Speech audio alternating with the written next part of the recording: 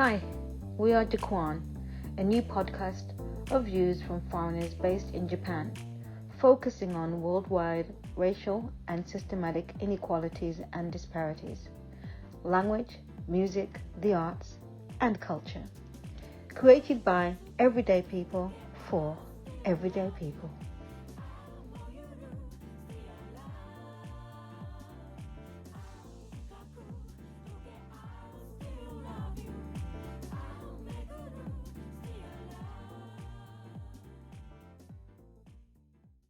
Well, hello, JKwan, Hello. and welcome back again. Ray, how are you? Hello, I'm doing fine on this Sunday. Thank you again Hmm. for supporting the show and giving up your free time to join us to talk about what's been happening in the last few months or the last month or so. Really appreciate you. Really appreciate you being here, No Kwan. problem. Thank you. Yeah. No, I really appreciate it. And thank you just like for always being on time and you know having a very nice background. No Yeah. problem. Credit. Um, Kwan, before we start. This is our 1 year anniversary. Is Did we've we been start we've been doing this for in 1 year. June? We started in Last June June? last year. I can't believe how fast and how slow it's gone. Does that make sense? At the same time, it's gone fast and slow at the same time. It's that COVID thing where I feel things have gone fast, but yet it feels slow, Mm. right? And I just really want to ask you, what have you gotten from this year? You know, or not gotten, yeah, gotten, and what have you done? You know, what have you done? Anything that you've done? Has anything inspired you to I don't know, to do something? I'm gonna leave that open to you in 1 year. Yeah. Of course, you can't know everything, but I just really want to know. I'm interested to know. Hmm. For me, I think I'm more compared to like before. I'm more, I guess, not willing, but more. How do I say this? I guess I have a greater tendency now to bring up these conversations with my friends. Um, I haven't spoken with my family actually too much about this. Like I don't know about you guys if you guys talk to your family about this stuff, but with my friends, yeah, like I don't mind. Like I'm not afraid anymore to like bring up like, oh, have you guys heard about like the George Floyd trial and that like he got prosecuted, blah blah blah. Like I don't, I'm okay with bringing these up with my friends. And also I guess just I mean just hearing different opinions, right? So I'm glad that like I've been able to like get a broader range of perspectives from different people. So I appreciate that. Um, hmm. Another one is just I guess the uh, I don't know if this is the right word, but like immensity of like it's just the iceberg. When I first started, I'm like, oh, like I know that obviously I knew that like there's such thing as race issues and racism, but like I never actually personally looked into all the stories and seen how far it went back and see how it's still happening now. Um, so essentially, I'm starting to, I guess, look under the surface of the iceberg or the water. um, yeah, like Jay, like every single episode that we have like you bring up like a huge list for the schedule of material, and I'm very appreciative of that. But that's also very like every list is always different. It's always new material that you bring forward, and it almost seems like it's never ending, which is kind of sad in a sense. And sometimes I don't know. Sometimes it makes me feel, I guess, not. I guess like hopeless because like like it's just unrelenting. It's just it's nonstop. But then at the same time, it's like, well, like you know the fact that you're still here doing this podcast and that other people are also interested in joining shows that like there's still, I guess, an interest or motivation to keep fighting or to keep like bringing more awareness to this issue. And I think that's what is that's the that's the essential ingredient that you need to overcome all this. It's just like to keep your tenacity and to keep pushing, keep going, not give up, and just keep showing up. Can I ask, why haven't you discussed it with your family? um, Actually, I've spoken with my mom, probably with my mom, but I mean the fact is that I don't really speak about anything too deep with my family, which is kind of sad. Um, so like even like too deep with my own personal life, my own like personal emotions, things like that. I don't bring up actually with my family, and then to have to bring up like social issues and race issues, them is like probably like even a step further than that. So I feel like I have my own personal work that I need to do with my family. Um, but we usually just like check up on each other. It's like, oh, how's life? That kind of conversation that I have with my family. So they're aware that you're doing this podcast. Have they seen it or? Yeah. I don't think so. Yeah. They know that I'm doing it. I sent them. Mm-hmm. My dad's in China, so he can't access YouTube. Oh, okay. But they know that I'm doing it, Mm-hmm. but they're not. They don't watch it. They're not like asking me about it. They themselves aren't like super interested in any like social issue themselves. Yeah, the reason why I'm pushing is, I'm asking you because we in past conversations on the podcast we talked about your mom, and you mentioned her having her own preconceived ideas about Black people, Mm, right? And this is one of the reasons why I'm asking you about, you know, because we were going to have her on the show at one point, remember? And because we've been so busy with so many things, we didn't get to do it. And yeah, I was just wondering whether you had a discussion with her about it or. mm, I don't think she has like. I don't know how to explain this, but if you knew my like, I'll try. But like, how do I like? She doesn't have the capacity to engage in lengthy intellectual discussions about But it's not a really intellectual particular. life. It's not an intellect. It's not an intellectual discussion. It's about Mm, life. It's about equality. I don't see that as being an intellectual conversation. sure. It's about treating people fairly, right, Mm-hmm, and treating people equally. And if she has preconceived ideas about another race, or I shouldn't, I don't saying race, another culture, right, or group of people, mm-hmm, it's it's good to see what's behind it. You know, mm, like when I talked about my mom and how she was, I mean, she's changed now, but how she was about African people. And when I would say, you know, that's where we come from, not me, I'm Jamaican. I come on, you know, Jamaica is not where you originated. You know, it was a battle, but I still challenged her, you know, mm, mm, because I wanted to know things. I wanted to be more open. mm. And now Uh, she does say she's from Africa, you know, which is I never thought you'd ever say that, yeah, but you yeah. know, Actually, to be honest, I'm not actually now that like if I think about it, I'm not sure how she would take it if I like you know I brought this up with her. So maybe that might be good for next episode. Because you mentioned about having yeah, I this. don't want you to put her on the show. That's something you should do in private with your mom, and Mm, not put it on the air.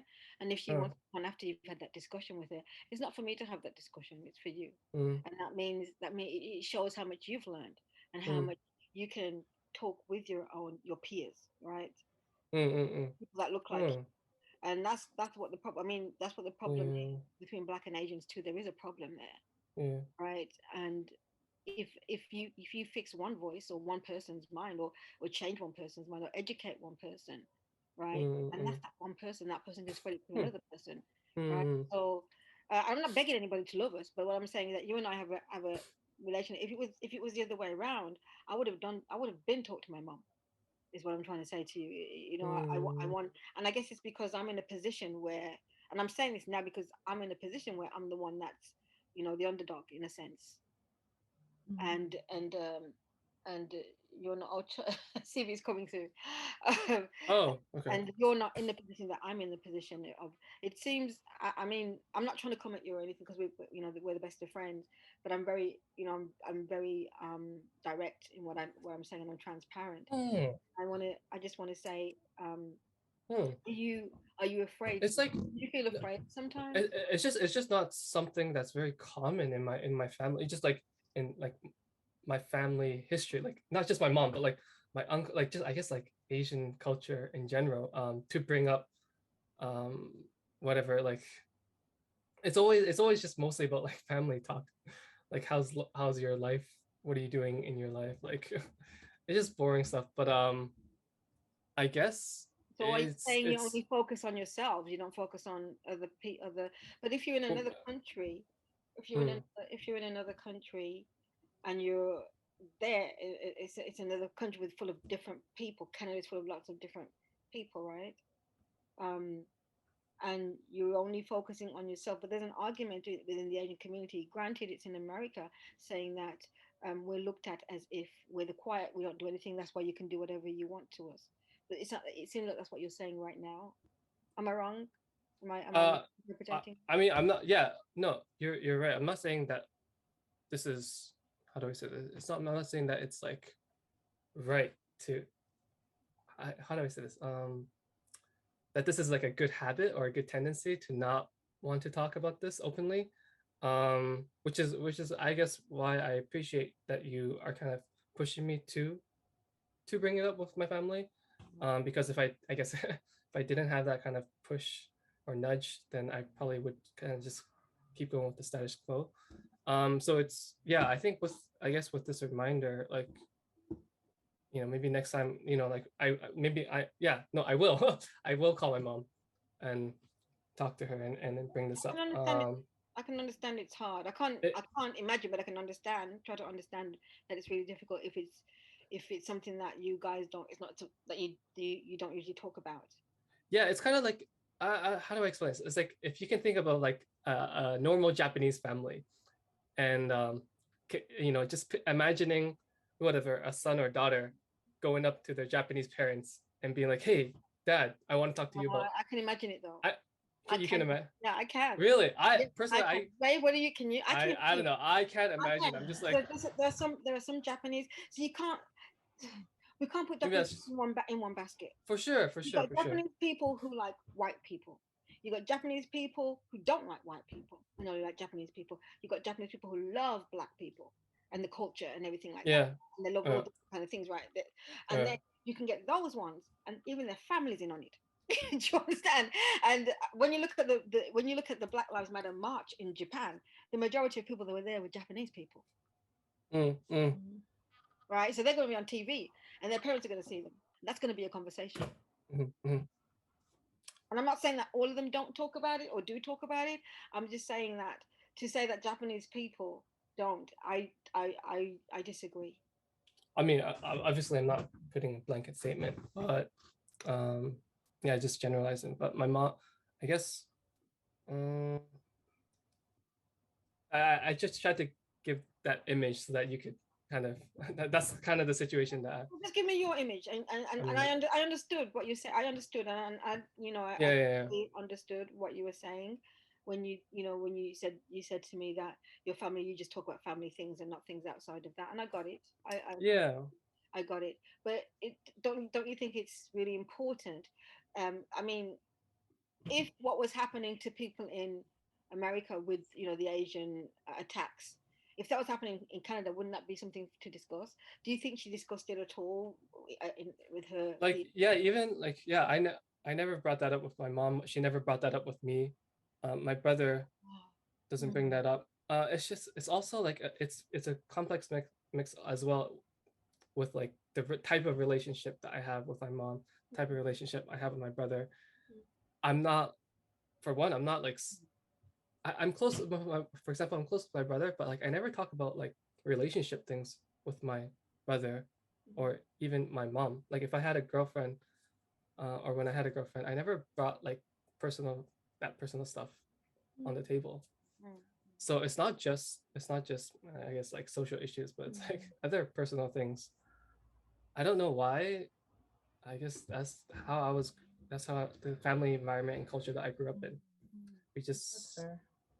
but at the same time, like we do really care about each other. Like I love my mom. Like I know she Oh, I loves me. get that. Things like I'm that. not there. I'm not getting anything. No, no, Yeah, no. it's just What strange is, that like. I guess what's Mhm. hard for me to understand is it's like the outside world is shut out and it's just around family stuff and certain Yeah, things it about is. family stuff. Do you know what I mean? So it's like I'm like, oh, wow, that's like I'm not saying that all Chinese people are like this. It's just this is just you and your family. Yeah, yeah, Right? So yeah, yeah. it's not all like all Chinese communities. This is the relationship between you and your family. But you said that you and your dad had a really good relationship, and he was really cool about stuff like this. My dad is probably definitely better at. Well, he can definitely, I can definitely talk to him about this. He actually he would go off, like he loves talking about politics and stuff. But the problem is that my Chinese Let's is just not jump in and say, good enough. this is not politics. Being equal is not politics. It's a right. I'm just yeah. But my Chinese is not good enough to actually communicate with my father on a very high level. Embarrassingly enough. It's okay.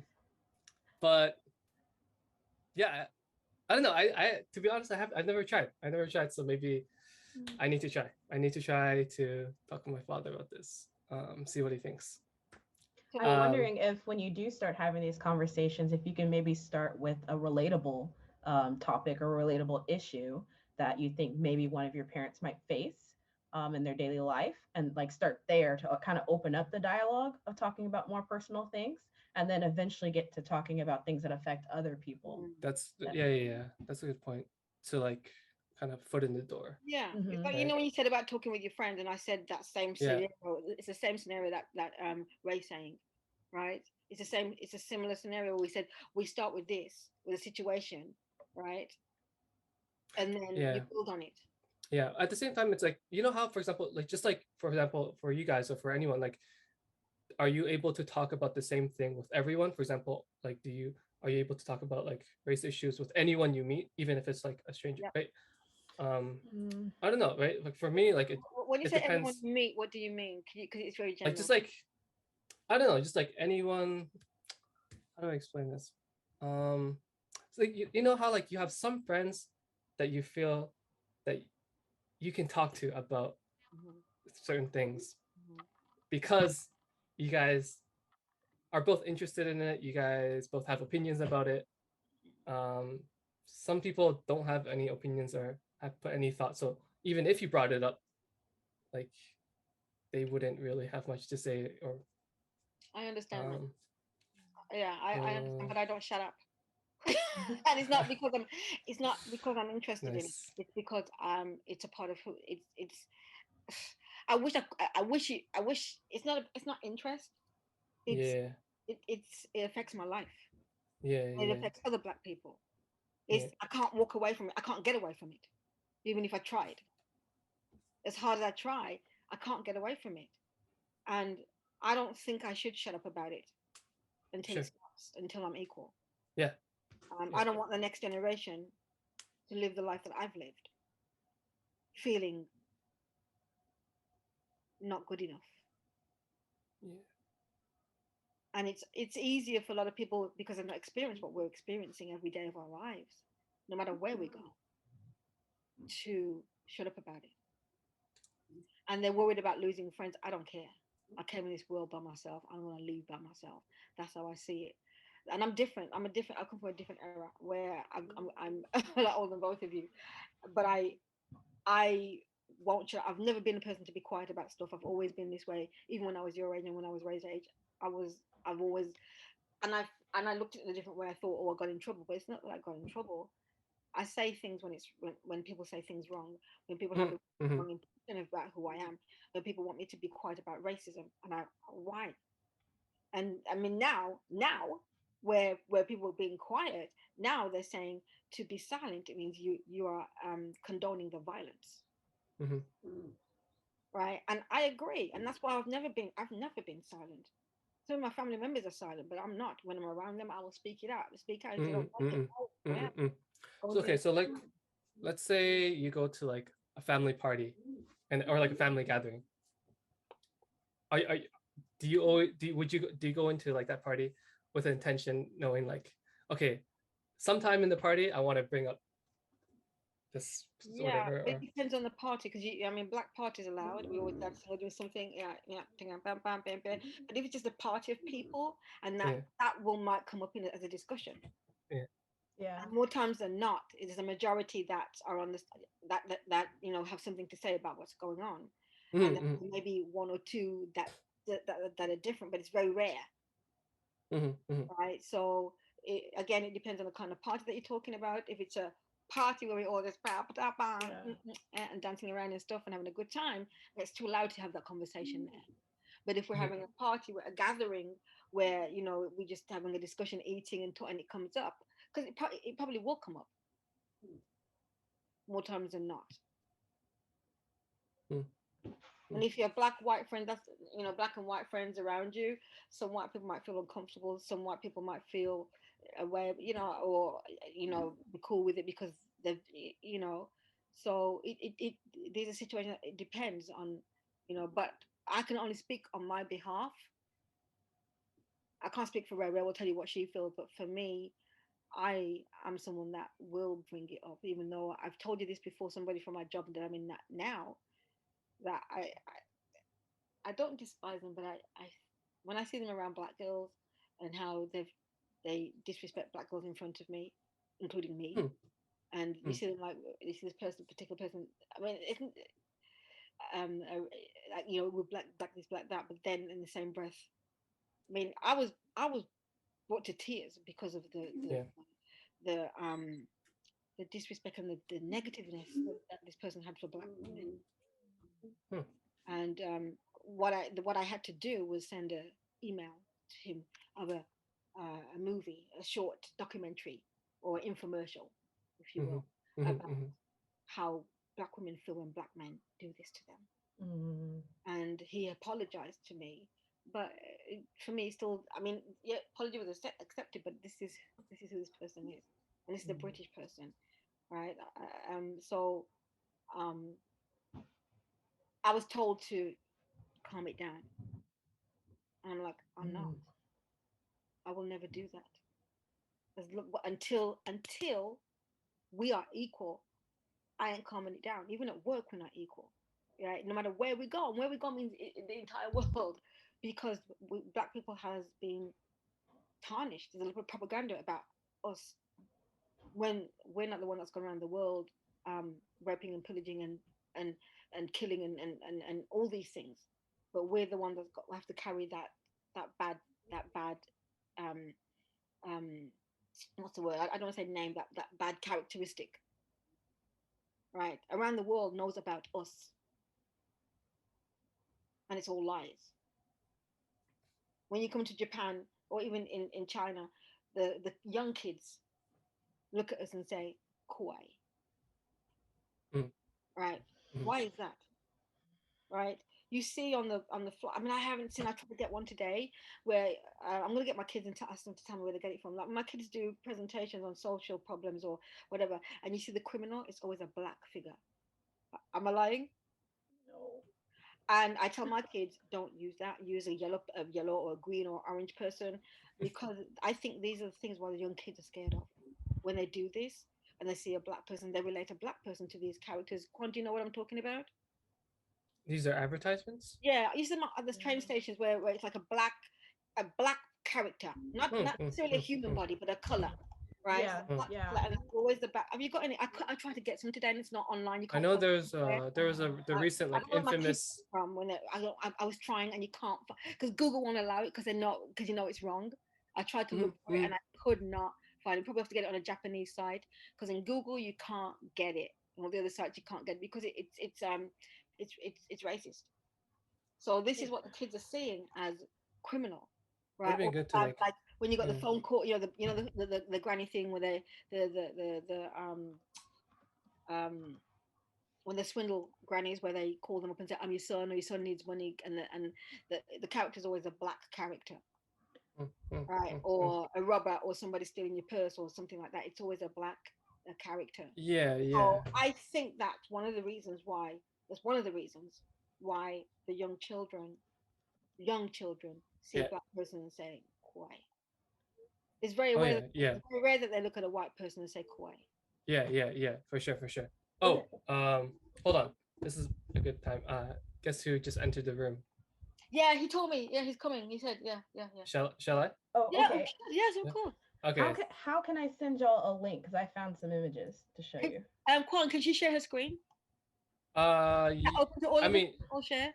yeah, yeah. Okay. I think you should be able to share.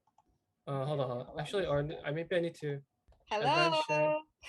Hello. All participants can share. So you can share, Okay. Ray, Okay. if you want to share. Let me Yeah. try. CV, what up? Yeah, welcome, CB. Can you hear it? Hello. We're just talking about it's a year that we've been doing. It's our year anniversary, and we're looking back and we're seeing what They're quizzing me. Yeah, we're not quizzing you, but I'm talking to we're talking I'm looking. Well, basically, we're cornering Khan. I mean, we're talking to Kwan interrogating to see what. It's not interrogating at all. We're looking to see what he's learned, what he's done, what his I've taken away. weaknesses are. Yeah, what he's taken away in the year of what we've been talking about in our discussions, and so we got to the point where now you know those criminals that they put up in Japan, and they're always like these black characters. Sorry, You know what I mean? When you I see lost the station word. or in the police station, you see the criminals, and it's like a black animation character, but they're not human form. They're just black. So like, No stereotype. It's just a black, like a ghost. Form. Almost like that, yes. And the characters are like criminals, and they're always black most of the time. Yeah. I do know of that, like kind of recent, maybe a year ago, the recent NHK ad. Yeah, we're gonna look at that next month. Okay. And, okay, I'm good. Okay, so I can share my screen if I can. Yeah, go for it. And tell me where you got it from. Silhouette? Is that what you're saying? Silhouette? Black silhouette? No. Okay. Silhouette. I don't know if y'all can see. Yes, like yes. This. I'm tired of seeing it. That's quite, yeah, I see that. I see things like this a lot. This is a popular website for clip art. They offer free clip art, and like almost all teachers use it. But I also see these clip arts a lot in the like 7-Eleven, things like that. Just this art style you might have seen before. Yeah, I know it is. Yeah. Right. Yeah. So this is what I'm saying. I'm thinking that the young kids are getting racism from this. If I'm a kid and I'm looking at this, I'm saying that's a black person, right? And that's their image of their first image of a black person, and then they see us, and then they say, "Cool." Yeah, they should add some color to his attire. They should put like a blue person or orange person that's non-existent. Why? I mean, yeah, like an Asian-looking person as well. People that are black, right? Literally black, right? So, what that mean? Yeah. But anyway. Yeah. CB, yeah. Oh, go ahead. Can you hear us? Okay, CB. Yes, I can. Yeah. Okay. So let Ray say what she wanted to say about you talking about parties and do we bring up you know what's going on with discrimination and etc. and not feeling equal. Go ahead. So I would say it's actually been like a journey for me. There's a point in my life where I probably wouldn't have said much. I would have just taken it if there was something that racist that happened around me, even if it had to deal with me, because I guess watching people older than me speak up and then be knocked down about it kind of like taught me to be quiet. And I think it wasn't until I took an AP history class and my teacher, who was not Black, also encouraged us to read works by Black authors. And that kind of gave me a lot of more empowerment and trying to learn things on my own as I started to see our history, the way, the truth about things in America. It made me want to be more outspoken and get braver about it. And do I still sometimes feel afraid? Yes, I do, especially if it's a work situation, because sometimes it gets turned on you, turned against you Yes, when you yes. speak up about Mm, things. mm, And mm, sometimes mm. they make it like your problem, Can not the you, person who yeah, started it. can you explain it, like give an example? That's interesting Oh gosh, because I can imagine that scroll happened. through. Yeah. So, do you want me to give it? Because I'm sure we've all had that experience, and many, Yeah, many, go many, ahead, go many, ahead. many, many, many, many, many times, right? So, if someone calls you out your name and you try to address it, it turns around to you being aggressive Yes, Mm, in the workplace. yeah, I can imagine. I that gave you an or incident, and I gave you an incident before, Kwan, before when we talked about walking on eggshells because you mm, Oh, don't want to be, and if it's got nothing to do with race, right? And the situation I told you, the a co-worker had told me to do something, and when I did it, then he came for me in a manner that was not professional. And so I planned it that I wanted to speak to him and ask him not to talk to me like that mm, again. And then I planned, I imagined myself walking on these eggshells and saying, blah, blah, blah. And then when I did this, it was like the situation with Sharon Osbourne and my girl, what's her name again? Cheryl Underwood, right? yeah. Cheryl Underwood. It was that situation, right, where I went to him calm as ever because we carry this as black women. I'm not sure about black men, but black women, I know that we carry this thing with the angry black women, right? And so we are very, very aware of it. And we also make sure that when we talk, our tone is different, our body language is different, our walk is different, our everything is different, mm, mm, mm, right? mm, And mm. so I can't speak for Ray, but Ray's nodding her head because I know she knows what I'm talking about. Yeah. When you Mhm, want to mhm, address something, when you know that somebody has disrespected you, mhm, and mhm, you want to say, let's talk about this, and that person doesn't want to own their, mm. Yep. so They they get will turn it defensive. around and Yeah. Mm. tell you that you are the one that are aggressive, and you are the this, and you are the that, right? And then when it goes to the head, it gets completely turned around, and Yeah. you are the You one, attack them. yeah, and you are the one that's the one that um they will the least person that they're going to The believe. aggressor. Yeah, Mhm. because you And that created you're the not going to be, conflict because you yeah, had a you're not, reaction yeah, to you're it. not gonna, they're not going to believe you. Yeah. And another situation, um, so I'm in like line chats for foreigners in my city, Yeah. and for one of them, everybody has the same type of position as me.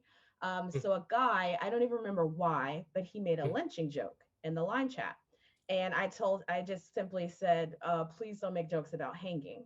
And he's not American, and so he told me to stop mm, bringing my American politics to the situation. And I tried to mm, explain to him that it wasn't a matter of politics. And mm, there, if anything, you don't want to make someone feel uncomfortable and unsafe. And then after I said that, he kept trying to defend himself. And then some other people in the line chat, instead of telling him to stop, they told us both to stop Mhm. arguing and said that, can we all just get along? Can Yes, we just have some peace? yeah. Let's mm, keep it under mm, the rug. mm, And mm, can I mm, ask you mm. a Under the question? That's a very interesting. What did you say after that? I didn't say anything. Because Capitulated. yeah, well, actually, I didn't say anything in the major group chat, but to a person who I had considered a friend at the time, I told him I felt kind of gaslighted because you jumped Uh, in with yeah. on the Yeah. can we just all get along? Can we have peace instead of coming Ah. to my defense? And it's like, I know you're There's no also not an peace. American, but I'm your friend, and I No, felt it's Yeah, not your uncomfortable. friend. it's No, but that's when you realize that there's Yeah. people that are not your friend. That was my yeah. first flag with that Yeah, person. this is when you realize that Which these city people do are you not live in? your Kobe. What? Yeah. That's no way. I mean, I can see it, but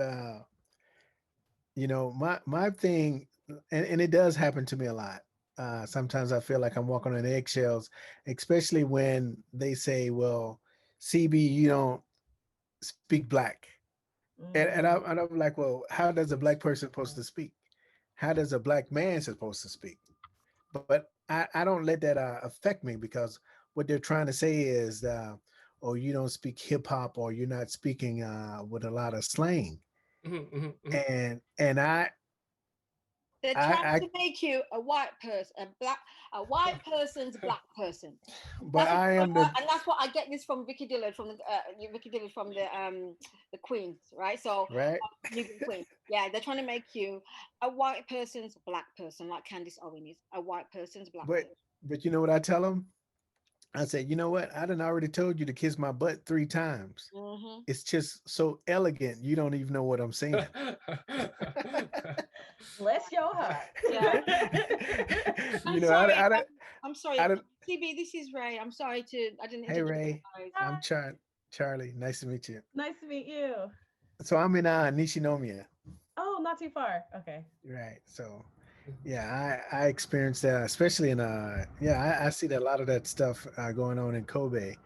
But what people fail to realize, and I was just talking about this earlier, how they're quick to say black people should go over slavery or black people should go over all these little nuisance of speeches, where you look at the Jewish community, they have never gotten over World War II. And then if you say something about it, oh, you're racist. Anti-Semitic. And you're cancelled, and Yeah. nobody wants to play with you anymore. Yeah. And they can kiss my booty on that, because that's a bag of horse shit. Yeah. There's no way to say that. It's unfair. It's unfair that we can't talk about what's been done to us, right? And the thing is, and like I said to you last time, as long as we don't know our surnames and where we come from, slavery still exists. As long as it's Of racism, course. because that's where it came from. As long as racism still exists, it's part of slavery. It's a huge part of slavery. It's connected to slavery. That's the whole reason why slavery began, because they're racist, right? So let's be real about it. What they always try to do is cover up what's happening so that they don't look like the bad person, and we do, right? So in your conversation that you were talking with, this group of people, Ray, this is my opinion of it, is that they wanted to silence you. Ray, Don't ever let them silence you. Don't Ray, ever. And what they do is they make you feel that you are the bad person, right? And that's how you felt, right? You felt, I'm the bad person. I'm outnumbered. No, you are. Make your voice be heard. And whoever wants to hate you for it, make them hate you. That's it. Ray, I think I would have got that person fired. If only. Well, I mean, I'm serious. I would have took it to. I would have printed out the copy. I'd have took it to the management at the board of education and said, "This is not just unacceptable, but you need to do something." Or background research. Don't go just with this. Go with back on lynching. Just like in Japan, you can't play hangman. Do you know that? Oh yeah. In Japan, so you can use that.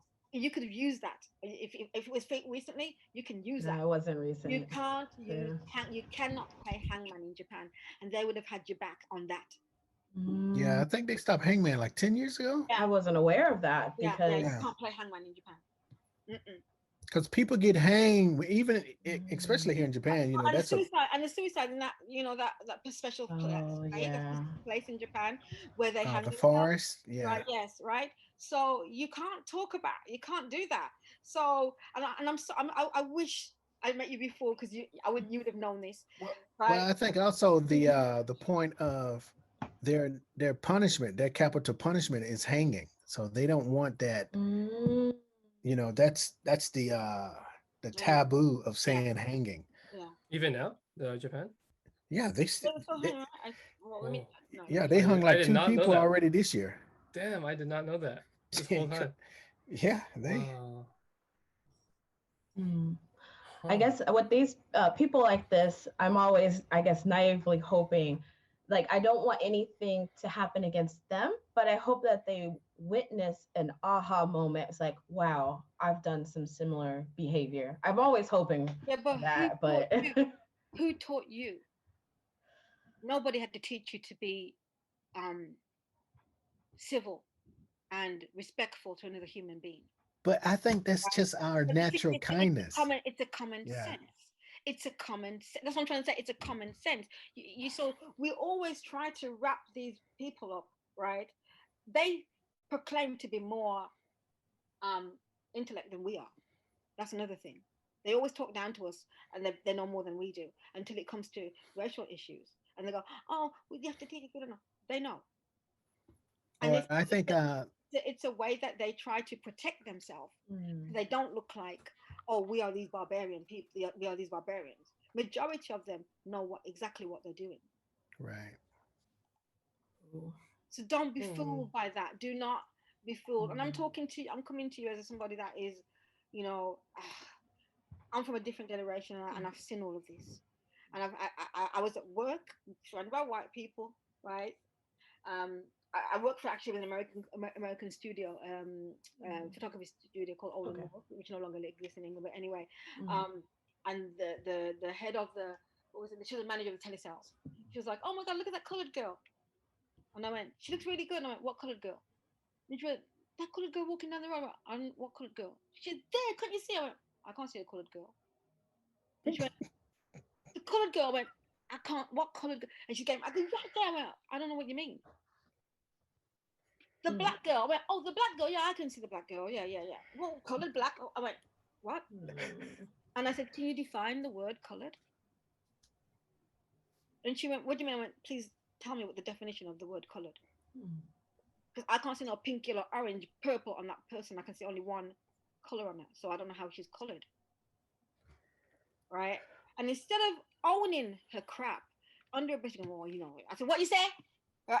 No, because I'm not. Yeah. No, and I was like early 20s. Yeah. Right? So, and I'm like, I've got to listen. I'm a different kettle of fish, and it's not because of my age or whatever. This is just in me. When I was 5 years old, and Mum couldn't get me into school, and Kwan, you've heard this story probably a couple of times. Mum couldn't get me into school. She took me to all the different schools. They go, "No, we've got no room, we've got no room." And she took me to the school what was near our house for the second time. And the headmaster was saying, "I'm so sorry, we don't have any room." My first name is Janet, but I go by my middle name, Jennifer. And so, you know, I don't remember this, but my mum said, I said to the headmaster, who you guys call principal, I said, "It's because I'm black, isn't it?" My mum was like, right? And he went, "No, it is. It's because I'm black, and you don't want me because I'm black, and you know it." And I'm crying my eyes out. And I'm 5 years old. Oh. But I already knew. I'm 5 years old. And my mum said, and the headmaster going, "No, it's not. It's not." And I'm going, "Yes, it is. I'm black. Why you don't like me? Because I'm black." And I'm crying. And my mom got a letter within days, and there was a space for me. How convenient. Right? My mom said to me, "I knew I would never have to worry about you because you're outspoken." Yeah, you get yourself in trouble. I got into with my mom loads of times because I'm outside. But she said to me, "I know that you will protect yourself. You will say what you think when you feel something is wrong." And you know, I mean, I was a child, and the fact that I knew this, it wasn't because I knew this. I saw it around. Maybe I heard my parents talking about it. I heard different things, but I was aware of what was going on at 5 years old. And I'm sure there's lots of people from my era that has the same, similar story to tell you. Seriously. So this is why I'm different. This is why I'm outspoken. This is why, you know, I'm not always right, but I'm not. I don't have that pride where I won't apologize for when I'm wrong. I like how those. I have one story when I was in the Navy. Maybe my second time going to Australia. So I'm at the bar drinking with the Australian guys and stuff. And there was like, you know, these darkies are just ruining Australia. So I'm like, darkies? Yeah, you know, the Aborigines. So I'm like, wow, you know, so it amazes me now how Australia has, well, they're trying to do this little, what they call it? The guy they put on every what do they call him? Uncle Bob. They have this little, they started this new campaign where they use this Aborigine character. Like every major rugby game, if like say for instance, is Wales come to Australia and play, and it's what is it, rugby six or rugby union game, and they first give homage to the Aborigine guy. Oh, I see. Okay. I forgot the guy name. I think they call him like his like Uncle Bob or whatever. He's the uncle of Australia now. They're trying to change his image, but it was the same Mm. thing. The guy kept saying darky, darky, darky. Mm. And I'm like this, I'm like, hey, dude. And I'm Mhm. fire. I'm like 19, 20. So I'm Mm. like, I'm wailing so many words at him. And Mm. it's like me, maybe like two brothers in there. So we about to get it on with him. We're like, dude, no, we're not Mm. talking about you Yanks. We're talking Mm. about the darkies. And he's That's still how they saying do it. That's darkies, how they right? do it. That's how they try to split us up, right? It's just like the house slave and the outside slave. That's how they split us up. It's the same. It's the same. It's the same ammo. They've got no. And They've got no creation. and then the last time I was on the last Gulf War. So I was in both Iraq Gulf Wars. So the last time I was on the my ship, we're out of Seattle, but we went to the Persian Gulf, right? So uh, I had to go to the Abraham Lincoln. This is the aircraft carrier, big Mhm. super carrier. Mhm. I think like 6,500 people, maybe like 130 Wow. jets. Yeah, it's a super carrier, right? So, and you can see these guys talking about sand ends, Oh. And right? ends. So you know what I Uh, did? And this Sand time, ends. Sand ends. Quan. sand yeah, ends. Yeah, you get it. the You get it. No. Sand ends. Yeah. yeah You know what that means? Do you know the what it means? magic I N don't know what word, it means. The N word. Oh. Sand. Okay. The Okay. N word. Okay. Okay. You get it? right? Okay. Okay. I think you told this story before in the No, shopping. no, I never told this one. No, I never told this. So Oh, what I okay. did was, because it makes me so hot. I mean, I came within inches of punching this dude in the face. So what I did, I gently got up. I went and got the ship police, and I reported him. And usually, they would get restriction or lose money, but he lost rank. He lost Mm. rank, and so he lost Oh wow. rank, money, and he was like confined for the ship. But it doesn't matter about the money because you can't leave the ship. It's during the war, Yeah. right? But losing the rank was probably the most. So I guess it's kind of like a double minus. Wow. Yeah. Wow. Yeah. So at least they were trying. And maybe throughout my naval career, so 13 years, probably about four times. Twice was with Marines at Yokosuka Naval Base. You get drunken Marines and they just start saying the N word. Oh, please don't report him. What? If it was me, because they were security, right? So there was like the base security at the gate. So whenever they make a mistake, he's just young. Please look the other way. No, because if it was me, you would never look the other way. Yeah. Well, You didn't get to be what is John young. got to, what has John got to do with it?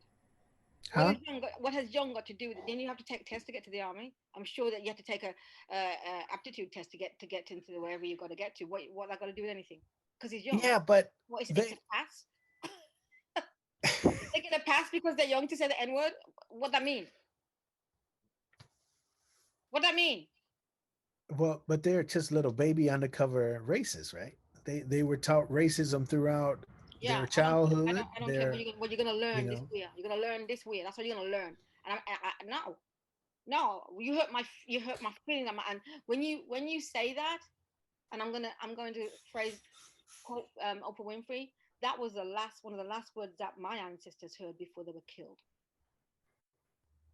Right, that was the last word that my ancestors heard before they jumped overboard ship because they weren't going to be a slave for nobody. So nobody gets a pass. I don't care how young you are. You could be 2 months and you say, yeah, right? I'm coming for you. It's nonsense. trust me, I know I've been in that situation, and the even I had once the colonel, the Marine colonel. What should we do? What should we do? What if I would have if I would have punched him in the No, face? no, no. What should we do? You need to leave your job because you're asking me what we should do. And you're supposed to know because you are the colonel, right? Yeah. They know what they have to do. They just play the game. Mm. So Well, that's what you need to say to them. Well, if you don't know what you need to do, then you need to leave your job. That's what you do. Because yeah, they're trying to put you in a spot where you feel uncomfortable and feel guilty and feel no like, no oh, let me feel sorry for they them. want us to have the compassion for their That's what I'm mistakes. saying. Yeah, that's what I'm saying. But they And don't have it. there's no more Yeah, compassion. no, there's none. There should never be any more. No, now, no, even now. I see that the younger kids, they don't have it no more. They don't have it, and I love it. They don't have the compassion that we were taught to have. Right? It's still something that's part of who we are. I'm not saying that we're gonna go out there and kill people and stuff like that. When I say the compassion is that when someone does something and we used to go, all right then, right? Those young kids now, they ain't doing it. Because why? They see their parents have to go through all this crap and they say, we ain't doing that. Well, see, now that part I disagree with you. I think it's time for the violence. There's no more. Um, Okay. yeah, Can you can you I'm. can you can you give me more when you say violence? What do you mean? There's no other way. Violence is violence. What they do, you do it back Oh, return. There's I've no always said more. that. That's what I wanted you to be more. There's no Yeah, more. yeah. I don't want to go out there and start killing people like for nothing. But I mean, what I'm saying is that if it's the same thing as what Dick Kwan, help me, I always forget his name. Gregory. Gregory. Dick Gregory. Yeah, Dick Dick Gregory said that. I've been watching it Dick too, man. said, Dick Gregory said, take them out, the whole family. If one somebody does something to you, you take the whole that. And he said, but this is what the ancestors did. This is where Yes, this that's is what I'm. what we did. You go back to When the a policeman ancestors, right? shoot your family and gets away with it, you come for them. You come for them. Right? That's the only language that they know.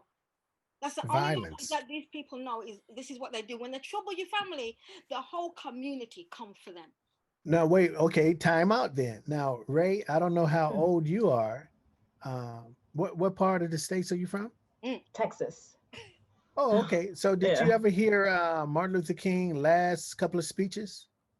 No. So many people.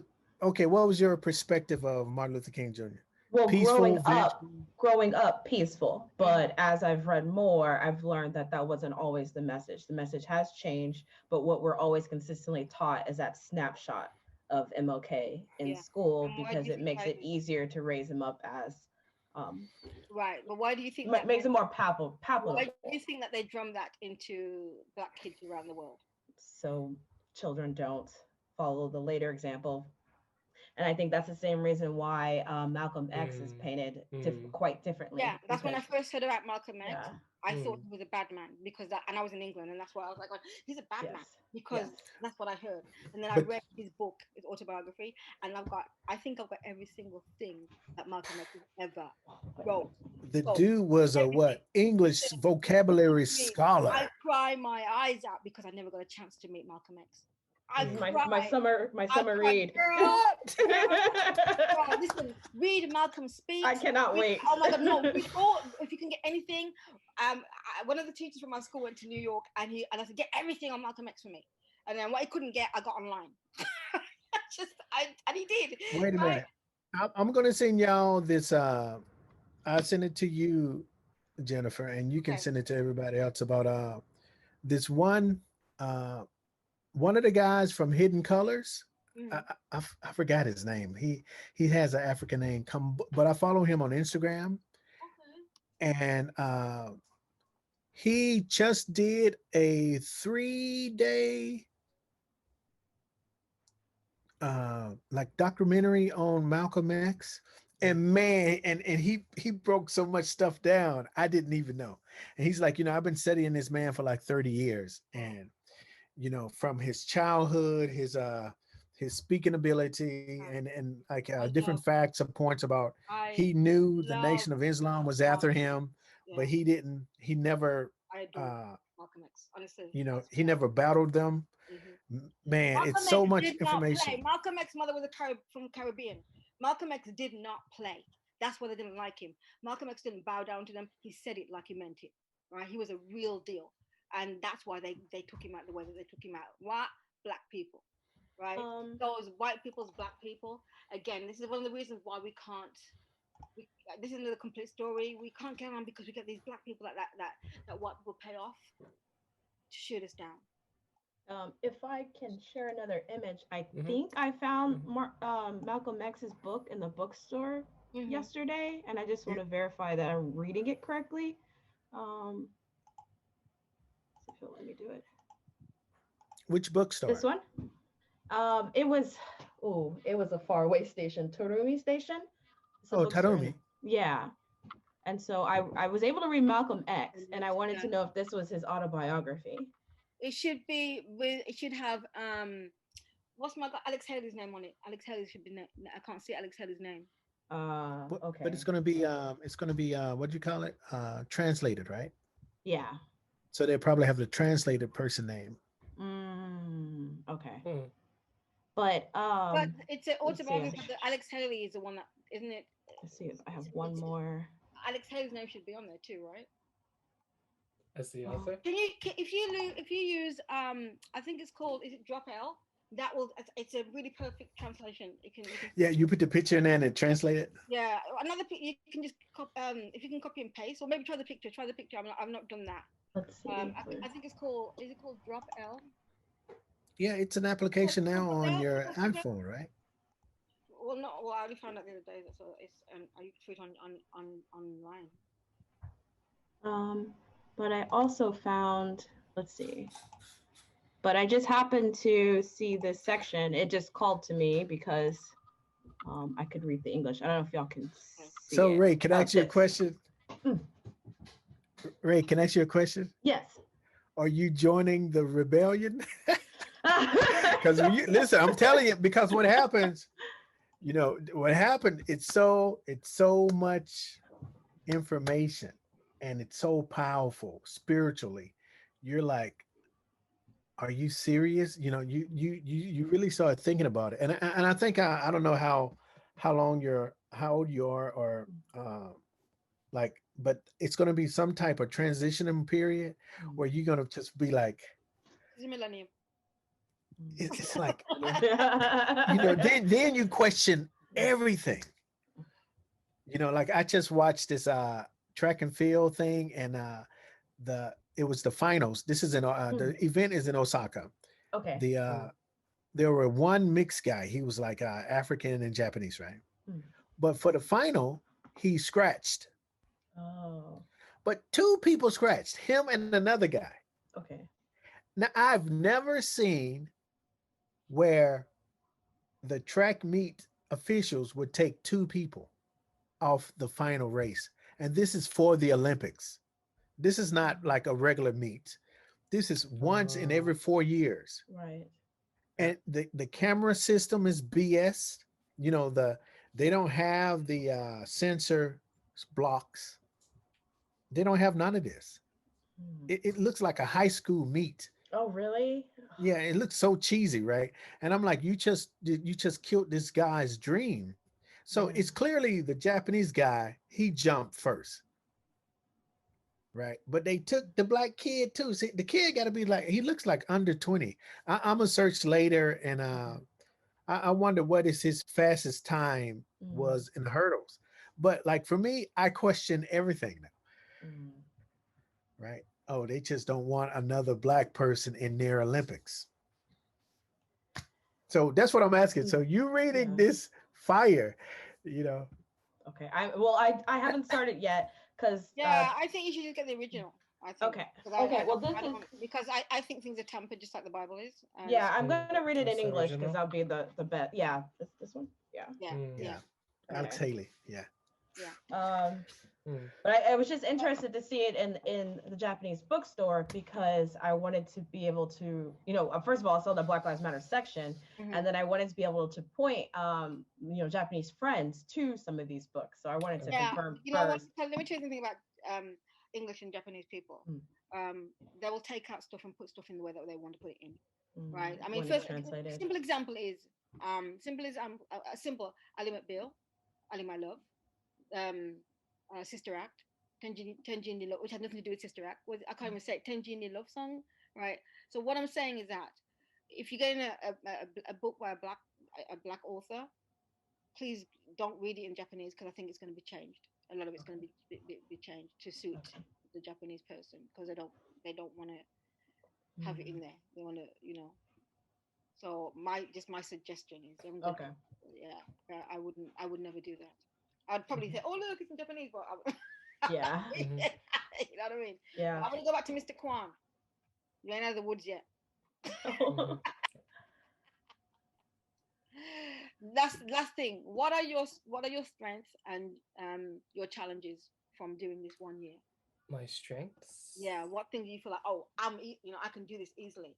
When I if somebody comes up and say rah, or just for you, anything, just in general. What are your strengths from um being on this podcast for 1 year, and what are things that you find challenging? My strengths. So, what do you think I've gotten What do better you at? think? Not I think. What do you think?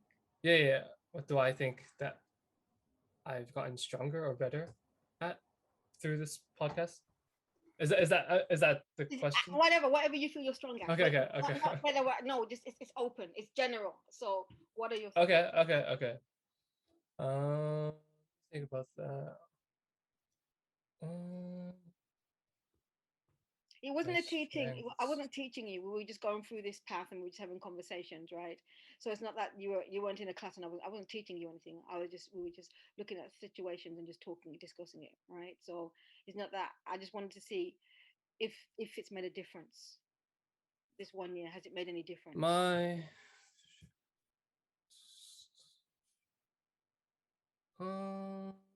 let me think. Sorry for taking time. I'm a slow thinker. I guess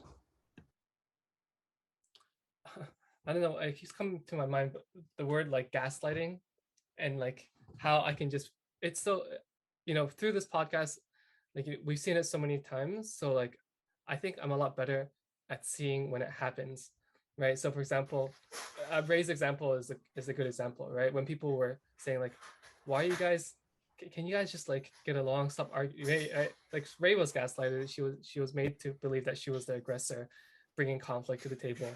But I think I think I can better spot it out, and I have more or less hesitancy to call it out, um, which is which is what I think one of my strengths is from. Do you think you have more? If you're in that situation with Ray, would you have stood by her side? Yeah, I think Really? if that was to happen right now, like, Yeah. and Right I was in a now? group No, chat. I mean like 2 weeks ago. Yeah. Well, Well, at that time, I'm talking about now. okay. Because be Yeah, real, can't be real, because we had a situation in the group that we're in, and I said to you, you didn't speak up. Mhm. Remember? So I want you to be real, because I'm as real as I are with you. I'm the real deal. You know that I am. So I want you to be real. If you were in that situation, how long ago was it, Ray? Roughly. You mute. You muted. Ray, you mute. Before the pandemic, so Okay. 2019. Okay. Yeah. 20. So and it was before. Yeah. So. Yeah, definitely before the pandemic, because it's definitely before like the latest Black Lives Matter. Well, let's say this situation happened. Yeah. Let's say not 2019. Let's say 2 months ago. Would you have been quiet, or would you? I want you to really tell me from the gut, right? About it. Would you have said something, or would you have just been quiet? Yeah. No, I definitely feel like I would have said something. But for me, I'm still shocked that someone would say something like that. But for me, it's just like I can't imagine someone saying something like that. It's so ridiculous to think of that as like a possible scenario that might actually happen. But if it actually did, I do think I would say something. But that's really good to know. Honest to God, I'm really, really glad to know that. Do you think is there anything that you find difficult that you'd be? I mean, you need more. I don't know, something that you would find. I think about this. The problem for me is like we're talking about this with like when you ask me about have I spoken this with my family, it's just that like in my day-to-day life, I feel like I can go through life like very comfortably, right? And sometimes I don't like that, because I know that I'm very privileged, and I'm very to be able to have that life.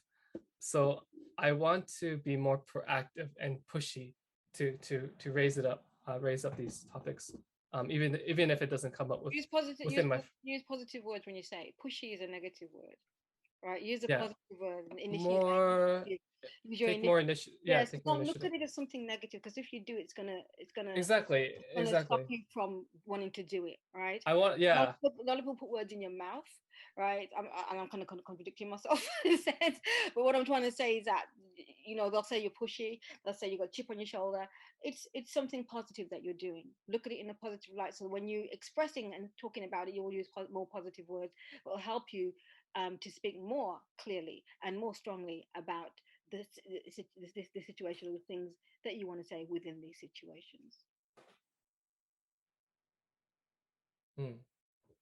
That's a nice, how does it, perspective or mindset to have. Yeah, I guess it's not pushy. It's just what It's you're trying to. assertive. It's assertive and using Yeah. and using your understanding of, because a lot of people don't have the understanding that you have, because we've talked for a year, and I wasn't teaching you. I'm on here because I'm enraged.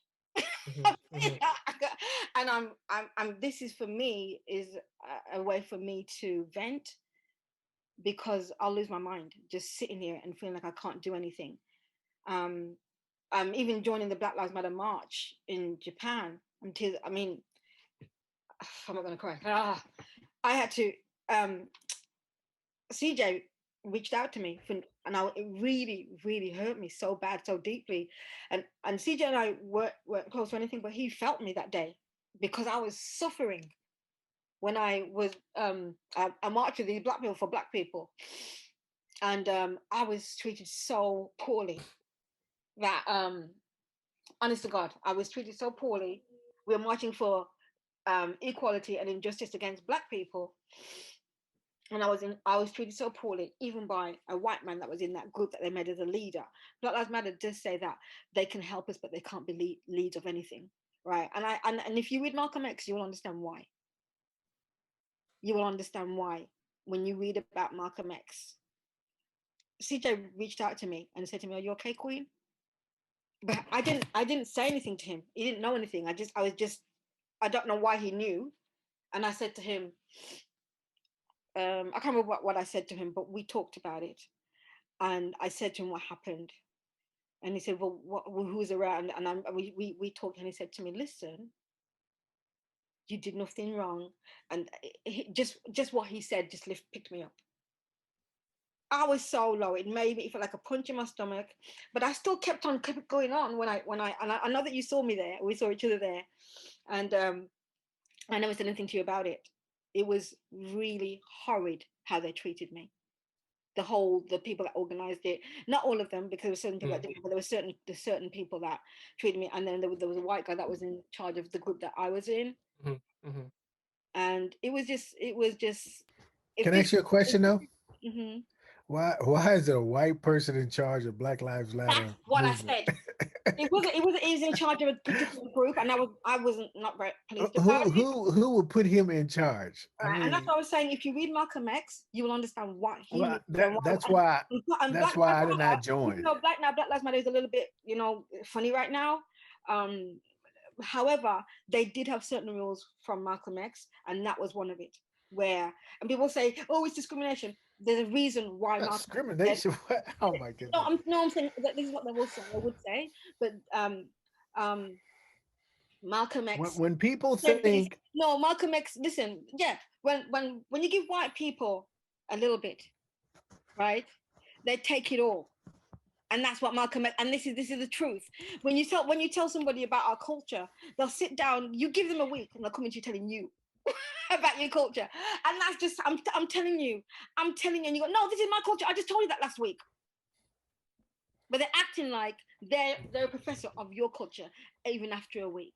And so for me, people can come for me if they want to, but for me, I didn't like it. But because this was a cause that I was really deeply passionate about, right? I went and I did it, right? And it almost destroyed me mentally, because I couldn't believe that my own black people, right, were so nasty to me, and I didn't do anything to them. It could be based off something with one person that I don't have anything really to do with her, right? But that doesn't matter. And it Listen doesn't to matter, me. and it That shouldn't doesn't matter. matter. It shouldn't matter. And It and shouldn't matter. It I shouldn't was just matter. talking about this week when people start to slander black women.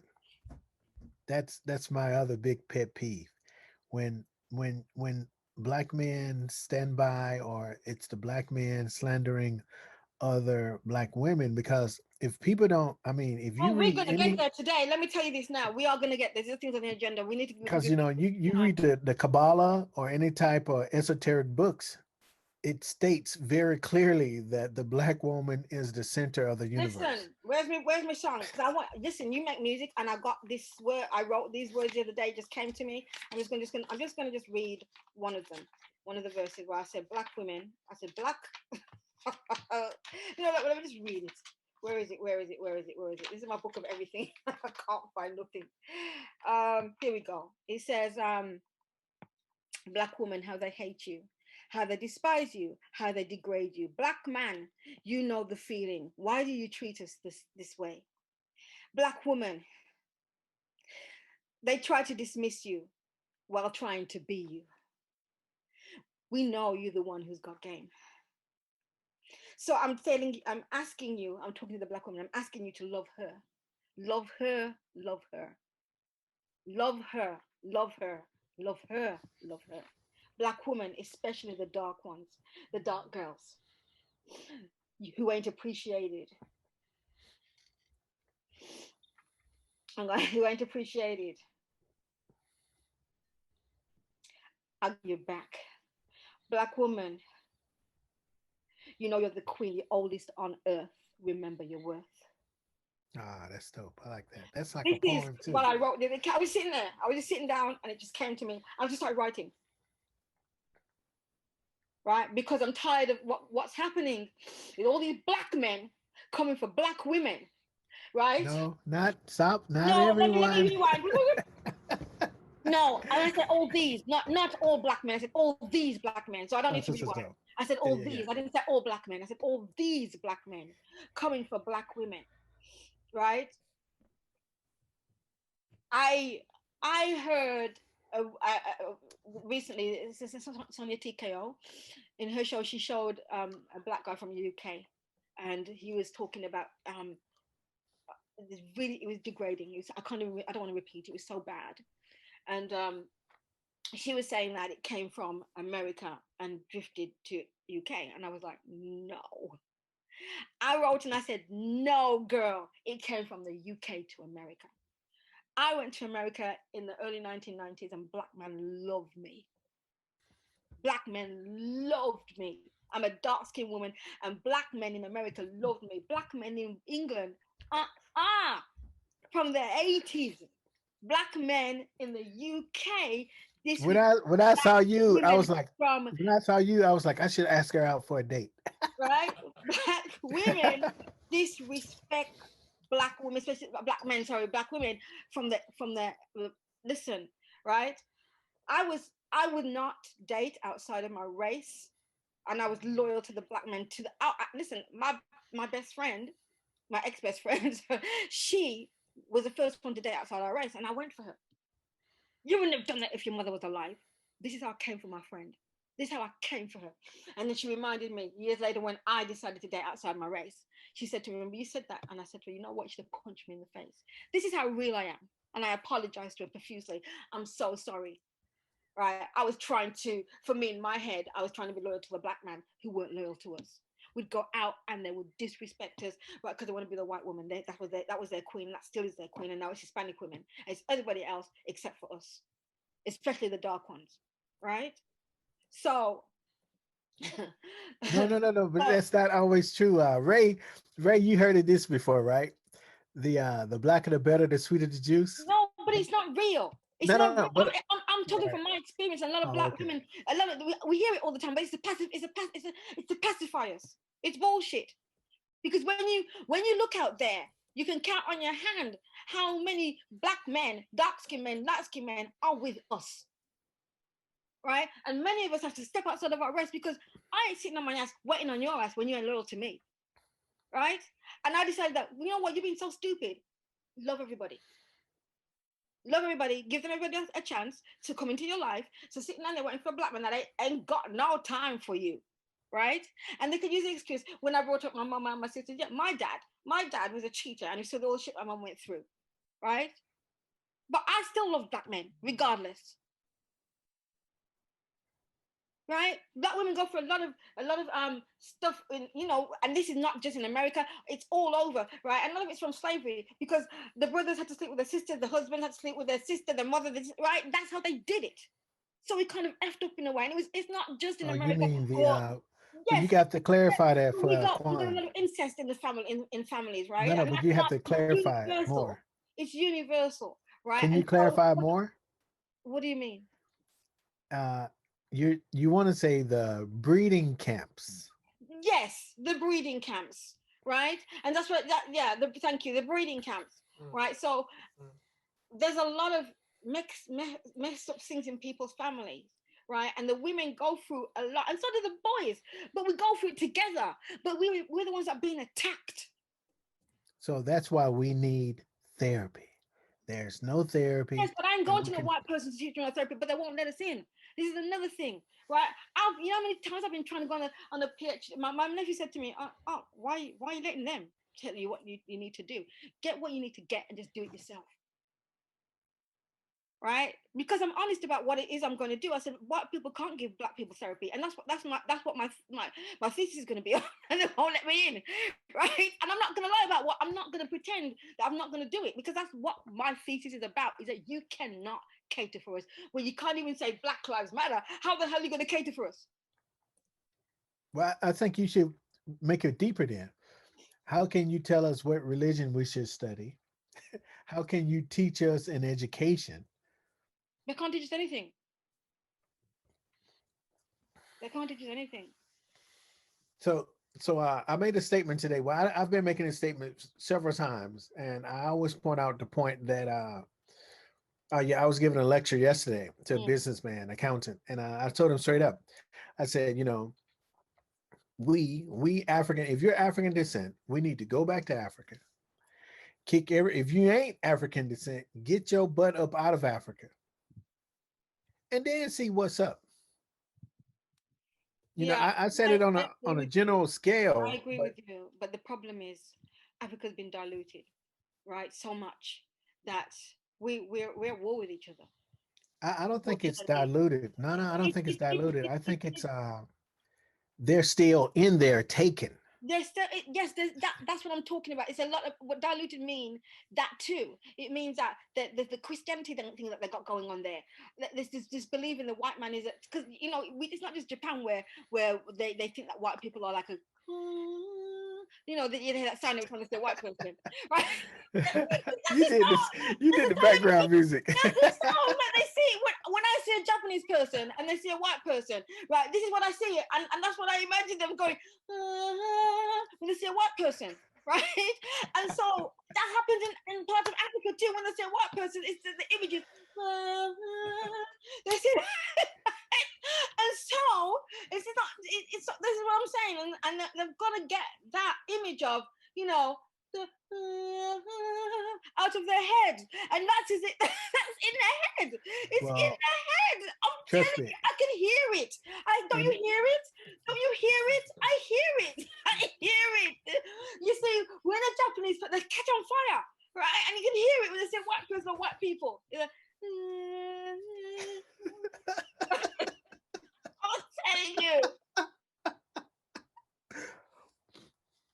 I'm telling you. I'm telling you the truth. I ain't messing around. I see it and I hear it from the inside. I'm spiritual and I hear it from them. but this is my serious plan is in the next 3 to 5 years, I will be in Africa. And I'm not going to use no more of this stereotyping mess or nonsense that I hear about them not accepting us, because it's probably coming from the same people who enslaved us. Yeah, it may happen. It may happen. I may get killed or whatever. But you know what? Staying The in motherland. America is On the just motherland. as You're gonna get it's on the motherland. you're like I told my big brother, I was like, hey man, Yeah, maybe let's 10 years. plan 10 years, let's be in Africa. He was like, we can just go to this area in Alabama and we can buy like 100 acres of land and we can just live freely. I'm like, dude, it ain't gonna never be the same. No matter Greenwood, what, it would never be the Greenwood same. returns. That's going to be Greenwood returns. About to say we've tried that. Yeah, Greenwood returns. Greenwood. Greenwood, and what was the place in Florida? No, we've got a map. We've got a map coming of that. Florida All the was- places that they massacred, right? That they kept silent. That's why they don't want to have critical what's it called? Critical race theory. That's why they don't want it. Well, I saw one little thing. I think it's been what, over 121 massacres, black massacres in United States. Well, we got some. It's 121. We know there's a lot. Rosewood was the famous Florida one. Yeah, we know there's been a lot. There's been a lot, and this is why. And they go, "You're treating us to haters." Listen, right? That is them all over, right? You're treating them to haters. You want everybody to hate us. No, it's history. Right? It's history, and they're trying to use that. It's just like Black Lives Matter, all lives matter, right? So they're using that same old stupid tactic that they use. Nobody said anything about white people. They say race theory, right? Okay, wait, I got a question though. Ray, so you about to read Malcolm X. One of Malcolm X's famous slogan is, he always says that the white man is the devil. So what's your perception on that? You can ask me too, because I got a white man. That's heavy. I feel like I should read the entire context. Mm-hmm. But I can talk on it. I can talk on it because I've read Malcolm X and I've read what he said about white people, right?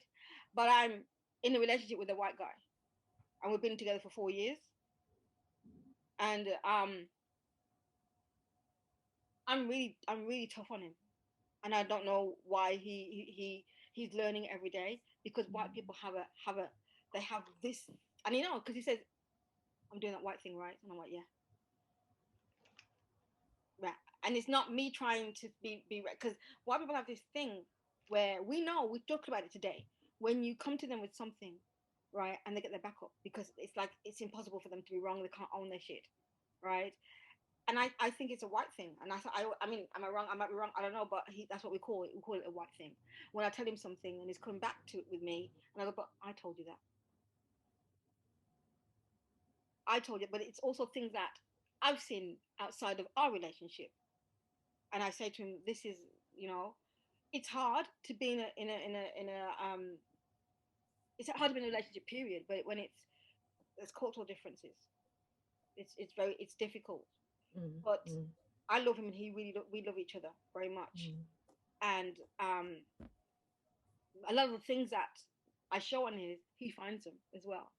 And he goes, look, I saw this. So he really is in support of this. And I told him, let me tell you what I told him. Whatever I build, and it's a black community thing, you can give me money and you can help in it, but you will never have a senior position in it. He didn't like it, but I said, you're going to have to learn to like it. I said, it's something that's within you. And he's got black blood. He's got a great uncle, grandparent, sorry, that was passed as white. Right. Well, we have to remember there's only black blood, because the first people came from Africa. Yes, right? Of course. But I feel that there's certain conversation that when people are in a relationship, they don't talk about, and it goes unsaid. And I can't be in a interracial relationship without talking about certain deepness, about certain things, right, regarding my color. When I'm talking about my color, shut your mouth. Right? I don't say it like that because it's it's not your experience. So you can't say nothing. Me and you can talk about it together, but when I'm a group of black people, you go and read the paper, go and do something else, because this has got nothing to do with you. And this is a conversation that we have. And my guy is he's open, but there's sometimes we do have situations where I feel, and sometimes I go overboard. I'm wrong, and I admit that I'm wrong. Sometimes I want to make sure that he doesn't try to rule me. He doesn't try to use his whiteness to trick me, and I'm on my guard. And maybe I could be wrong, but that's just the way it is. But I'm apologetic. I'm very apologetic when I make mistakes. But I'm unapologetic when Well, I don't think you're wrong. I'm unapologetic when I don't make mistakes. So I'm very, very for real. That, and I said to myself after I dated a white guy, I said, I'm never gonna. That's it. I'm done. I was done with men. Actually, I was out. I was like, I'm done. That's it. I'm done. And then we met as friends. So it wasn't. And when I met him, there was an instant attraction because of we met because of something, a racial incident that happened to me, and in Japan. And one of my friends posted it. We talked about this, Kwan, and so he's friends with my friend, and so we met through that post. And it's all we've always talked about. And he's from Oklahoma, right? Okay, but the question though, I don't know if you answered the question. So my question is I did say, you said, how do you feel about white people when Malcolm X called white people devil? Yeah. Yes, some of them are devils. It's so see that's I used to say that same thing, some of them. And even my big brother in America now, one of his best friends is a white guy. And for me, I don't know, I guess the books I'm reading, I think I'm leaning more towards there would never be some of them, but more so all of them. Quiet or dormant. That N word is always at the tip of their tongue in the back of their mind, or they don't step up and speak up. And I said this the other day about yesterday when I was lecturing. So even if we do the narrow ratio of 10 people, so we have 10 white people, 2 or 3 of them, well, we'll say 3 are super racist. All right, they speak it, they say it. 2 are semi, right? They speak up, no, this is wrong, blah blah blah blah. So they're the black coalition, you can say. So that's 5. Now the other 5 says nothing. The other 5, like they tell Ray, hey, both of y'all just get over and let's keep on moving with the conversation. That's not an equal percentage. Because you're still talking about 7 versus 2. So and this is our lifetime. We're coming up with this conclusion. This has been going on for 300 years consistently. So why the hell do we have to continue to give them the benefit of the doubt? So that's what I said. I don't give them the benefit of the doubt ever. But see, that's why I said for me, it's just time for straight. But you have to. Malcolm X did change some of his thoughts and views on things, right? After he went to Mecca, and he said that he saw that his brother was also white. He did say this, and that's why I am the way that I am. That's why I said some of them are devils. But when you read about the Mecca situation, yes, when you read about when he went to Mecca, right? He was in when he first joined the Nation of Islam. He was like, right? He was just like, But then he went to Mecca and he saw that his brother were white and Asian and all these different colors, and he said this. And you'll see this in his book, right? And you see when he all the other things that he's done as well, right? And this is why I love him, because he was prepared to say, you know what, I made a mistake. Yeah, and I was wrong. In the movie as well, when the white girl comes up to him and says, what can I do? And he goes, nothing. Have you seen the movie? I wanted to read the book first. Read the book. The book is better than the movie, but then watch the movie because it is. I mean, I've got it.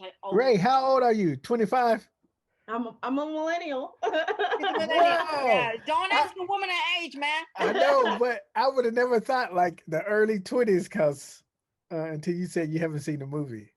I probably watched that movie like 10 times. Oh, man. I own it, and I watch it all the time, and I always cry at the end. I'm crying. That's Sam Cooke. Sam Cooke. It's been a long time coming. Change is gonna come. Time coming. I guess for that quote, for me, if I think in all white people are devils, it makes me feel very hopeless.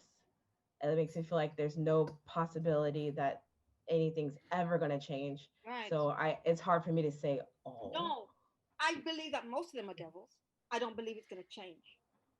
I don't believe there's going to be a change. I really don't believe. I'm so no, but this is me. Don't bet. No, you make your own. No, no, no. You make your own decision. I'm just going basing it on my perspective and my opinions. It's not. Don't let my opinion change what you feel. If you feel like there's going to be a change, then please, more power to you. I just don't think for me. I'm not going to try to convince you of anything. This is just Mm. me, and I just don't. I don't believe there's going to be a change. Yes, I'm with a white guy. Yes, I think the only I time think the change is going to come is when blacks, when the Aborigine African person will be the world power leader. the world power and but for now it's all we don't know what's going on, right? So um Mm. I but I do don't believe that all white people are devils. I believe that the ones who are not devils still struggling with the devilish traits. I know it sounds bad, but they What? have something this and we call it the white thing. Daryl and I call it the white thing. Because when you have an experience of privilege your entire life, right, you're spoiled, right? You get your own way. You stamp your feet. You do, you don't, and you've never experienced, in a sense, what we've gone through, the struggle that we've gone through. So when you're in a relationship, you're going to bring that with you, Right. and Ray, that's what what I mean. part of Texas are What, you from? and that's what we call the white thing. Oh, I'd rather not say No, since let's we're not putting say. it Let's not. online. Yeah, Yeah. yeah. Let's not get too. Oh, okay. I Yeah. didn't know it was Yeah, oh, yeah. Let's okay. not get Yeah. too. So but North Texas, South Texas, East Texas? If you don't want to Texas. say, no, no, Yeah. no, no. What you don't want to say? She Oh, doesn't want to okay. say because she got family there and people might know her, and I understand. Okay. I see what you Right. mean. So I yeah, forgot about this. It's been let's a not. Yeah, podcast. yeah. Mm. Yeah, yeah, yeah, yeah. Let's not say. I understand. Um, but anyway, let's get back to where we are. We're really way behind on what we wanted to talk about today. Um, Kwan, thank you for your feedback on the year. It wasn't. I wasn't trying to come for you or anything. I just wanted to see. And I'm really, and this wasn't to make me happy. I'm really impressed with what you said, and I mean, if anything, actually, I like it. I actually would prefer like you just like oh each time just like like on my ass like no, da da da da da da. I don't know. Just kiss me on my feet. no, but I want you Uh, to bring Asian stuff to here too, racism against Asians and all this stuff, right? I want you to. It's not just about me. We're going to talk about stuff, and another we came together because you wanted to know, you know, more about Black Lives Matter and all this yeah, that's been yeah, going yeah, on. yeah, yeah, yeah, It's yeah, still, yeah. it's still, it could be a beginning of something. See, I want to talk to you about this next month, but I'm going to just bring it up a little bit today about the executive orders that the Asian people got. From Don't you Biden. think it would have been nice for them to say, well, let's bring in the black people too? Yeah, but You they didn't. understand? Because Yeah. they've agreed to this divide where they've got an executive order. Yeah, I understand. CB that there's already one, but what my point is that we bringing us in as one because we are also attacked too, and that's what I felt that they should have done.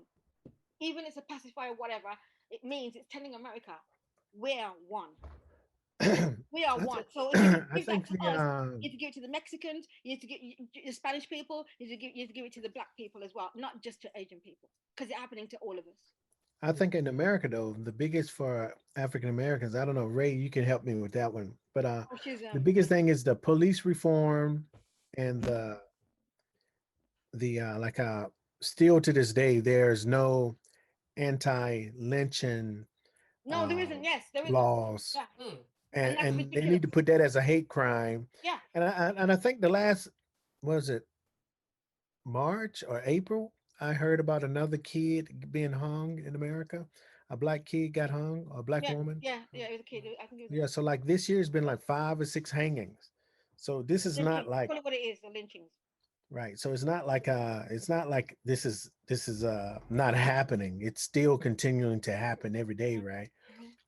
Mm-hmm. Whites will catch young blacks or whatever and take their lives just like it's no meaning.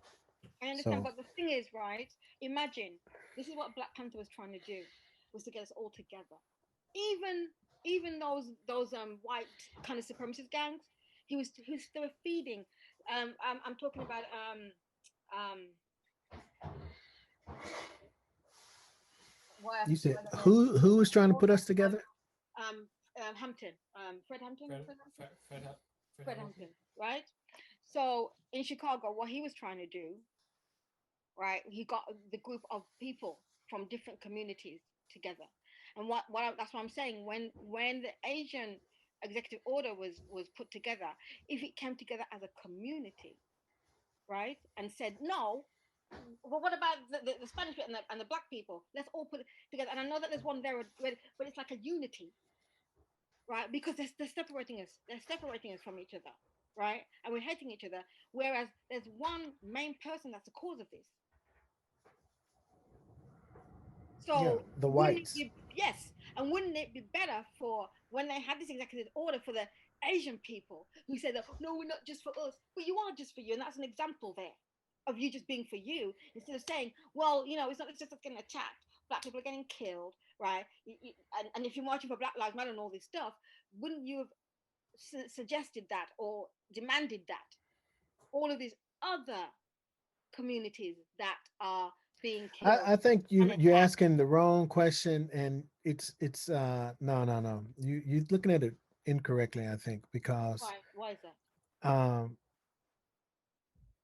basically the anti-Asian law was a slap in the face to black people. Yes, I understand that, but Black if people we came, helped him get elected, but then you look at it like now you talk this is years and years. You why the hell you need a Black Lives Matter group? These people target black people forever. They're killing innocent black people for a damn traffic violation. So you mean to tell me you can take people tax money to build a ship to go to Mars and talk about life on Mars when you don't know what the hell is going on this planet? No, they don't give a bleep. That's when you have to stop making excuses for these people and just say, hey, you know what? They don't give two shakes about me because of that three-fifths law. yeah, I That understand, has never changed and but ain't gonna change. but that I don't understand why I can't. I'm not. You're not making sense to me about what you're saying that I'm wrong about. What exactly am I wrong about? Oh, I'm well, saying you're saying I'm like saying we that should come we're bigger, together. we're unity in numbers, right?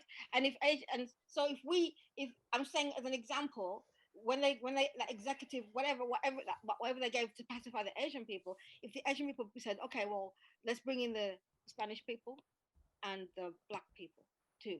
But this is what I'm saying to show Yeah, the unity between us, right?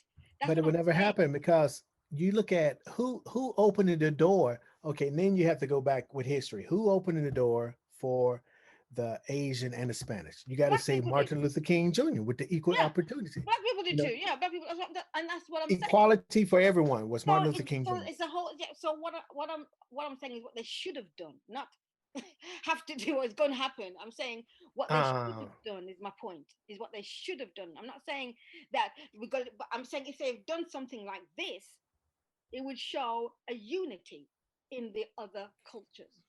So you're yeah, but talking they more don't on want unity.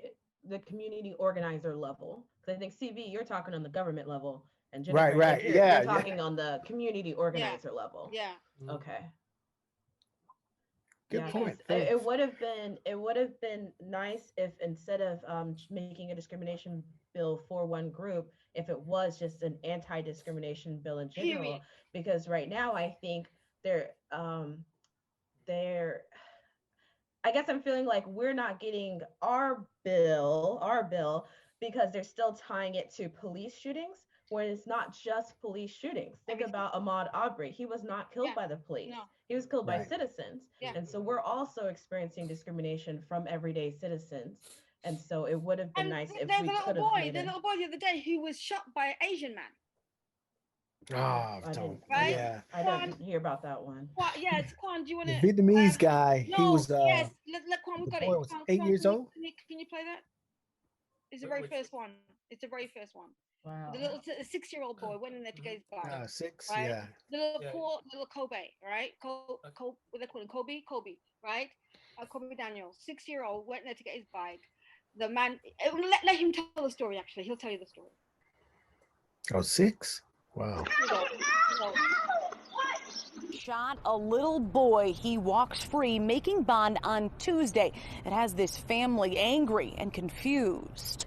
And I'm trying to figure out how he got a bond that was so low for trying to kill my kid. Arnold Daniel trying to figure out why Ryan Lee Wen is out of jail after allegedly shooting his son Kobe. He tried to hit me with a sledgehammer, but that's not gonna work because I'm too fast.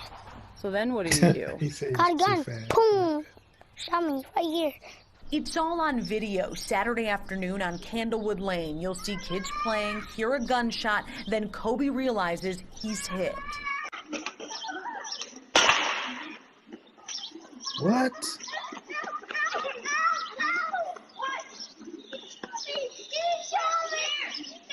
Lee Wen allegedly fired through his front window. The bullet went in Kobe's arm and out the other side.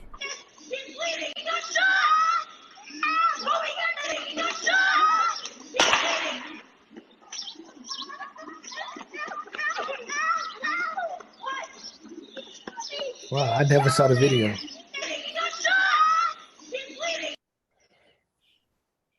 That's gonna shape the rest of that boy's life. Man. Listen to me. Let me tell you this: the judge, $10,000 bail, so only used 10%, which is, and he was bailed out on 1,000, and he was bailed out. And what happened was the community pulled up. They pulled up to the courthouse, nonsense, and they raised it to 100,000. So is on remand right now. Kobe is going through therapy. He hasn't slept a night. How can he? That's too much trauma. Slept in his own bed, his father said, since the shooting. I'm just giving you the update, okay? Right. This is according to TMZ. This man aimed a weapon at a child. That's came out with a sledgehammer first. It was wishful. He came at him with a sledgehammer first, and he couldn't catch him. So he went in and shot. It's attempted murder. It wasn't like, it's not like what first, second degree, what they call it. This was, he intentionally tried to kill this child for going to pick up his bicycle. Or children, because it's 4 or 5 children running through the park in the area, right? But he was chasing Kobe. That's who he was chasing and couldn't catch him. Went in and shot him. Right, and he got off on bail. And the judge told him, according to Vicky Dillard, the judge told him that he needs to, Vicky Dillard from Fly Nubian Queens. I need to say where I get my source from. Which state is this? I want to say it's Michigan. Oh, Michigan got those crazy people who was storming the state capitol, right? Well, I wouldn't say they were crazy. They're privileged. Let's not give them crazy, please. Let's not give them crazy, because I won't. So thank you, Kwan, on that. Yeah, it's from Michigan. Yeah, there's a lot of people who always kind of just resort to like, oh, mental health. Or like, for example, in this case, like, oh, this guy had a mental health issue. But I remember years ago I was talking to this policeman. I was my car broke down the motorway, and we had this discussion in the car while waiting for the recovery people to come. And I said to him, and I was studying psychology then. Yeah. Do you think it's mad or bad? Oh. Right. So we were just talking about it. Bad. He said to me, "I think it's bad," and I said, "Me too." They use mad as an excuse. We were just having this conversation, just freely talking about it, and I just wanted to know his take on it.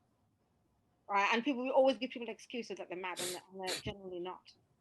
Okay, what if it was your child? What would you do? Listen, there's another Kwan, if it was your child, what would you do? There's another thing that I was talking about with the dad. I love this thought experiment, because it really, I think, like, people. No, what would you do if this was your child? What would you do? It's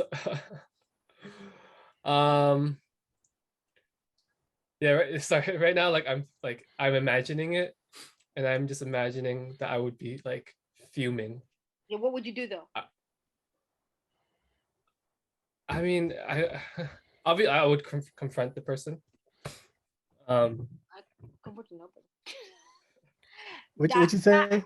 I said, listen, all I know is that with my kid, I would go into combat mode. Combat. This is my child, my blood, my thing. You are dead. That's it. I'm going to prison for your ass. I ain't saying that. I'm not saying that, you know, people should be violent. I'm just saying if this was my child, that would be my that would be my reflex. Well, that's kind of like the movie with Samuel Jackson, right? Mississippi Burning. Yeah, that's my kid. I'm coming for your ass. Right. I'm coming for you. I'm coming for you. You, I'm coming for you. You went out there to kill my child. Based on what? Right? The Asian community is silent about this. I haven't heard anything from the Asian community saying anything. This is disgusting. It's more than disgusting. Just Googling it, it doesn't look like it picked up national. It wasn't picked up on national. It didn't either. No, yeah, that was one thing I was going to talk about. Thank you, Ray. Yes, it wasn't a big thing to try to hide this shit. Oh, his mugshot's so smug. Sorry. No, he like his pictures like he don't give two shakes about it. Like, yeah, but so you know what what? they're gonna say? He's mentally ill. That's why. That's what they're gonna turn around and try and say. He's mentally ill. That's what they're gonna try and say. Me too. When I shoot her, it blows. Right? Me too. Me mentally ill too.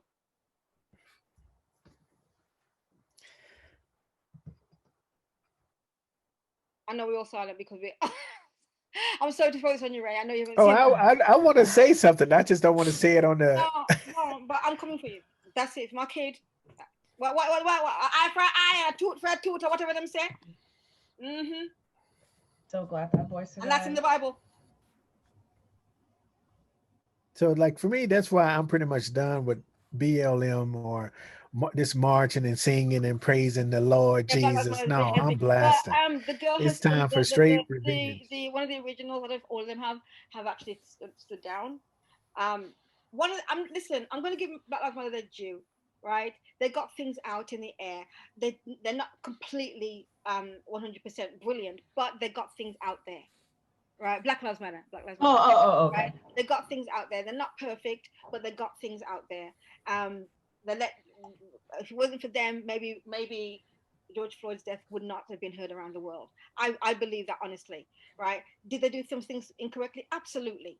But one of the things that I feel that we need to do as Black people is when things are not right, let's come together as a group, keep it within our community and talk about it, make things better.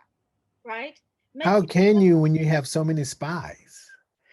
You got to remember, when you talk about Martin Luther King. It shouldn't stop us and it shouldn't end us.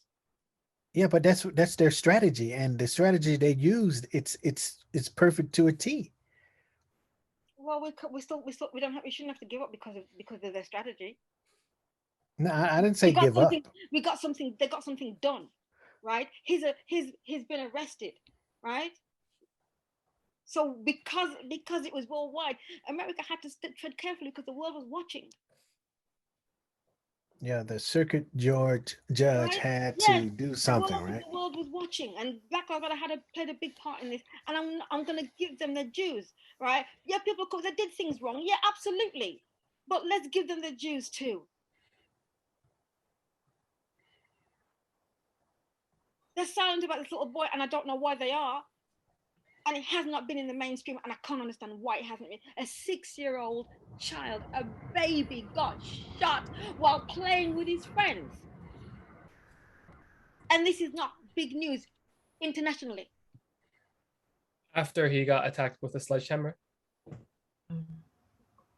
Yeah, because that's what happened first, right? He tried to hit him with the sledgehammer. He was trying to kill that child. And because he couldn't catch him, he shot him. He didn't see that child as a child. He saw that child as a thing. And this is what I'm talking about with the Asian Black people, because Asians very quick to follow white people because they want to be, we don't want to be at the bottom, right? Okay, we can't be equal to you, but we don't want to be down there, right? A lot of Asian people are like this. They'd rather be somewhere, but not down there. A lot of Hispanics are that way too. Am I saying, is it right? Is it Hispanics? Do I say Hispanic? What did I say? It really depends on the groups of people. So sometimes Hispanic, sometimes Latino. Yeah, Latino. Yeah. I don't want to offend anybody because I'm sorry. I should know better. I should learn. Yeah. So this is the thing, right?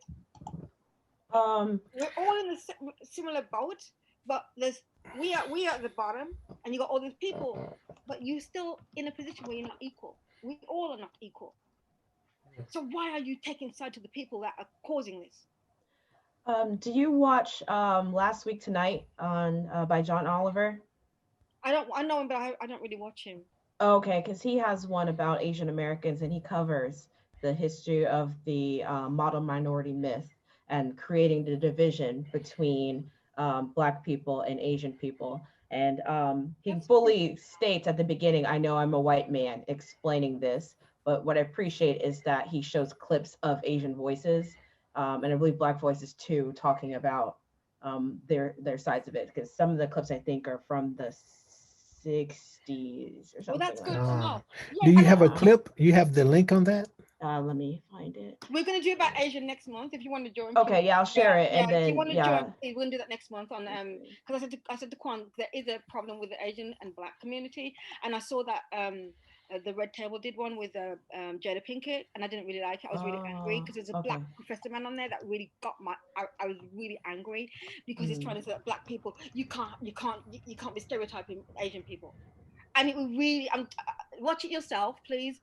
Before I'm just picking out a thing that really different tidbits, right? Yeah, so I want you to watch it yourself. Don't base on what I've just said, but it really made me angry, and I wasn't happy because they didn't address. Thank you. They didn't address the thing that. Okay. And I'm gonna watch this as well. This is great. Yeah, because I'm putting together already for next month because we're gonna base it all on the Asian and the Black community and what's going on and why it's going on. So this will be something great that we can put there. If you're quite welcome, guys, to join. If you want to, no obligation whatsoever. But and Kwan, I want you to bring somebody Asian to the table. Well, yeah. The thing I want to say is when I talk about Black Lives Matter or that stuff, I've been in so many organizations, the military, the biggest gang members, the Navy. I was in Air Force Reserve. I'm a Freemason. I'm a Shriner. So Christian. Now I'm a Buddhist. We're missing one problem with these groups. There's only one group. There's only one planet. It's only the humankind group. And they're not that smart. I'm sorry, I went somewhere else. I'm sorry. Go ahead. No, but I'm talking about when you were talking about the groups, like the Black Lives Matter, they're doing good points, and this group is doing no. It's only one group, mankind. So until the people who are in charge should not be in charge because they're creating the gap more.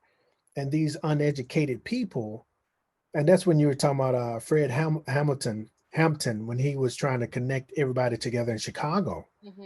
He's trying to, hey, wake up. The same stuff and you're going through. And they did, and that's what and this is why the FBI did what they did. They executed him, right? And did what they did, right? But that was them, but they couldn't do it today. That's the difference. They can't do it today. I think they're still doing it. They never stopped because we're so divided. But I don't think that they can get away with what they got away with, how they did it with Fred Hampton. Yes, you're right. They went and shot at the man. That nobody fired at them. They went in there and shot up the man. He didn't have a gun. He was lying in his bed, and they got away with it. Yeah, I understand that point. That's what I'm saying. They can't do this. Right. He's got to have a gun in his hand. It's different. Right, back in those days, it was, and I'm not saying it's got any better now, right? But what I'm saying is that they can't do what they did then because things have changed a little, but it's changed. Right. So my point though, like with the Asian bill, there should be only one human bill. Exactly, they should. But that's in an ideal world. And that's why I'm saying if the Asians and the Hispanic and the Latinos and the Blacks got together, because it's us against them. And it's them that are causing this divide. Right? And that's what I'm saying. They can't beat us. We're a minority when we're separated, but when we're together with a majority. Everywhere.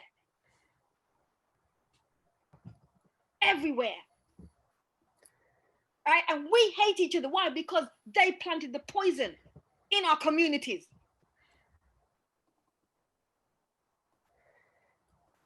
They planted the poison in our community. And if you have, we have a Kwan, if we have a Suji, or we have a this, and from each other, and we all come together. I'm not saying to get against white people, but we're stronger in the unity. We're stronger, and it's just them, and it's always been them. They are not superior to us, and we're not superior to them. We're all equal, and that's all we want is equality. But they're very good at convincing other people that Black Lives Matter is a political party when we want exactly what everybody else wants in the world is to be treated equally and fairly. How is that political? Right, the Olympics, they've convinced Japan to ban people wearing Black Lives Matter because it's political. How is this political? I guess my skin is political, so tomorrow I could change it to a yellow skin, or on Tuesday I could change it to a purple skin. On Wednesday I could change to a green skin. But one thing about it, we can never change. So there's nothing political about it. That's the thing, and for people to stand up and say it ain't political, it's not political, but they jump on the bandwagon and say it's political.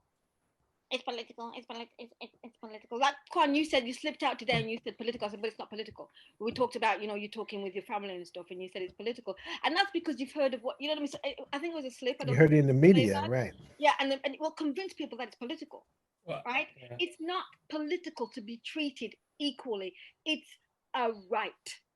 It's a human right. It's a human right. That's exactly what I'm saying. It's a right. And that's what Black Lives Matter is. I mean, I'm not explaining it to anybody because they know what it means. I will never sit here or post something, Black Lives Matter mean, no, because I know you know. I've never posted that, and I will never post it. Because they know. They know what it means. It's just their tactics that they use all the time. All the time. Like now we got with the we want to tell the truth about what's happened. Because the thing is, Kwan, we talked about this, and we talked about this too, I think, CB, when we talked about Greenwood before the Remembrance Day, because it's not an anniversary, it's a Remembrance Day, right? When I said that I went to work with this guy. I went to work with this white guy, and I came back from America, and I was, because my partner was really excited for me to see Greenwood. Not excited, but he was excited because he wanted me to see what happened and show that, what's going on. And he's angry because there's a baseball stadium built on it, and and everything like that. He wanted to show it me, right? And I went to work, and the guy was like, he said to me, "Where did you go?" And I said, "I went to Greenwood." And he was like, "What's that?" And I went, "What do you mean?" And I went, "Black Wall Street." And he went, "What do you mean?" And I go, "What?" Anyway, and I wanted to punch him in the face. I was so angry because this guy always knows everything. He knows everything, and everything there's not to know about Japan is sitting there. Maybe I'm exaggerating, but that's what it felt like, right? In Japan, and over there, and this country that, and this country this. But why you don't know about Greenwood? It's in your country. Yeah, in your hometown, Oklahoma, right? No, it's not his hometown. He's from another part of America. I can't remember where he's from. I can't remember where he's from, but it's American, right? And I'm like, but you know about all of this stuff, but you don't know about. I just sucked my teeth and walked away because I never talked to him again. Not like that, because for me, it's a convenience that you do this. I'm not from America, but why I know about Greenwood and Rosewood? Why I know? Why do I know? Right? You should have been embarrassed to sit down there and tell me that you don't know. But then you do get the ones that do know and trying to talk to you and tell you stuff. So you can't win. Sometimes you get the ones that know certain things and trying to school you. These are liberals. That's why I don't like liberals either. Liberal white people. I don't like a lot of them because they marching Black Lives Matter, or they march with Martin Luther King. They can tell you how you should feel when you. No, but see, that's the 5 people. That's that 5% I was talking about. They think that they can talk. Did that just touch your soul there, my girl? Yes. Right. They believe that they can tell you how you must feel because they've walked with you. They've walked with you, right? And this is why me and liberals, a lot of them, we can't agree, because just because you walked, it's not your experience. What we experience from birth, as soon as we come out into this world, it's our experience. You could never live a day, a second in our shoes, in our life. Never could you. You're gonna commit suicide in a second. Let me tell you that now. And that's the truth. It doesn't matter what we got. Whether there's that woman who is a professor, and there's a woman who is a professor, and the government man that wouldn't address her. Did you see that? Come on, have you got time to do that? Go. I don't have There's a black the woman. video. They're on like a Zoom chat, and they're talking about and she's actually a professor, and she asked him to address her as professor, and he won't. He got fired, and the group of people that fired him was the government workers were black women. Well, that's when having people of color and different genders comes into play in those higher positions. Yeah. Because they listen more. Kwan, could you find it? It's last month. And if Mrs. Rosario has something about one of those... It's Dr. Rosario. Thank you, sir. Mrs. Rosario has something about... Dr. Rosario. 5 times, Dr. Carrie Rosario requested now former zoning commissioner Tony Collins address her by her doctoral title. He never did, and the next day he was fired. This tense exchange has since made international headlines. The Washington Post, Yahoo News, Inside Edition, and Daily Mail. Dr. Carrie Rosario is an associate professor of public health at UNC Greensboro. She holds a doctoral degree in public health. Here's what happened at April 19th Greensboro Zoning Committee meeting. Dr. Rosario was voicing her concerns about a planned development near her home. Good evening. My name is Dr. Carrie Rosario. She then explained her concerns about traffic safety, water pollution, and environmental damage. The tense dialogue happened at the end. Watch for yourself. And if Mrs. Rosario has something about one of those... It's Dr. Rosario. Thank you, sir. If Mrs. Rosario has something about... Dr. Rosario. Well, you know, I'm sorry. Your name says on here, Carrie Rosario. Hey, Carrie. It's Dr. Rosario. If you got something I would call you Tony, so please, sir, call me as I would like to be called. That's how I'm identifying. It doesn't really matter. We're here. It matters to me. It matters to me. And out of respect, I would like you to call me by the name that I'm asking you to call me by. Thank you. Your screen says Carrie Rosario. I'm verbalizing my name is Dr. Carrie Rosario. Then, at the following day's city council meeting, council member Sharon Hightower brought up the exchange. And what I saw last night at zoning commission meeting was white privilege at its ultimate finest. What followed was 30 minutes of discussion. But to have you dressed down in a public forum, what he's doing, dressed down, is an ultimate insult. If somebody asks you to call them a name, what does that take? Wait a minute, Nothing. council members are all Changing the brothers. words. Quite frankly, I find it heartbreaking. At the end, all council members voted to remove Mr. Collins from the zoning board. And that passes 9-0. One man and all WFNY women. spoke with Dr. Carrie Rosario One about man and all the women. counter. She says she will. You know what? I said this, Kwan. You can stop the video. Kwan, I want to say this real fast. You know what? I said this the other day to one of my to my big brother. I was like, you know what? It's almost safe to say the world would be better if every country had a woman president. We know it. Oh my goodness. Because a woman is God. I'm telling you this now. Oh my goodness. A woman is God. God is not a man. God is a woman. Let me tell you this now. It's a boy, yeah, I know that. right? Yeah. Let me tell you that now. The creator is a woman. Wait, I have a question. CB, are you also a teacher?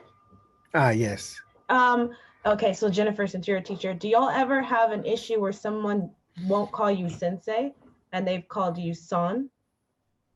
Because I've had that happen to me a couple of times. Like, no, I don't do the sensei thing. My kids call me by my name. Yeah, I've never asked them to. I'm very open on that. They still call me when they write me. They call me Professor Wynn. But I don't like that either. This is me. I prefer to be called. And the reason why I do this is because I don't want my kids to have. They have respect, of course, but I don't want them to. I feel that it stops them from being who they are. When you put a label on yourself. For me, I'm not judging anybody else. This is just my way and how I am. They call me Jennifer, and I feel that I can reach out to them better for me, and that's why they call me by my name. And I just don't like the labels, because it doesn't matter what I've got, a master's, a PhD. I got it. That's for me. Yeah. Right? And I'm happy. I don't need to, but in that situation, you're addressing me. Yeah. Well, yeah. I guess I mean more so not the students. I mean more other teachers, since they call each other all sensei. No, they've always called me sensei. Even when I was at the high school, they always call me. They call me They'd call me Win Sensei, Jennifer Sensei, Janet Sensei. They would always call me Sensei. Right. But I think for me it was Charlie Brown, because that's my name. They call you Chan? San. San. I've had in the past experiences where a Japanese teacher refused to call the foreign teachers sensei, and would only call them their name San. And I even refused to go by my first name at school, because all of the teachers go by their last name. And so it's like a weird thing to me that the foreigners have to go by their first name. No, unless you ask them to change it. No. Listen, I worked for the Board of Education, right, for 11 and a half years. And I was the one that left, right? I chose to leave, right? And that's another story, right? Right? I worked for the Board of Education, and all the teachers called me either Janet Sensei, Janet, or Win Sensei. They never called me Chan, ever. Never ever did like one of them. Janet Chan. But let me just tell you that I worked at I only worked at human rights school. I worked at two ones in I don't want to say the name of the school. Right. In Osaka, I worked in 2 human rights schools in Osaka. So it was very different. So I learned about Buraka community. I learned about racism in Japan. So it was awesome. So, and I taught them about Malcolm X. I didn't do Martin Luther King because I already knew. So I taught them about Malcolm X. We had a speech. There was racial discrimination part to me. My school, the very first school I went to, were radical. They were really radical. I had students come to our Bonkasai. For English speakers who don't know, this is a cultural festival, and some students from another school, I think it was junior high, they called me the N-word. And I believe that they didn't understand what they were saying, because it's thrown about in hip hop all the time, and they said it. But maybe I could have been wrong, because it was new to me, and I'm like, what the? And I said, and I followed them. Why did you just call me? I said, what did you call me? Because I wanted to say to them, do you know what you're calling me? Right? And they were going, we don't know. And they weren't from my school, but the headmaster of our school, the principal saw me, and he goes, what's going on? And I told him what happened, and he kicked them out. And my students, because they're getting ready for their practice, so I was late. And they're, why are you late? We're so scared. And I told them what happened.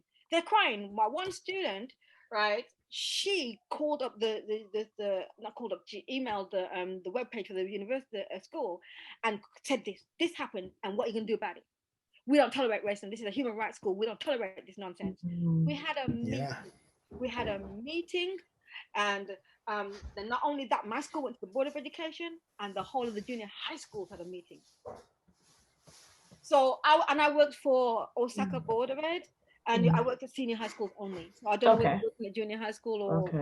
It's been like it was in the past. It's no one I currently have to deal with, but I just wonder, since there is such. No, it's a disrespect. It's a blatant disrespect. It's a blatant disrespect, and you still get it. Now that happened to me, where the teacher, some old school Japanese teachers did not want to say Charlie Sensei or Brown Sensei, and they would only say Brown Son. But for me, I just, because my name is so catchy, Charlie Brown, and that's my like connection with the students. It didn't bother me so much. But in the military, it happened a lot. So I made rank very fast at a young age. And they would just say Brown, and I would stop them to make sure they give me my full title. But those are the undercover KKKs. No, and you need to address it, right? Don't let them do that to you. Yeah. Because, it's not, because they won't do. They can't. And the thing is, you can. I don't know how you are. I was a powerhouse in my school. Right. We do team teaching, and I guess you do that too if you look at the Board of Ed. You do team teaching, right? I had to comfort a teacher and told her, listen, I ain't your assistant, and she couldn't do anything about it because I wasn't wrong. Right. And you have to address it, especially in your, if you got a meeting with the board of ed, like, you know, you get those monthly meeting, every 2 monthly meeting or so on. It's good to bring it up there as well. Or if you got like a in your school, you should have like like a civil, not civil rights, a teacher's rights place where you can report it. There should be something like that in your school where you can report it, and it'd be an issue at the meeting, and that you don't, they don't even have to say your name. They won't say your name. Yeah. Because I had another teacher, and I'm telling a student my age, and the student come and told me, and the student was blind.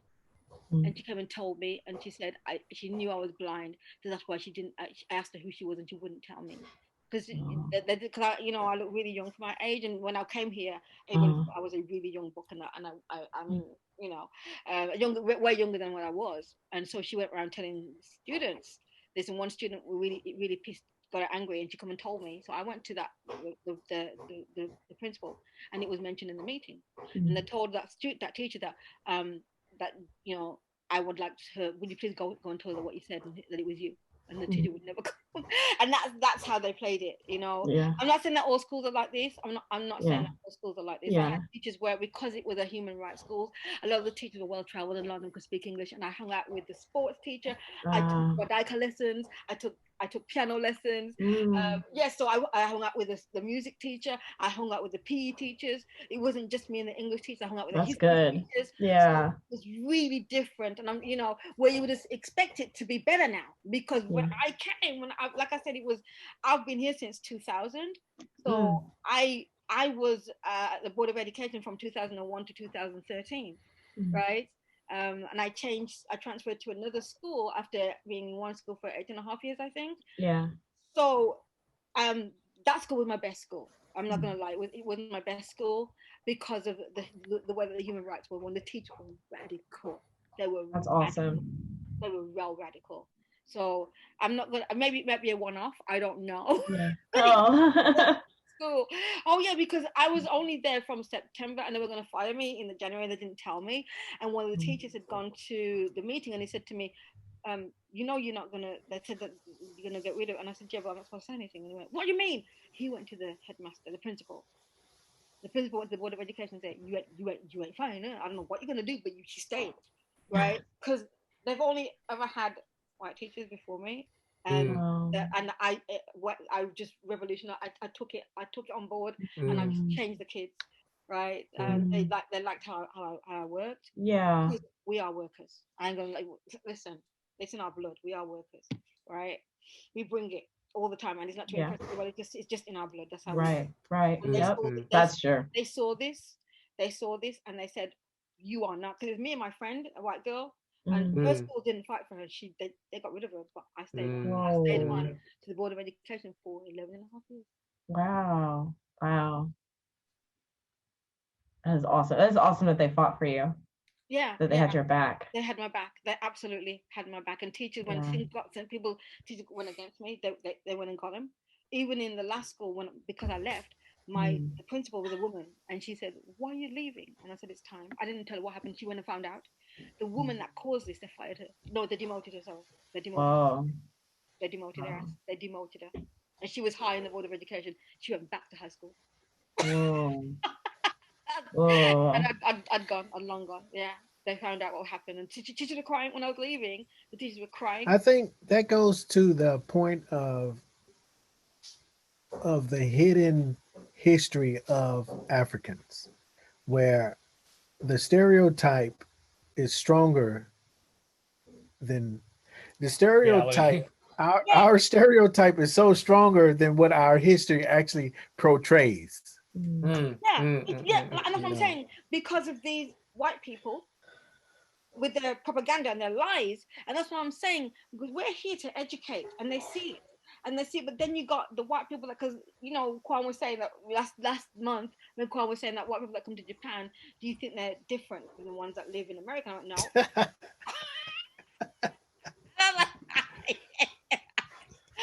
I don't think. Well, I'm not through time they become differently. Nope. I don't see it. This is just my experience. I'm not saying your experience is wrong. My experience, I can say, maybe one hand. But Yeah, but yes, but it's a few. Like even one of my friends from Texas, and if I would say I had a friend, it would be him. And I have a you white know, person I know that's got my back. he at the time we was teaching at a Kiowa Berlitz, and you know, he didn't ever understand until I resigned. He was like, dude, now I understand. I tried to work for this company for like 12 years. Because soon I got there, within my like first year and a half, I'm like, yo, I want to take the manager exam. And they were like, oh, you're kind of early. You should wait 5 years. And I'm like, what the hell I'm waiting for? Yeah, yeah, yeah. And I was like, are you serious? Well, you don't have any mentor leadership qualification. I said, dude, I have I didn't say, dude, I was like, well, I have a uh, uh, mid-level mentor leadership program with the military, which was 2 weeks, and I have a senior mentor program, which Yeah, was but a I know month that long. that's in your resume. So why Right. so what And there, but I didn't have Berlitz mentorship, which is a 1 day class. I said, are you? I said, don't. I said, please do not have me go to the the press, because this is a joke, right? We had when I was at the board, we had a black at the beginning with a white guy that you know what they call you have them Ray, right, at the Board of Education, negotiator between the teachers and the Board of Ed. Wait, sorry. You have a negotiator between one of the teachers. They're a teacher, but they work more at the board here. Yeah. What they call them again? They're not like they're like a supervisor, but they're not quite a supervisor, right? Prefectural advisor. Advisor, yeah, the advisor. Yeah. Right. So we had a black one, ugly black, and his parents from is from UK with Nigerian heritage. And the white people that used to come from, but I stood up for that. I mean, kind of like this. We got because I didn't really know him, but they didn't like it, and he was recommended by the white guy that left. Right, he was gay, and that's sometimes you got gay people on your side. Sometimes you got gay people on your side. Right, so he recommended Ken because Ken came from the JET program as well, and went on because he was so good that they employed him at the Board of Ed, right? And he got that position, right? And he did it well. He did it real well, and you would talk to white people because there's a lot of white people in there. They would try to comfort him. There's certain ones that would try to comfort Ken, but Ken's back, and it wasn't because he was black. I couldn't see the point of them, but who Ken replaced himself with? Ken got tricked by a snake, and I said Ken, because Ken asked me to do it. I ain't doing it. That's not my thing, right? He's like that. No. But then I said, when you get somebody, make sure you get somebody good. And the person that they got good, that it wasn't good, I mailed him and called him a snake. I called him a snake. Yeah. So yes, many of the countries. My point is that they've gone to all these different countries and done what they've done, taken what they wanted, but left a stink about black people there. A stink that continues, that's not left. And with the executive order, and I'm saying that if the Asians had said black community, Latino, Latinx community, Spanish community, let's all get together and pull this. Do you understand? We will no longer be a minority. They would be.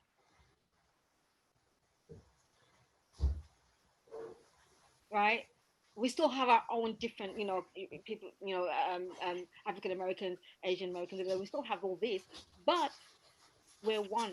We're unity because we and because they know they can do this, they can set us amongst each other. Right? What if they couldn't do that? But see, that's what they have to do. They have to erase, like on our job applications, our enrollment forms. They need to take race off. If right now we talk about LBGT, but they can judge you by your name as well, right? So it doesn't really matter. But they can judge erase some black that people by block. their name. And I know, and in England we had the option of not doing it because I never did it either. All right, but I have because I remember I went for an interview and then I was like, yeah. That was a white girl, right? And even in Japan too, when I first started I worked for Nova for the first 6 months that I was here, and we had this the induction meeting and so on, and the guy was saying I wasn't there, And one of the white girls that I met earlier on at the airport said, "Oh, he said you're not here." She goes, "What's your last name?" I went, "Wait." She went, "He said you're not here." I said, "He said," and I went up to him, "Excuse me, I'm, you know." Then I went, and he was like, "Oh," and I'm like, "Well, who do you think I was then?" He couldn't answer me. No, he said, "This is how I am," right? So he got offended because I went to him, "Well, who do you think I was then?" Do you understand? Because he had stereotyped me, this white man from New Zealand. He was a big head at the at Nova, right, at the time. This is 2000, right? Right. So this is my welcome to be stereotyped by a white man in Japan. And when I asked him, "Who do you think I was then?" He ain't got words. None an apology. No apology. He ain't got words. He wants to walk away. Oh, your name? He probably thought you was white. Yeah. It's called CB. You were saying about like just taking away that category, that race category. You have to like, take for example, yeah, like recently, for example, this came up because I was applying for funding because I'm going to grad school, so I was applying for like scholarships and loans, and that came up. It's like, "Oh, are you one of these minority groups?" Blah, blah, blah. So you're saying like kind of like for all, I guess this comes up in education not quite often, you know, when looking for funding, scholarships. See, we're everything is divided, you know. But do you know why they say first they of do all, this? we have to get rid of the passports. Yeah, but do you know why they do this though? They say that they do it because they're monitoring the discrimination.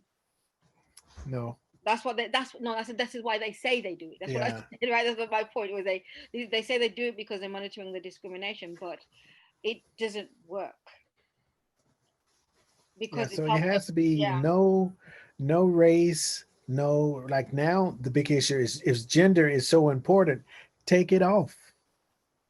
Okay, you just like even now we my experience in Alabama when I grew up, I went when I was in kindergarten, I went to the toilet, and you can look right above it where it says Negroes only and whites only. The label was still there. They just painted over the label. And I remember going home talking to my mom, and then she caused a big fuss.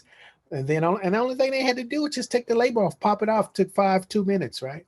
So why do we have these labels when we're only one race, the human race? Yeah, I know this too. Yeah. So being what are you? I'm Asian, Irish, Jamaican. No, you're human, man. What are we missing? Yeah, well, they did this because of the Spanish Inquisition or something like that, right? The whole because we were just humans before. We were just one race, and it was if my memory serves me right, it's something to do with the Spanish religion and Spanish Inquisition or something like that. If I'm right, I can't remember. It's very, very. I think it goes back to slavery when they was trying to justify their reason for introducing slavery to the world. Well, maybe more so on the American end, but I think I've heard what you heard as well during the Spanish Inquisition, separating those who were of the Christian faith, opposed to those who weren't. That's where it came from first. And then they were identifying by certain features. You were more likely to be European and therefore more likely to be Christian. Right. Whereas if you had other features, you probably Islamic. That's what they did. And let's not forget that the Middle Eastern people, that's why I'm not saying it was never going to happen, but why Europeans decided to take Africa from the Middle Eastern was because they saw what they were doing with us first. Let's not forget that. Oh, you mean the Arabics? Yeah, right. So because there's no such thing as Middle East. Yeah, I it's only Northwest Africa. Yeah, I understand. I understand all that. I do completely, and I respect that. I understand that, but the Arabs. Right? Yeah, and it's still happening. You know that, Kwan. Yes, I know. It's still. I've seen it. Kwan, do you know? Are you aware of that? Sorry, go ahead. That the slavery is still happening in the Middle Eastern countries. I'm gonna say that no, I did not know that because it doesn't come up on the news. It came up last year about Liberia. But this is what I want you to do: is to we don't know certain things, but we just research, look at things. You have to. It's not just to come here and you get knowledge. right? You have to do things by yourself, right? I'm not here to be a teacher. We're here to discuss what's going on in the world, and I find things I think are interesting to talk about. But you have to also do your input. You have to go out there and find things. And I expect you to know things, especially stuff like this, that there are still slaves, there is still slavery going on in Middle Eastern countries with you from parts of Africa. And there's trickery going on too. And there's murders going on. Yeah, because I didn't know about the Spanish Inquisition. I didn't know about that. Even in Italy, I just found out about the farmers in Italy. The black farmers are slaves. Yeah, because How about that? Well, Kwan, do you listen to podcasts ever? Like maybe news podcast? Podcast? No, I don't listen to. Okay, because that's one thing I do. Since I don't really have as much time to read anymore, I listen to like international news podcasts, and that's what kind of helps me get like learn about different things that are not my region or not on my, I guess not on my radar. Right. And then so when I hear about like, because I can't remember how old I was, but I remember about hearing about the war. I think it was like Russia, taking over territories. And I remember being taught countries' names were like, I'm totally blanking, but I just remember thinking the Manchurian War, where Russia went into where Japan took over China.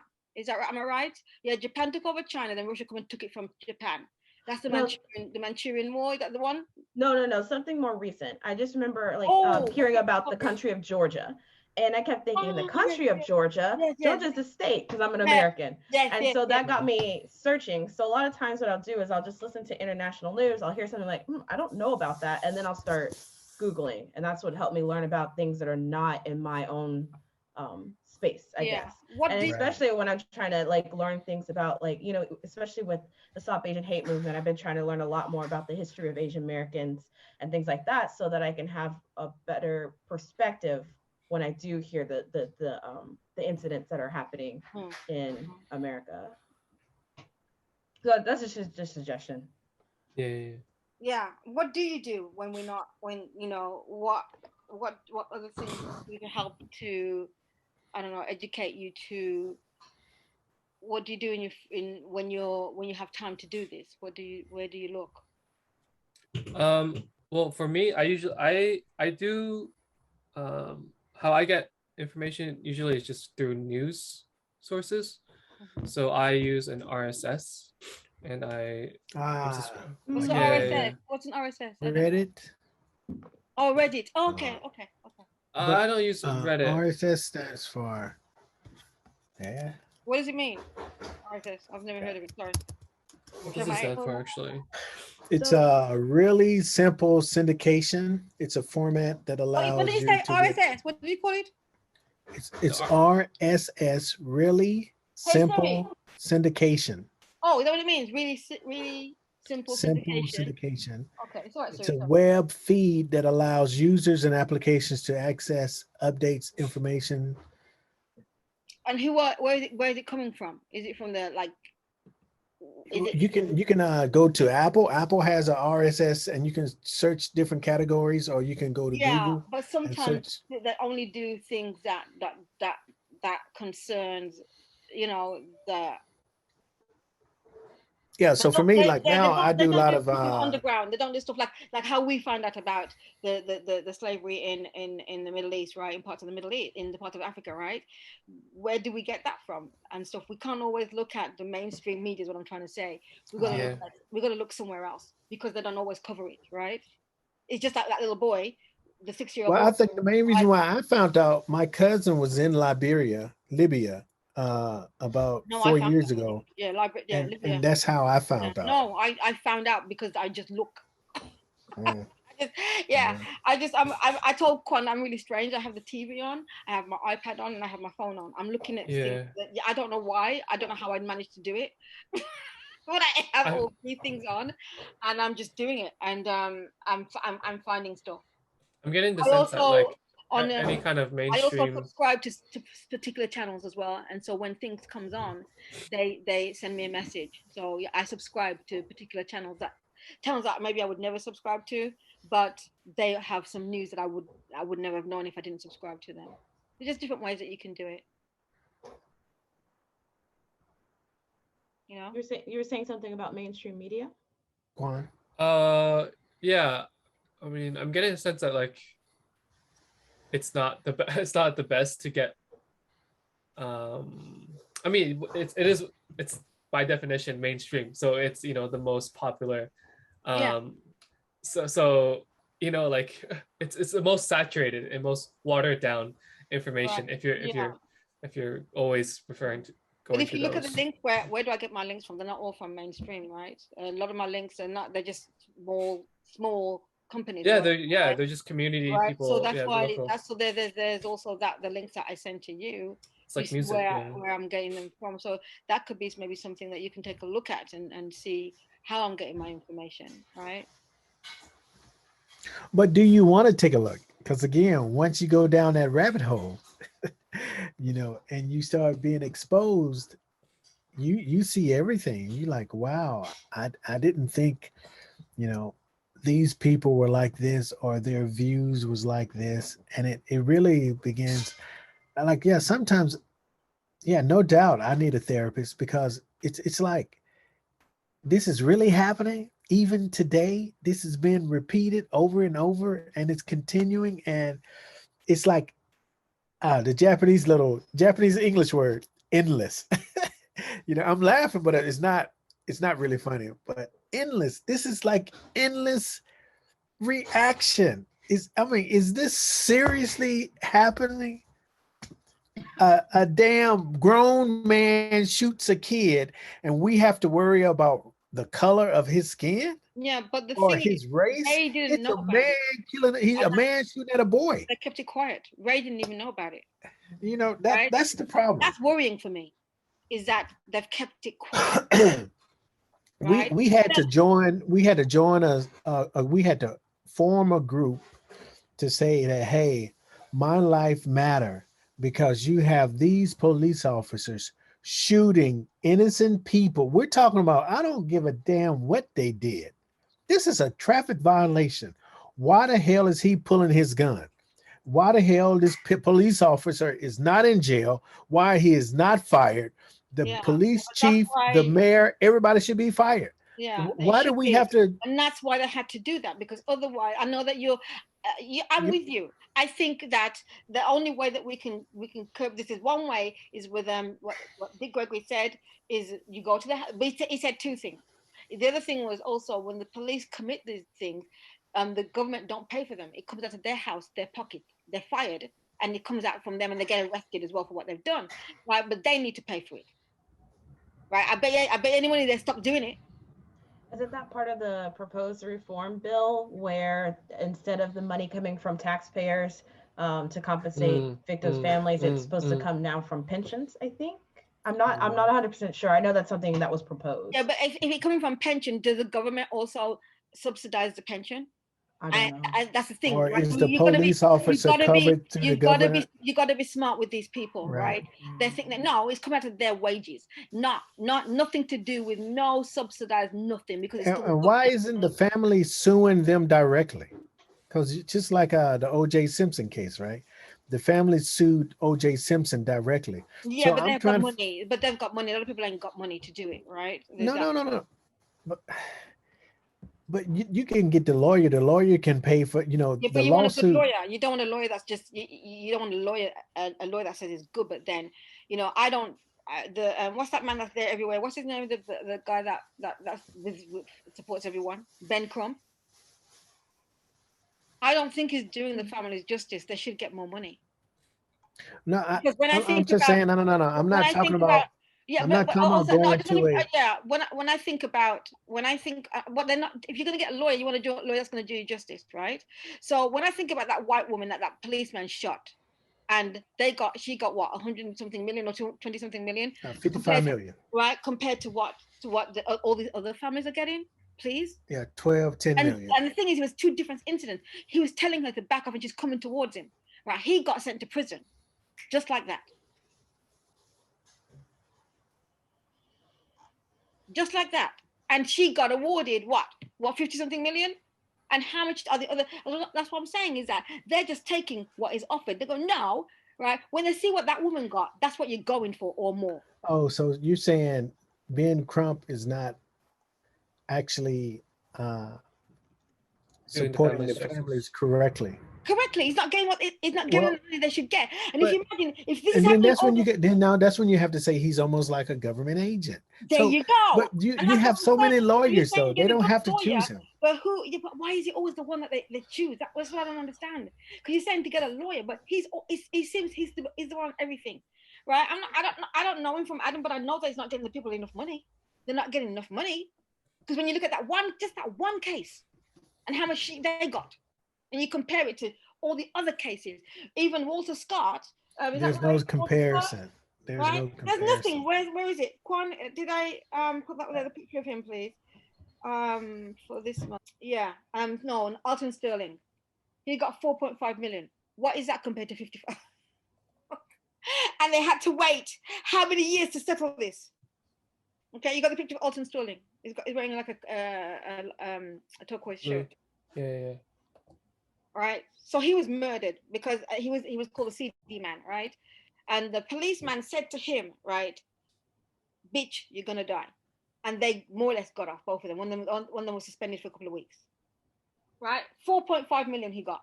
That woman's getting 55. Right? There may be a lot of good lawyers, but there's not a lot of good lawyers that have got the back of the black people. No, I think the government or the different states or the cities, they have pretty much said this is how much we're willing to pay. And the lawyers do not want to take it to court, because all of these cases you're mentioning, I'm sure they're out of court. What do they call it? Out of court agreements. Settlements, yeah, settlements, right? So they should take it to court. I mean, if they want more, take it to court. But these little used car salesman lawyers, they don't want to go to court. Oh, hey, you know what? I'm going to get my retainer fee. I can put my children to university. So we're going back to getting the good lawyers, right? So going back to getting the good lawyers, it means money. And if they haven't got the money, do you understand where I'm coming from? Did they settle out of court? Because I don't know that case pretty well, but I know. Yeah, it was out of court. They just gave her like 50 million. Why she got 55? Because they said we want 50. They said, okay, here you are. There you go. Right. But we're talking about a white, not even an American. She was Australian, right? I know this. At the end of the day, I understand this. I understand that she's white, but the fact of the matter is, you need to get a lawyer that is asking for that, just that, because this police are shooting innocent black men, women, and children. Well, they never stopped. Oh, I know. I never said that they stopped. So then it goes back to my first point. Then why are we still living in this? Why are we living in this crazy continent? If we wanted to go better, then go back to Africa. Yes. I know it's not that simple. It's not that simple, and that's my plan. That's what I would like to do, but still have my house here in Japan and visit when I can. I'm not going back to England ever. Yeah, I might have like 3 houses: Tahiti, right? Africa. And I want to have, that would be nice too, right? So that's the plan. But let me just pay off this house first, right? And I can do. But I just really think that the lawyers, what are they really in it for? Because if this one white woman is getting 50 odd million, and you see all these little trinkets, little, what is it? How much did Breonna Taylor family receive? 12 million or 15 million? 12. I can't remember. I'm sorry, I don't remember. Kwan, do you remember that? I can search it up. Breonna Taylor. And is it one lump sum, or is it in payments or installments? 12 million from the city. That should be coming out of their pockets. Bankrupt them. Right. And then you sue the city, because they employed them. Let's see. It looks like Laquan McDonald's family sued for $16 million. Right. There's but nothing. $5 million. If you and everybody go, yeah, but if you look at that white woman with her 50, can you how old was that person you're talking about? You said sued for 16 million, but settled for 5 million. Let's see. Laquan McDonald was 16 and shot by Chicago police in 2014. His family sued for 16 million, $1 million for every bullet, but settled for 5 million. I can send you. I just found an article that has a list of. Can you find that? Now that's that got shot by the black officer and see how much they settled. Just to show that we're telling the truth here. The reason why I think they settled for the woman, because they don't supposed to. It's not about the bullets. It's about the years of life that was taken. If they have a college degree, like it's very specific. This the breakdown. They have a chart for this. Kwan, can you find it? What? Oh yeah, I can find it. No, yeah, I was asking Kwan as well. The woman that I just said, could look for the woman who got shot by the police officer. I think was that 2018 or 17 or something. I can't remember. And she. This is 2019, third degree murder, manslaughter, but acquitted. Black police officer? No. No, he got arrested. He didn't get acquitted. Yeah, no. She's Australian Kwan. She got shot. She got shot by the police.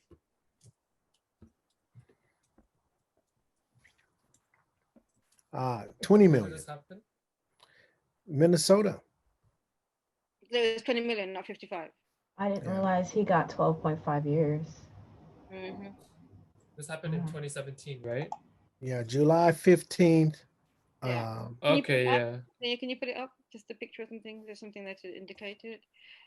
Please. Ooh, picture of. Oh yeah. Okay.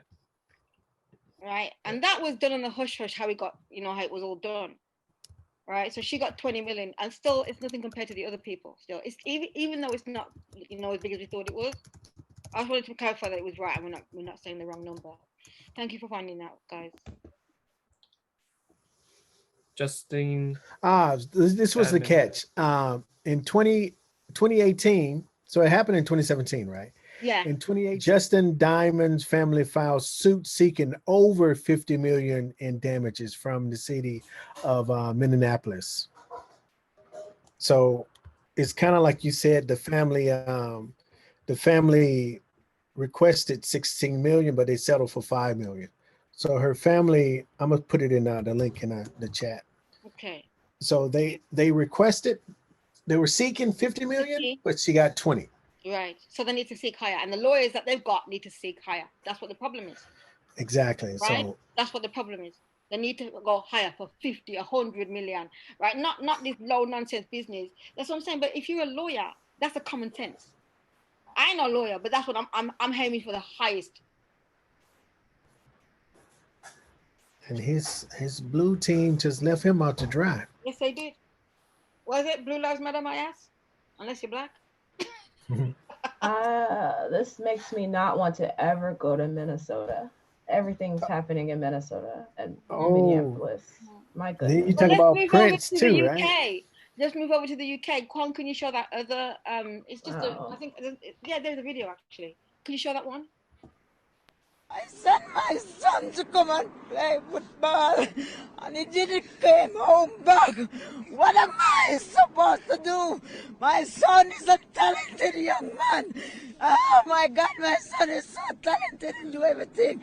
I miss my son so much. He was a lovely kid. He always gave me my medication. He made my tea. He gave me everything that I need. What am I supposed to do? What am I supposed to do without him? I can't live without him. It's so... Welcome to the Exposure. So you just heard the mother of this young man who was stabbed to death a few days ago.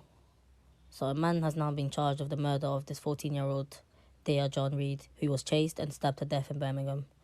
Dea John Reid, 14, was killed on College Road in the Kingstown area of Birmingham at around 7:30 p.m. on Monday, and reports suggest he was racially abused before his death. The 35-year-old man accused of stabbing Dea John is known 35, as you know Michael what? Shields from 35. Alvis Walk in Castle Bromwich. A 38-year-old man and 14-year-old boy also remain in custody for questioning, while two men aged 36 and 33 and a 13-year-old boy have been released with no further action. So unfortunately, this is what it's come down to. More sad news.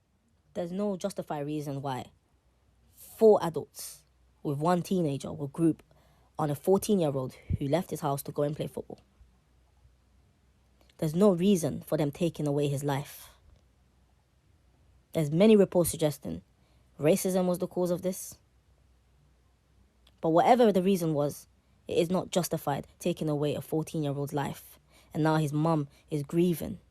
She's broken. We pray that these guys get given the maximum sentence. We pray that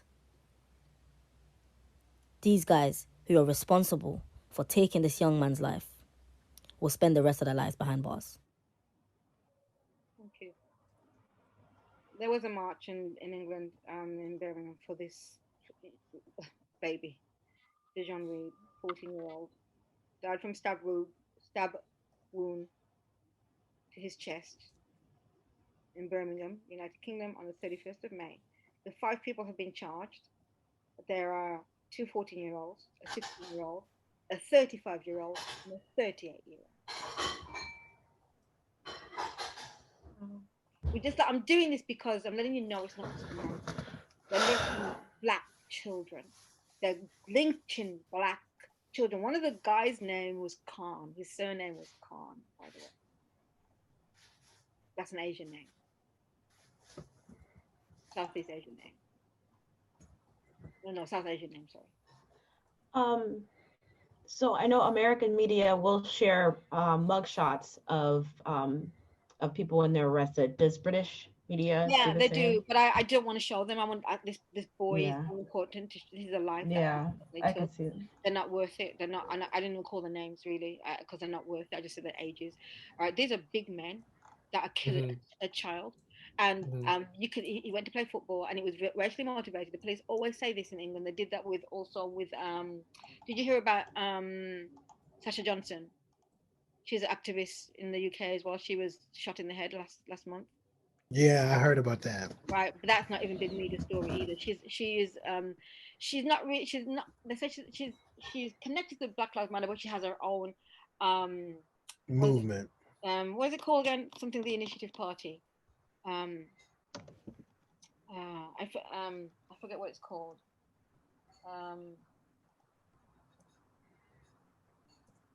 Here we go. Oh, taking the initiative. Taking the Initiative Party. Thank you. Yeah, I just found it. Taking the Initiative Party. So she was shot in the head, and the police came out with the same thing as they did. They said it's not racially motivated. I'm like, how do you know? You just come on the scene, and so it makes you believe that it's racially motivated, because that's the first thing that they say, is that it's not racially motivated, and you just come. You just came to the party. How the hell you know it's not racially motivated? So then you give us reason to think it's racially motivated by just saying you just came. You don't know what's going on, but you're going, it's not racially motivated. People were saying with this Dea John that they heard the racial epithets. Yeah, they're spouting his racial jargon that was as a boy, and they stabbed him. See, that's what I'm saying, right? Like, what's the limit? We're talking about children, 7-year-olds, 6-year-old, teenagers. When I joined your first podcast, we talked about how the police was beating the women, punching the women, and black women. They never do this to white. There's very seldom cases where the police will physically assault a white woman, but they do it to black women so quickly and easily, like it's second nature. Yeah. And then they say, I fear for my life. I just saw that image of that police officer responding to that pool party or birthday party, something like that. That's the one. And threw that teenager girl down. Just immediately. That's always in my head. That part right there, that scene, I cannot shake it. And then there's another woman, I believe, in a Waffle House that they had pulled her clothing down. Yes. And she was still on her back. Yeah. Yeah. Yeah, just humiliation. Why? Yeah. But the thing is, though, we talked about this as well, and I say to you, right? If Black women are protected, they would think twice before they put their hands on us. They would think twice before they put their hands on us. Like I told Kwan about the incident on the train last month, where there was an incident on the train. I was going. I think I told you this before. When I was going to work, and this white man sat in the, he had his feet on the seats, and we know we don't do that in Japan anyway, right? Yeah. And then hold on, when you talk, my voice is gone. So he had his feet on the chair, but I couldn't see his face, and I thought, he's Asian, because it's very rare for Asian to do that. They don't, even if they're drunk, they still take time to take their shoes off. So I was like, well, that's really weird. And then the person's phone started ringing a few minutes later, and the man started talking. We're in the area where you're not supposed to use your phone. It was early in the morning, and there's really not any old people there, but it's still respectful where people don't use their phones in that area, whether there's old people sitting there or not, because it says not to use the phone in that area. And so because I'm a regular on the train, right, the people looking at me, because he's a foreigner, so they're looking at me like, and I'm like, oh, yeah. So I feel responsible. So I just said to the man, excuse me, I'm not supposed to be using your phone. I didn't even tell him to take his feet off. I mean, I didn't even know who he was. I thought he was Asian, so I wouldn't have said anything anyway. But I asked him to not use the phone in the area, and he goes, yeah, just a moment. And I went, no, you can't. There's signs here. So why my color has anything to do with it? It's telling me because I'm Black and you're in Japan because you can't get a job in wherever you're from, right? And he's going at me, and I'm mad at myself because I lost my temper and I cussed him out. But but you know who protected me? A Japanese man. Who Japanese people don't like confrontations, right? Which we've been told and we know, right? A Japanese man looking like a salaryman protected me. And he was smaller than the man. He went up in his face and he did that Yakuza talk that they do. We did that last one where they go, and they roll the tongue. Like, he went up in the man's face and he protected me. That's good. That's awesome, man. Right? Very good. Because he saw that I was protecting them. This is how I look at it. This is how I summarize or how I see it. Right? But I can't honestly say if a Black man in Japan, apart from UCB, would have done that. And you know what? I talk a lot about, maybe Black power, or I'm kind to people. I'm not going to disrespect no one. My personal views is my personal views, right? And I think that's what's wrong with people, right? Like, and that's what I was talking about with the groups. Man, we're humans. We have to treat humans like, I'm going to treat you the way I'm going to treat my mother. I'm going to treat a Chinese Obachan like as if it's my mother. I'm not going to disrespect. But now I'm not going to let you disrespect me either, because now I'm a man, you know what I'm saying? And I think it's like, what happened to the world's common courtesy? Yeah, but I'm still in the same place where I'm at now, because your own people got to protect you first. Yeah, without a doubt. Right? So your own people got to protect you first in order for you to start protecting everybody else. And when your own people, your own Black men ain't protecting you. I was in a club one time and this big 6 foot, 10 million feet man bonked me, right? And I went, are you kidding me? And look at me, I'm only 5'1". I went up to him, excuse me, how you bonking me? Look how big you are to me. But I think he was shocked because I'm like, no, you're mad. And it wasn't crowded and it was not necessary for him to do what he just did. Right? I said, you a big man like you coming and bouncing me, and I'm only 5'1", right? And he's like, well, I'm sorry, baby, I didn't mean it. I was like, but you see me do it? It wasn't an accident. You understand? And so it's not just one. It's one thing. You see Black man with a Japanese, I don't really care. For yourself, if that's what you want. I don't care. Right? But when you see me walking down the road with my white friend, you assume it's my man. We're not holding hands together, and you're walking with your Japanese woman. Why are you turning around and giving me a look?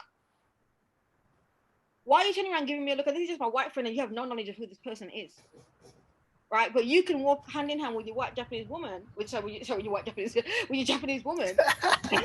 No, they're turning white because they don't get no more tan, right, man? They turning white and white. It's not white and shit, so you know what I mean. But you can do that. But and all of a sudden, when you say to a white person, your back stuck up like a cat and you're hissing, right? So this is what I don't understand. You don't want us and you don't protect us, but when you see us with a white person, you've always got something to say, but you don't want us. What would you have us do? Would you have us just sit in the house and rock like a crazy person and waiting on you to come and knock on our door and say, will you date me? What would you, oh, but I'm too black anyway. I'm too black for you. And I have African features, which I'm very proud of. Who keeps telling you you're too dark? You're not. I know I'm dark. You got that brown sugar. Listen to me. I want to be darker. Right? If you know see what? That's why I think I'm a tan too. Yeah, I don't have a tan. This is me, and I love my darkness. Right? When I was younger, I didn't like it because of what the brainwashing that we get. Right. Exactly. Right. I love my skin. I'm dark and I'm proud of it. Right? No one has to tell me that I'm dark. I know I'm dark. I remember I used to have this one auntie. She was like, "You stayed in the sun too long in the summertime." I'm proud to be dark. You gotta be proud. No doubt about it. So no one needs to tell me about it. Right. I know I am, from the treatment that I got and from looking at myself. And I am proud of being a dark-skinned black woman. You don't have to want me, black man. It's okay.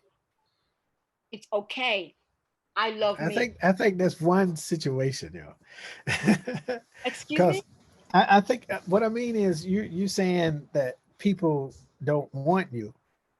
I think you should. People do want you. It's just that it's the wrong place right now. No. And it's not. If you go take a look at even on YouTube, this is not isolated. This is not isolated. A lot of dark-skinned women, right? Could you let's go to colorism. Let's go straight to colorism. Let's go straight to colorism, please. Let's go straight there. Yeah. Oh, okay. What's colorism? Do you say what's colorism? Yeah. Kwan got a video? Are you serious? Yeah, I got it. I studied computers. I'm not reading internet information now. I studied computers almost all day. No, I'm talking about colorism. Do you know what colorism is? No, please tell me. Okay, that's why you're not aware then. Okay. We're gonna tell you right now. Today, friends, we're talking about the light-skinned elephant in the room and why it keeps getting all of the attention. In the world of pop culture, darker-skinned women have frequently gotten the short end of. When you saw that light-skinned woman come in and you were like, "Oh, she's beautiful." You remember that light-skinned professor? Right. But you never told both of us that we're beautiful. I did tell you. I've told you that several times today that you're beautiful. Yeah, you told me that. I remember you said to me about. I thought, wow, I should date her. But I didn't hear. You don't have to tell me that I'm beautiful. I don't need anybody to tell me that, but because I know I am, right? And that's in my soul, right? So, no. I'm just saying, and I'm not coming for you. I swear to God, I'm not coming for you. But I would never watch anything from MTV from just to experience how they never played any black videos. So that's why I would never know. Wait, can I say something about that real quick? No, don't stop it, Kwan. Go ahead. So when these videos were coming out, I was probably maybe in high school. And for me, for my generation, it was nice to see a black woman who had a segment on MTV to simply talk about race and gender issues. It was called Decode. And so for my generation, it was nice to see her on a popular format that I knew everybody was watching. And so that's why when I said, "Oh, I love her," it's because I remember that feeling. Yeah. So let's watch it, because you said you don't know what colorism is, and so you need to be educated, right? So, Kwan, could you put that on, please? Yeah. Today, friends, we're talking about the light-skinned elephant in the room and why it keeps getting all of the attention. In the world of pop culture, darker-skinned women have frequently gotten the short end of the success stick. Just consider the most successful black female singers in the last decade. You could probably come up with dozens of names, including Alicia Keys, Ciara, Mariah Carey, Jhené Aiko, and of course, Beyonce. But can you name even 5 deeply melanated female pop stars? I mean, we did have Brandy as Cinderella, but that was 20 years ago. Wait, was it? From Lena Horne, the first Black actress to sign a major studio deal, to Halle Berry, the first Black actress to win a Best Actress Academy Award, lighter-skinned and often mixed-race women have usually broken through society's biggest barriers first. Now, this isn't to say they weren't hardworking or didn't deserve it, but Black people with lighter skin, straighter hair, and more Eurocentric features have always been more likely to be given the paltry number of opportunities to access white spaces and institutions. This is the reality, but why? Now, before we answer that, we gotta say, who's considered dark-skinned or light-skinned is all relative and definitely varies from culture to culture. But for our purposes, when we say light-skinned, think Nicki Minaj, Zoe Kravitz, Rihanna, Zendaya. And when we say dark-skinned, think Viola Davis, Kelly Rowland, and Lupita. The roots of this light versus dark inequality stem all the way back to the days of slavery, when lighter-skinned slaves, often the mixed children of white slave owners, aka the product of rape, aka your not slick Thomas Jefferson, were given domestic work as opposed to the physical labor of darker slaves, thus landing higher on the skin tone hierarchy because of their proximity to whiteness. This separation was enacted based on the slave traders' false beliefs that darker-skinned people were better suited for hard labor, whereas lighter-skinned Blacks were thought to be better suited for intelligent and domestic tasks. Don't get it twisted though, whether in the house or in the field, they were still enslaved, so it was definitely not a choice, no matter what your weird cousin on Facebook says. Out of the house slave versus field slave mentality came white supremacist stereotypes that framed light-skinned people as the good Blacks and darker-skinned people as lazy, unintelligent, unattractive, undesirable, criminal, aggressive, and just all around bad. Now, while the skin tone hierarchy known as colorism is a byproduct of white supremacy, it's not just a white thing. Stereotypical figures like the angry Black woman and sassy Black friend are unfortunately also present in Black-made media. In the recent past, there have been numerous examples of Black people in the media perpetuating the idea that lighter is better. The popular 90s sitcom Martin, as brilliant as it was, is a shining example of this problem. Light-skinned Gina was positioned as attractive, intelligent, and funny versus her dark-skinned friend Pam, who despite being bangin' was often coded as unattractive and the butt of many of Martin's jokes. And what we will not do is stand for anyone coming for sitcom legend Tashina Arnold. And there's been even more recent instances of this. Remember that time Kanye West held a Yeezy casting asking for multiracial women only? Or when the casting call for the movie Straight Outta Compton described A girls as the hottest of the hottest with real hair, and D girls as, and I quote, African American girls, poor, not in good shape, medium to dark skin tone. Yikes, it be your own people. Or remember when rapper Kodak Black, himself a dark-skinned Black man, said that he doesn't date women who share his complexion because they're too gutter?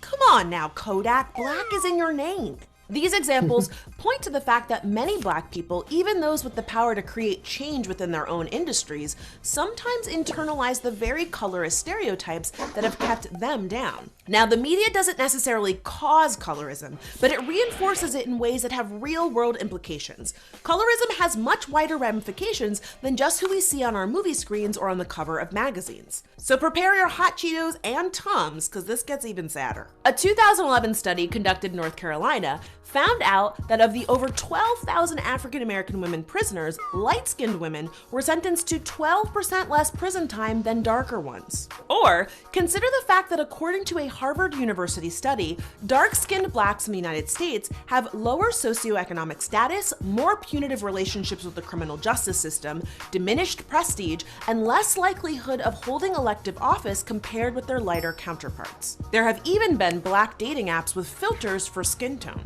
In other words, by privileging lighter skin, straighter hair, and more Eurocentric features, the media creates an environment that affects dark-skinned people on a social, political, and personal level. And yes, the only Aunt Viv I recognize is the original dark-skinned Aunt Viv. Now, of course, lighter-skinned people of color are not exempt from discrimination or racism, but acknowledging that they experience light-skinned privilege doesn't negate those struggles. But don't worry, I have great news. Well, maybe not great news, but helpful.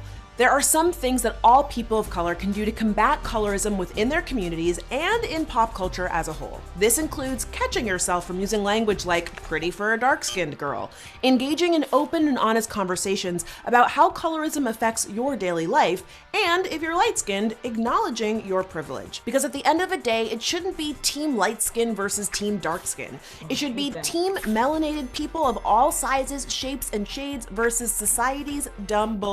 And look, we all have biases. To learn more and to challenge your own, check out lookdifferent.org. Thanks for watching. We'll see you next time right here on Decoded. Into this is wow. I mean, I knew all these facts, but to see it presented, this is kind of wow. Yeah, but there's more. Kwan, I ain't done yet. What? Okay, I have to go. It's my dinner time. Listen, just leave when you need to leave. No, I told you. Okay, thank you for having me. Thank you so much for being here. Nice to meet you. Yes. Thank you, CB. Thank Enjoy you. your dinner. All right, más. Bye-bye. Yeah, I want you to cut Chris Brown's dark skin policy, and then after that, we're going to look at Kevin Samuels says black women are universally the least attractive. For those two, let's have a look at that. There's lots more on that, but I think we'll focus on those two, where it says Chris Brown's no dark skin policy. Easy breezy, colorist Brown. At least that's what they saying in these streets. Brown, they on your ass, boy, and not in the way that Raz B said they was years ago. And I was with two light-skinned girls and one white girl, and we're walking into the club. Very famous R&B singer, okay, walked up to me and looked at my girl, said, "You can get in, but no darkies." And I kept walking because I was like, "Huh?" He's like, "I said no darkies."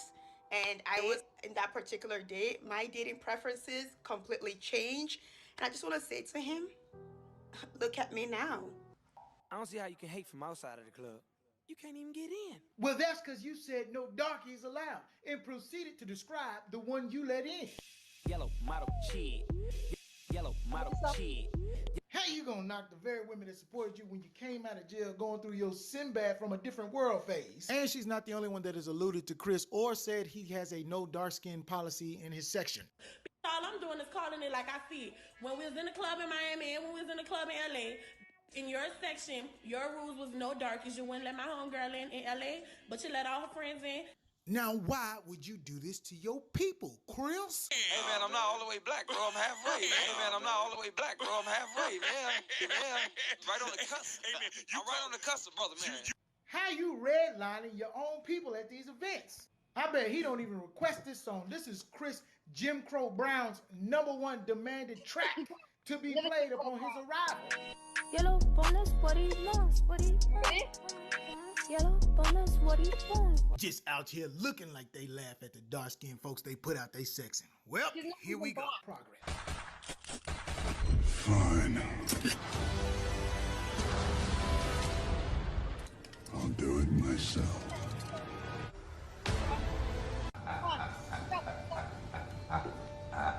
And show the other one with Kevin. I mean, this guy, he's been dragging black women. Have you heard about him, Kevin? Thank God you haven't, Kevin Samuels. I don't think so. I didn't really want to talk about him because he's been dragging black women so badly. The younger girls, the millennials, and he's been really dragging them. I don't really even want you to even go and look for him. According to a study by Dr. Julian De Silva at the London-based Center for Advanced Facial Cosmetic and Plastic Surgery, this is the perfect female face.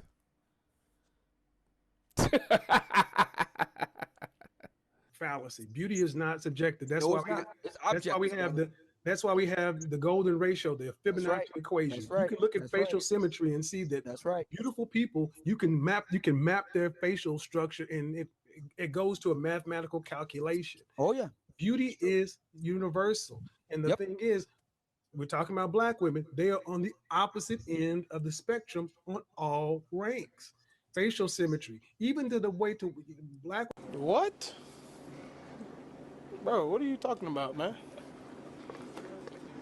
Bro, I'm out, man. That nigga's tripping. What's up, good people? It's the Poor Black Man. I respect your time and I respect your intelligence. This video is a follow-up to the statements made by Mr. Kevin Samuels. And this is going to be a very comprehensive video to challenge the notion that black women are the most unattractive women based on the golden ratio. That's what this video is about. It just seems like it just seems like the people who use that already had an opinion and then look for ways to try to support that mindset that they already have. Yep. Because it's of course it's the beauty. You can only say something is beautiful because we made it so, like we've just decided that this is what's considered beautiful or this is what's not considered beautiful. No, I did. That's the white man's thing, though, right? Again, we're following what they've put down, right? But I'm not following that. I used to as a kid because I was brainwashed, right? Beauty is what you make of it. Beauty is in the eye of the beholder. Absolutely, it's in the eye of the beholder. No one can tell you what's beautiful apart from yourself. Yeah. Right? What's beautiful to you might not be beautiful to somebody else. And what's beautiful to somebody else might not be beautiful to you. And that's how it works. Yeah. It's subjective. It's absolutely subjective. No one can tell you what you my shiny forehead. No one can tell you what is beautiful to you. They can tell you what's beautiful to them, and they can follow the status quo if you like, but not everybody follows that. Not everybody follows that. Yeah. If that was the case, you wouldn't be with who you are, and I wouldn't be with who I am. Right? Am I wrong? No, you're not wrong. If that was the case. Right? There's so much to talk about, and it's unfortunate that CB's gone because he was saying he didn't know the word colorism, but he said he knows about it. Yeah. But he was saying to me, I don't think, and I don't know why he's not here, but he did say that it was a one-off, and I was saying to him, and then we showed him that video to reinforce what I was trying to say about black men, that they come for us, and they've been coming for us, and it's not new. And I felt, like I said earlier on, that I felt that this was happening in the 80s. And when I went to America, I'm not saying it never happened, it wasn't happening, but it wasn't like England. And I felt that when I went to America early 90s, and black men were just coming, right? And I felt so good to be black and to be dark skinned. And I was with my black boyfriend at the time. We went over there to see his family. And we were on the beach, and this guy said, "I'll fight you for a man." He was just joking, but this is how I. Do you understand? And I didn't feel like it was just me, And but black men were attracted to me when I went to America. I didn't even have to open my mouth. I know that being British black, that's also something that, but I didn't even open my mouth. Yeah, that's the thing. They didn't know. They didn't know. Yeah. I didn't say anything, so I wasn't talking to them or anything like that. It was just they loved black women at that time when I went out there, right? And back in England, black men weren't saying nothing. Yes, I was with a black man, and he was completely different to the other black. And he said that with me because I didn't say he wasn't black. He was completely different to the black man because he still loved black women, and he wasn't after the light skinned black women, or he wasn't after white women. I guess I like a black man who just likes black women. You have colorism in your culture too, right? You have dark Chinese. Yeah. What's it like? What's it like? Yeah, for sure. Oh, definitely. I mean, even in Japan, like, the lighter the skin. Chinese, come on. I'm going to Japan for. Yeah, I mean, no, it's the same though. It's the same. I know. I mean, it's the same as. You're Chinese, so I want to look at you. We don't want to look at because you're not Japanese, so you can't speak for them, right? Yeah, but I guess like, I guess this topic never came up explicitly, like in my family or just in general. But like, when I think back about like my experience growing up in Canada, like, I guess I always felt like, I guess, how do I say this? Like, tell the truth. Compared to like, yeah, like a less of a formidable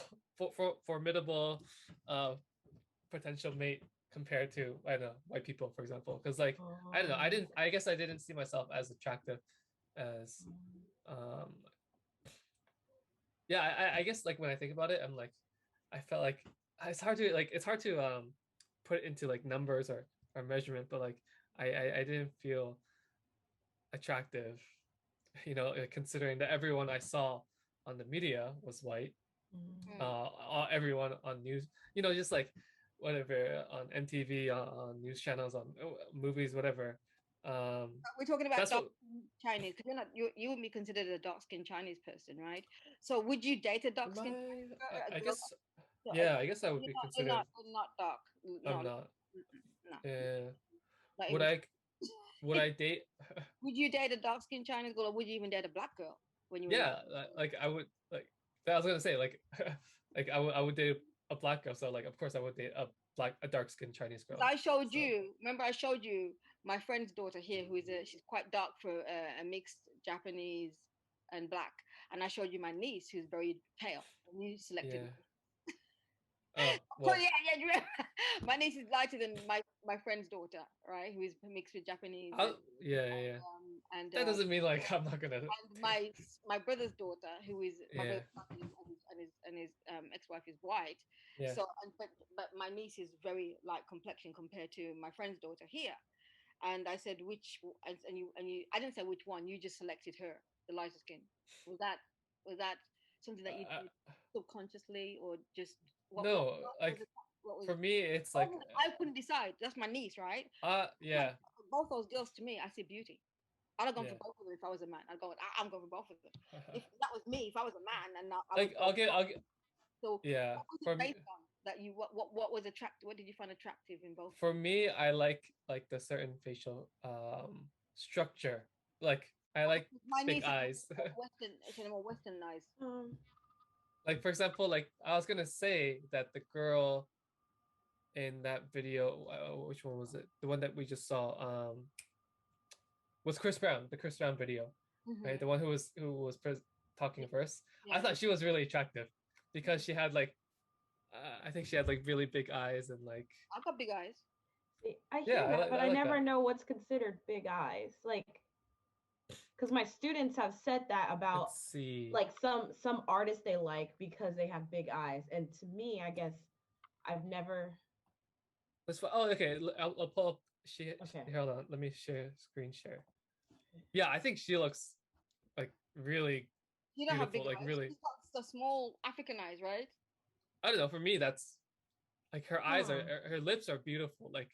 Oh, absolutely. Her skin is so nice. Yeah. And like, I don't know. It's very like also very like maybe flat, I guess. Not flat, but like very smooth. African. But just her lips are African features. Beautiful, yeah. It just looks so perfect. like her eyebrows are so nice. We don't wear makeup as girls down here. But, so I'm wondering, so I guess growing up, I'm trying to think what facial features were people looking for. I think I remember high cheekbones were a thing for a while, and then because there's no I think it was more like they were excluding people from features and not necessarily looking for features, like no wider noses, no bigger lips, things like that. I remember hearing that a lot. And when it came to, I guess, guys looking at Black girls, like a lot of us felt excluded already because we had bigger noses, bigger lips. And then I think even at that time too, they guys wanted really thin women, no shape. And so, like, you know, when you hit puberty as a brown woman, usually your hips start to get a little wider. And so you're like, oh no, I'm not the really skinny girl that guys looking for. When I came to Japan, I was size 0. I was a 0, and I was like in my 30s. So I was a 0, right? So it didn't always have to do, it's the features. I don't have that European feature, and I don't want it because I'm African, and I love my features. I mean, the only thing I got big eyes, which is not really African. I don't think. I think it's more like Indian, the Asian side, as in South Indian, right? They have big eyes, right? So that girl there, she had more African eyes than African. I mean, I guess I shouldn't say that. I'm generalizing because Africans got different. They've all got different features. Depending on where. I shouldn't say that. Yeah, I shouldn't say that. We've all got different features. all. Some of them got European features. And is it really European features or is that African features? Do you understand what I mean? Do you understand where I'm coming from? So it might not even necessarily be European features. But what I can tell you this is about, I know that white men, once upon a time in England, loved dark-skinned women, but it's the black men that's, because they follow, you know, black men lay down all these different fashion styles and you know, so, and I know that white men used to like dark-skinned women, but it's not, it's usually now they like mixed-race women and lighter women, because I feel it's because of black men, the stereotyping of black women and how they've villainized us, I guess, in a sense. I'm not saying all black men, I've got to say that, but I know I've been through it. Would I'm settled now, and I still love black men. I've been nothing. I love my black men. I love seeing a black couple together. You know, I love seeing me and my man together. You know, and you and your man together. I love seeing happy couples. And again, you know, it's what CB said. You know, we are humans at the end of the day, and that's what we are. We're all human beings, and I just wish that we could all could see it that way. See that way. Then we wouldn't need policies designed by race or gender or anything like that. It would just be a policy governing us as people. Right. Yes, absolutely. That would be nice. I wish we didn't even need policies. Yeah, and people just behaved. Move on quickly. We talked about Sasha Johnson. I just want to give a full update on things real quickly before. Could you put a picture of Sasha Johnson, please? I just want to make sure that we talk about her and that she's still in critical condition after being shot in the head. 4 men have been charged with conspiracy to murder.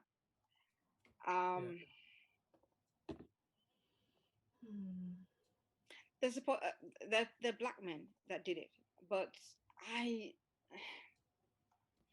don't know. I think they were either paid by supremacists or they're stool pigeons, because they're denying it. All 4 of them are denying it.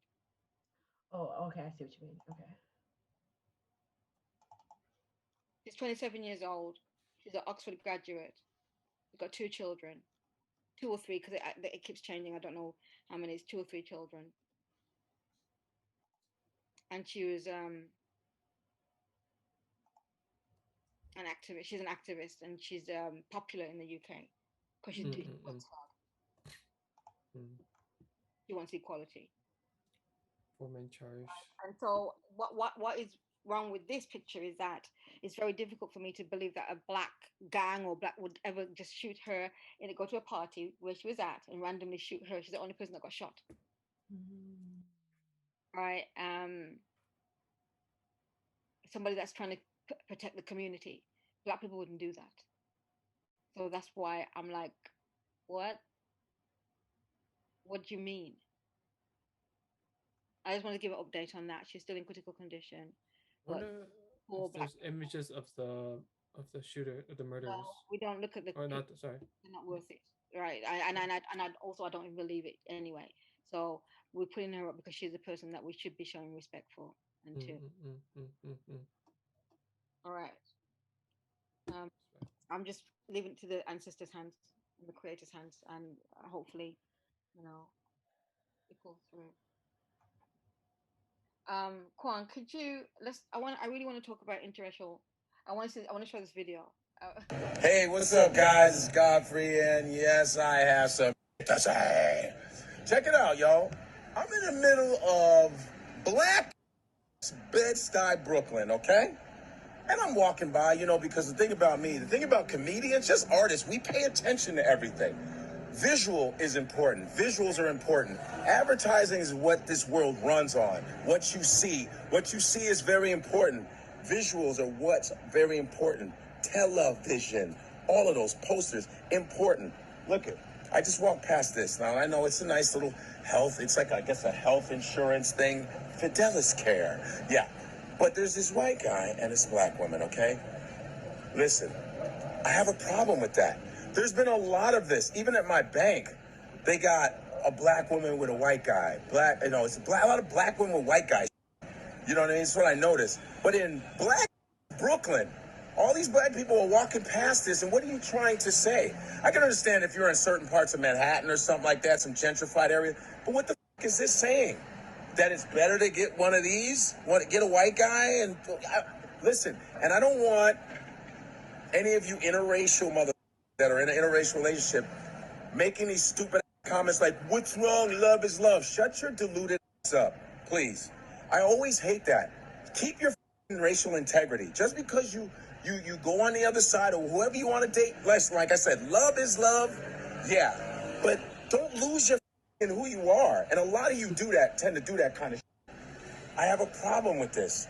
Now, first of all, where's the black dude with the white girl? First of all, we started that, all right? Black dudes have been messing with white girls for a long time, and that's half the reason why you motherfuckers do this in the first place, because we were the ones that kind of abandoned you. I get that.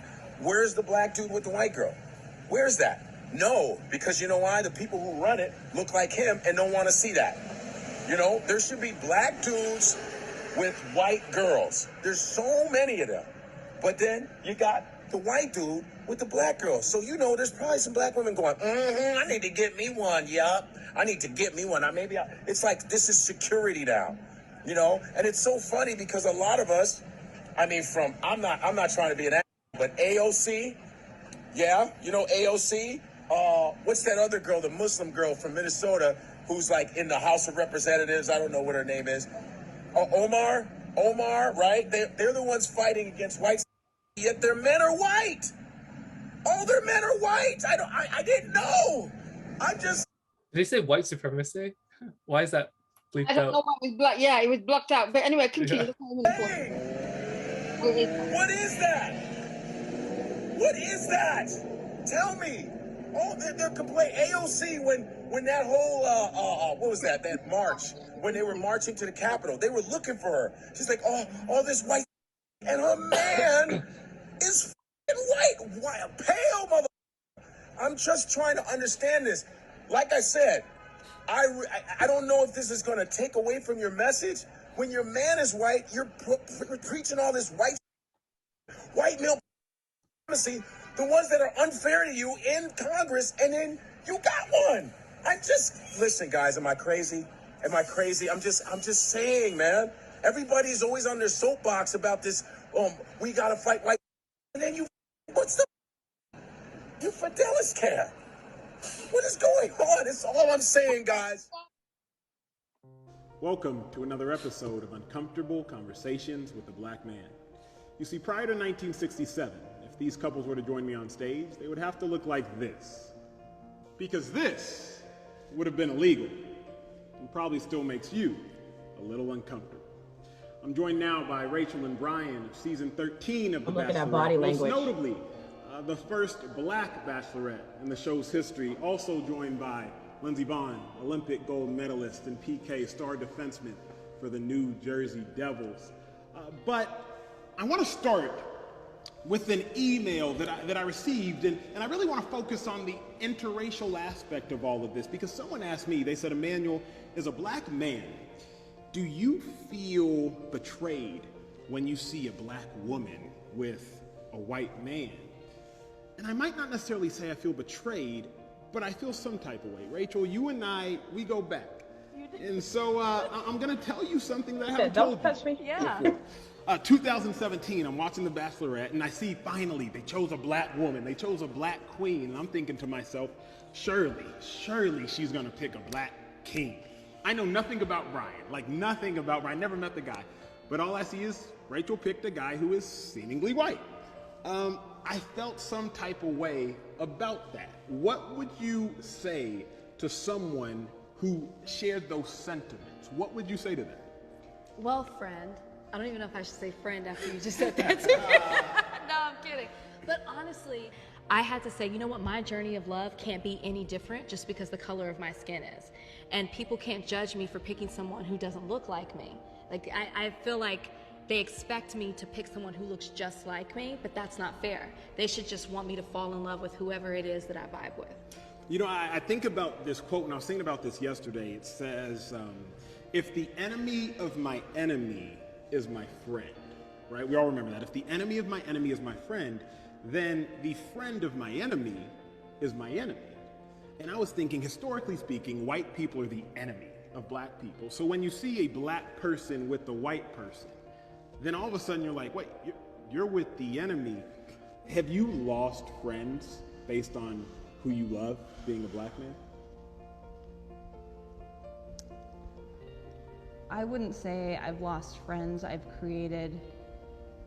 There has been a lot of difficult moments with people that I'm very close to that it's been very hurtful, and I don't know exactly how to approach it. I don't know how to communicate our relationship to them in a way that they understand. I don't know how to get rid of racism and just allow them to see him for the person that he is. I don't know how to do that, and that is why I want to talk, because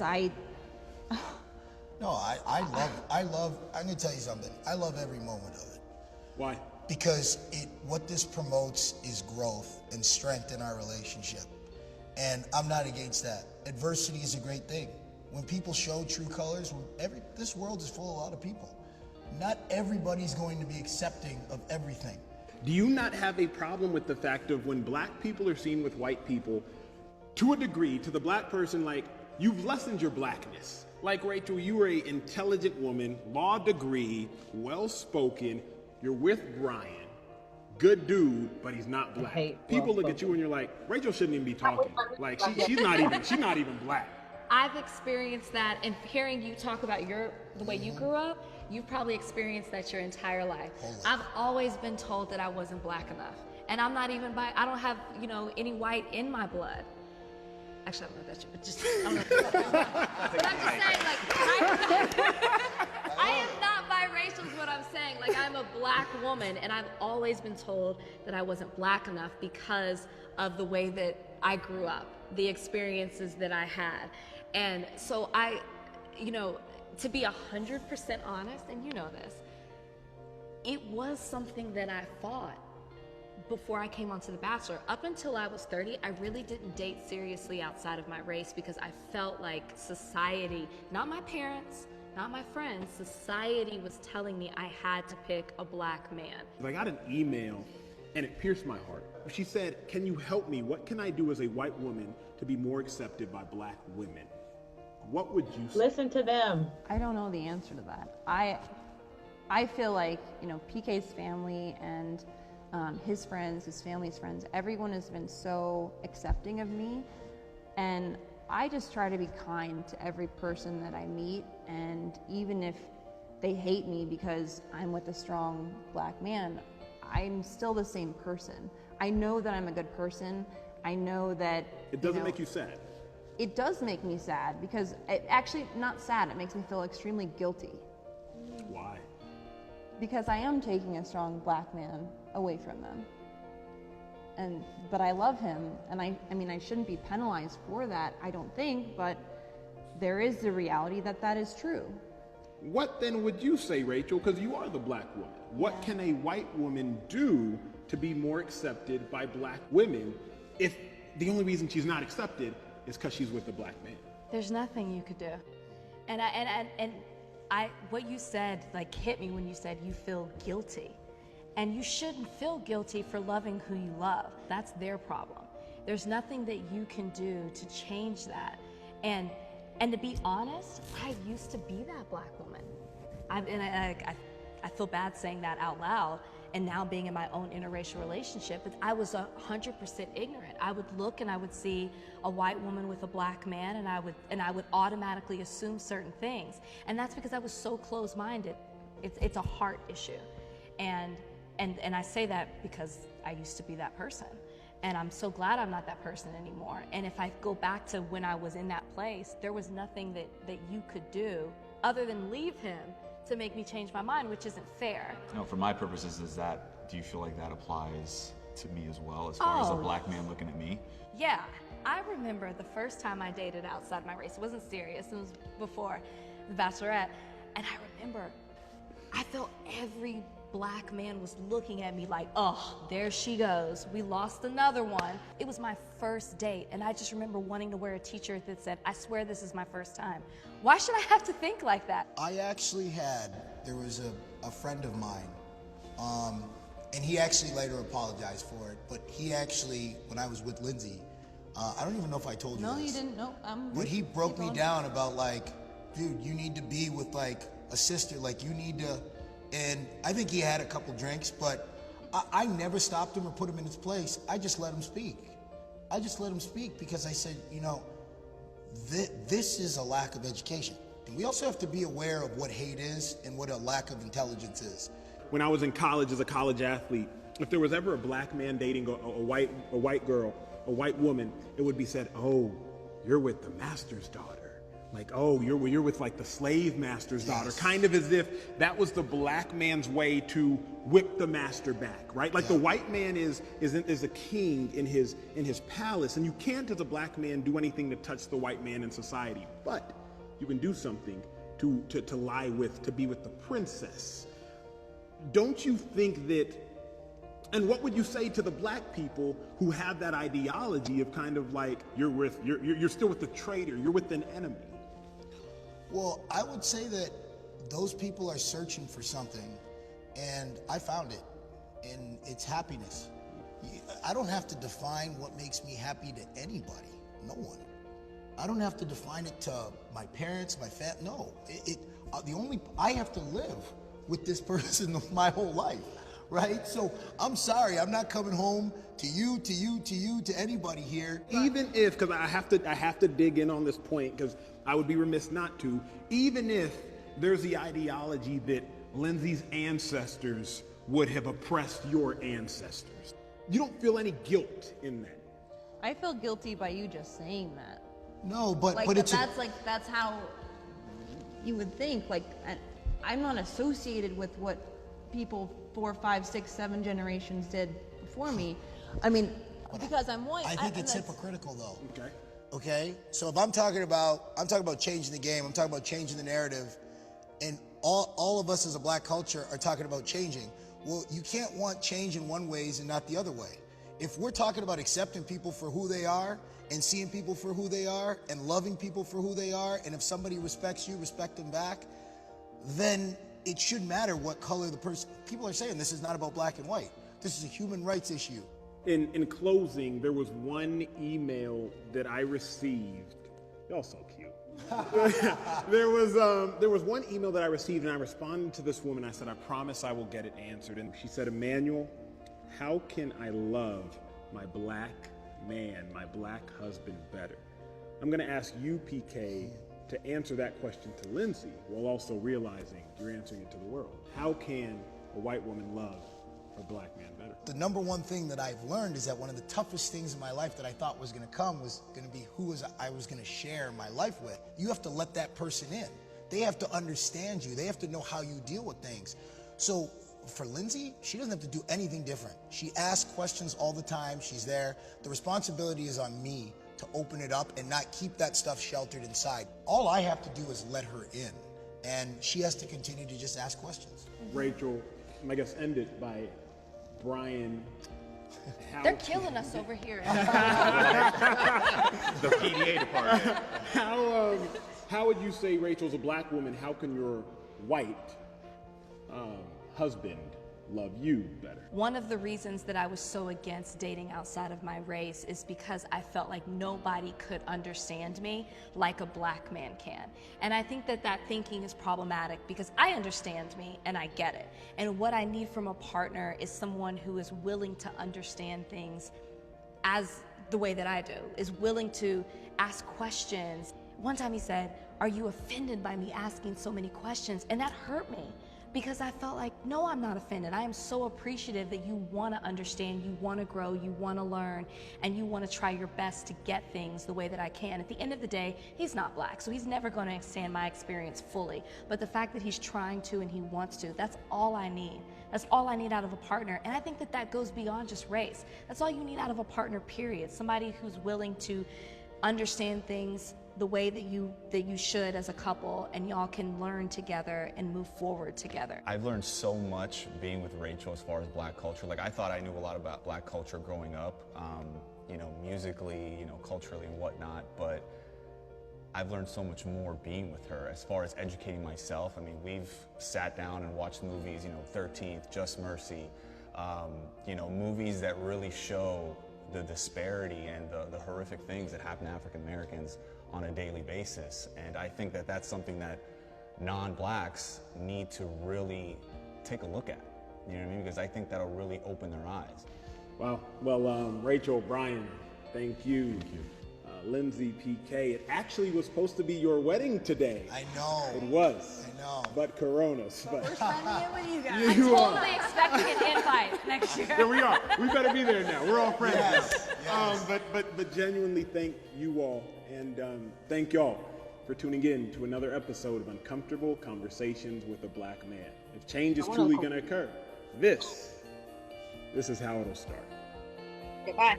Oh, I have so many thoughts. Listen. So many thoughts. Listen.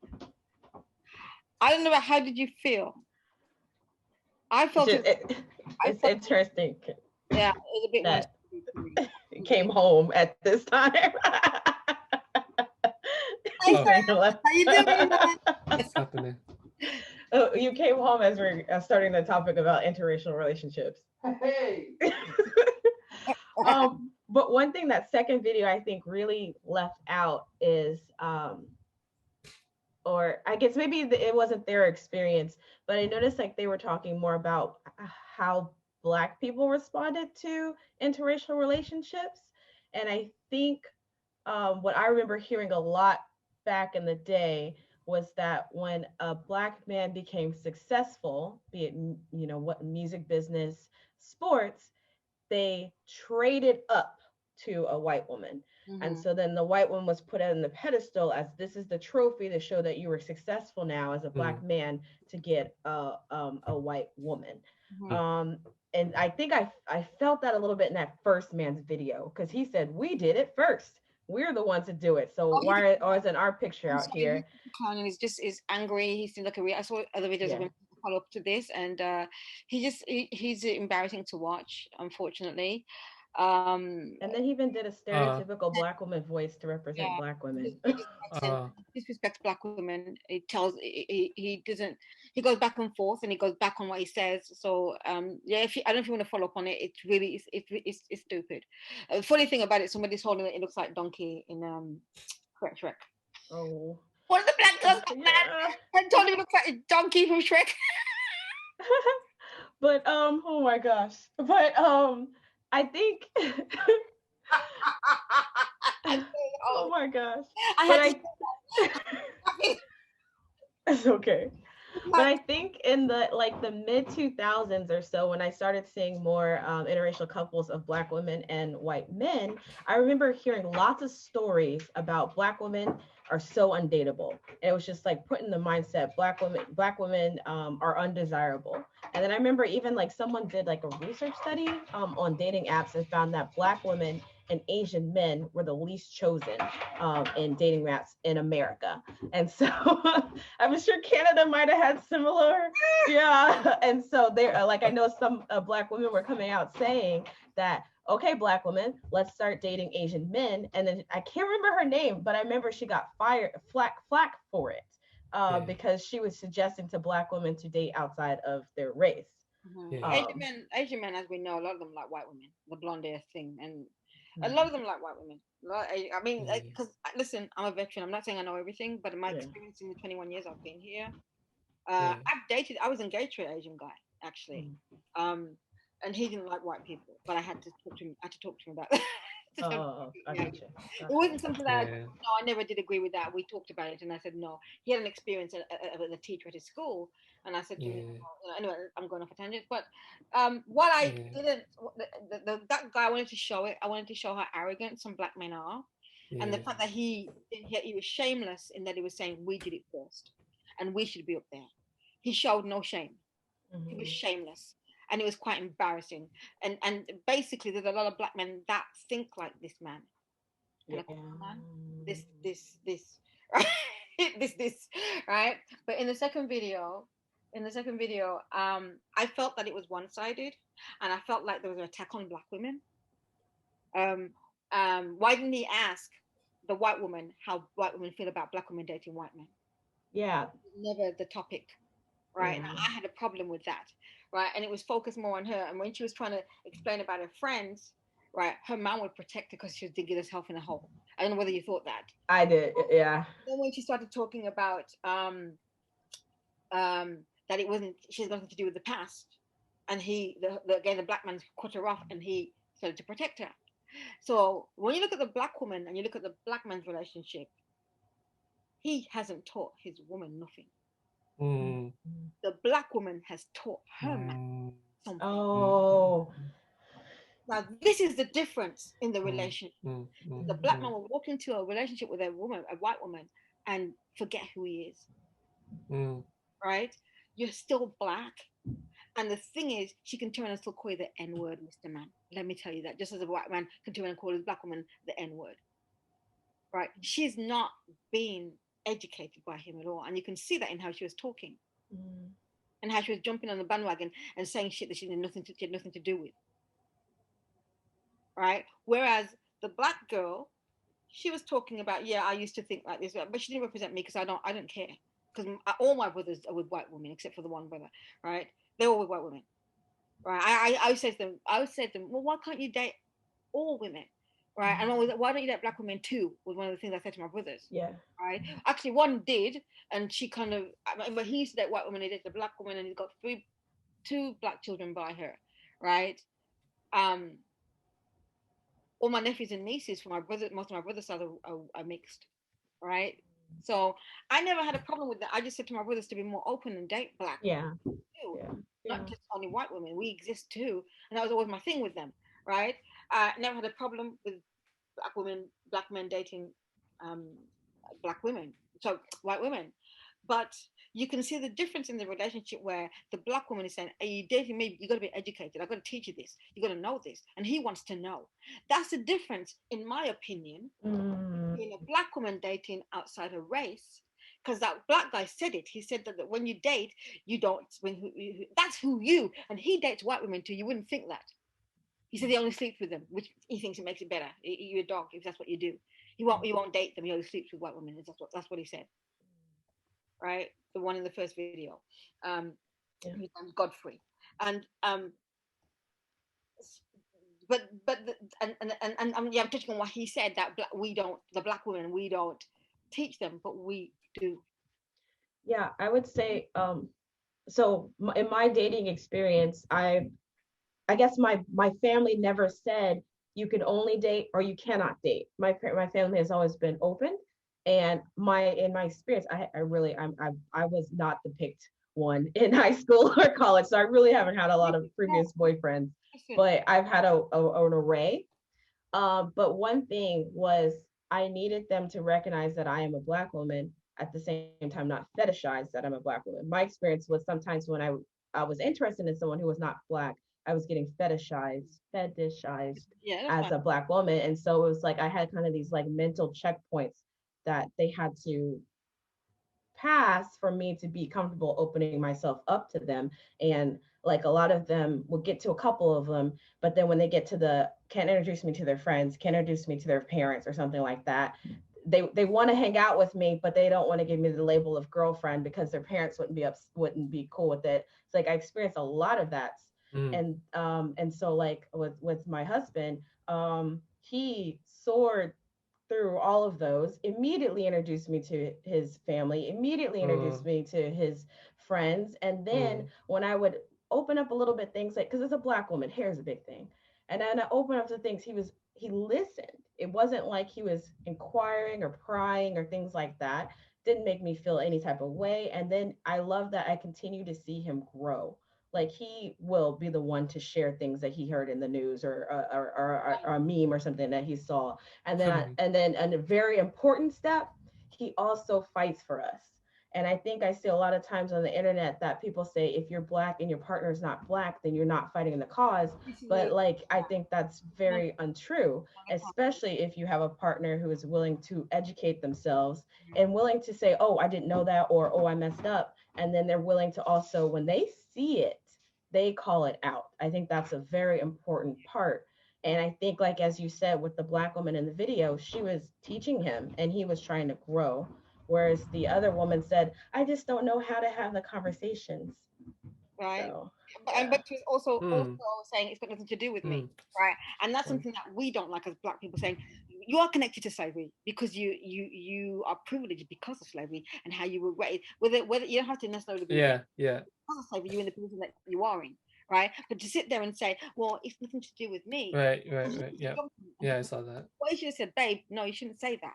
Right. He didn't. And this is the thing, this is the problem that we have with them. They always come for us when we're the ones that are dating white men, right? But when they date white women, who are they? Who are they being?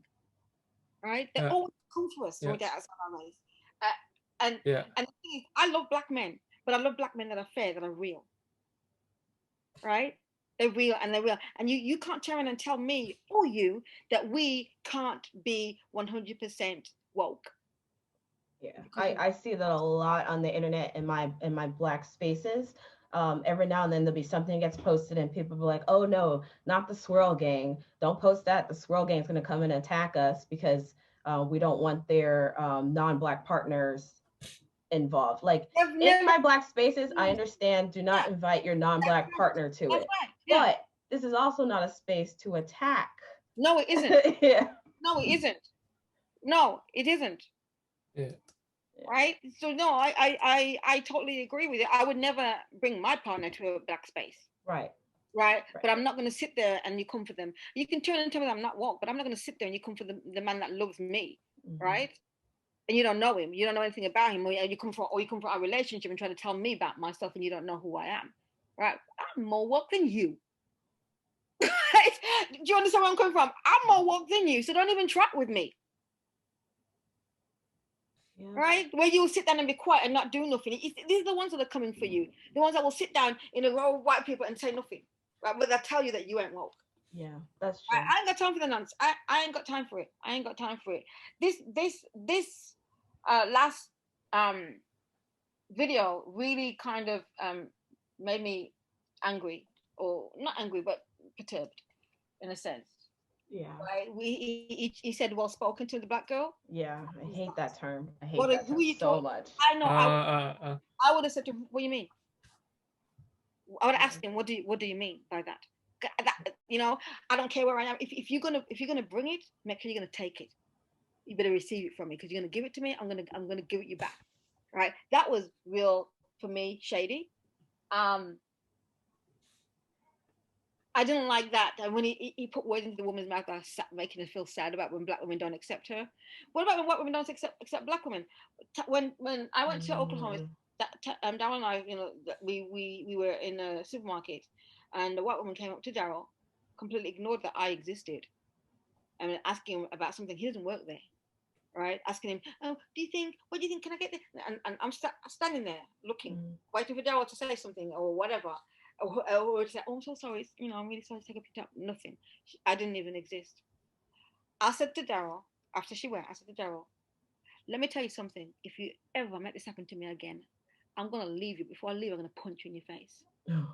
Right? And I said to him, listen, I ain't violent. It's not a violent relationship, but because it really, and I said to her, you see that woman, right? Could I do that with her and her white man? Or even a Black man? And he went, no.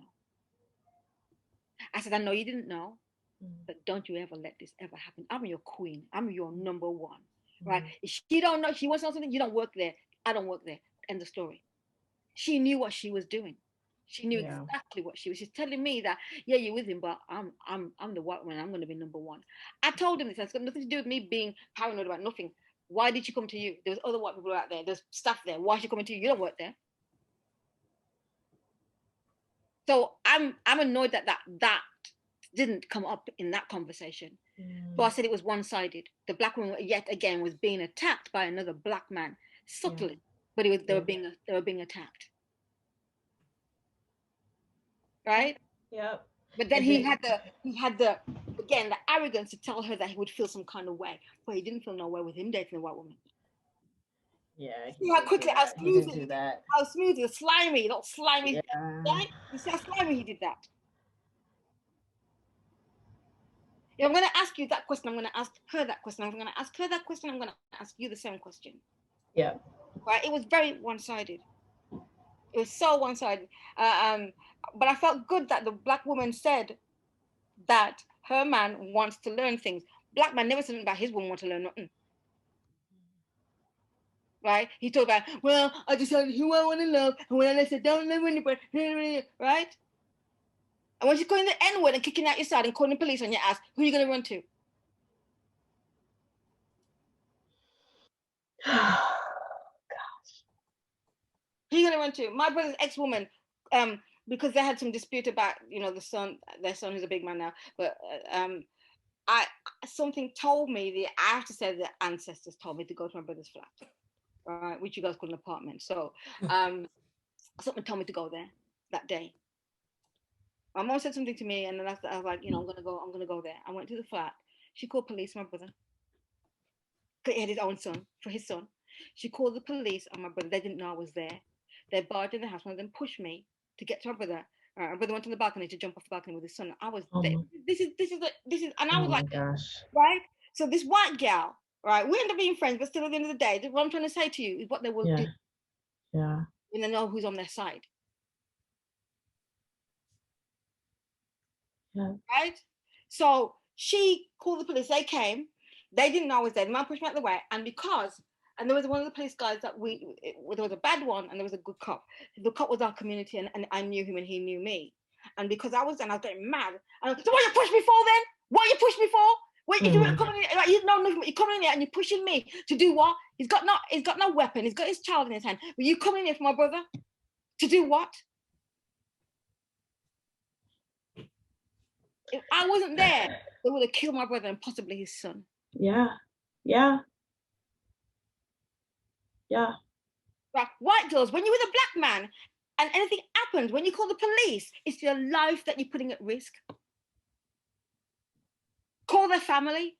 Because my mother, my brother, I mean, I shouldn't be my promise, whatever, but anyway, one time he I don't know,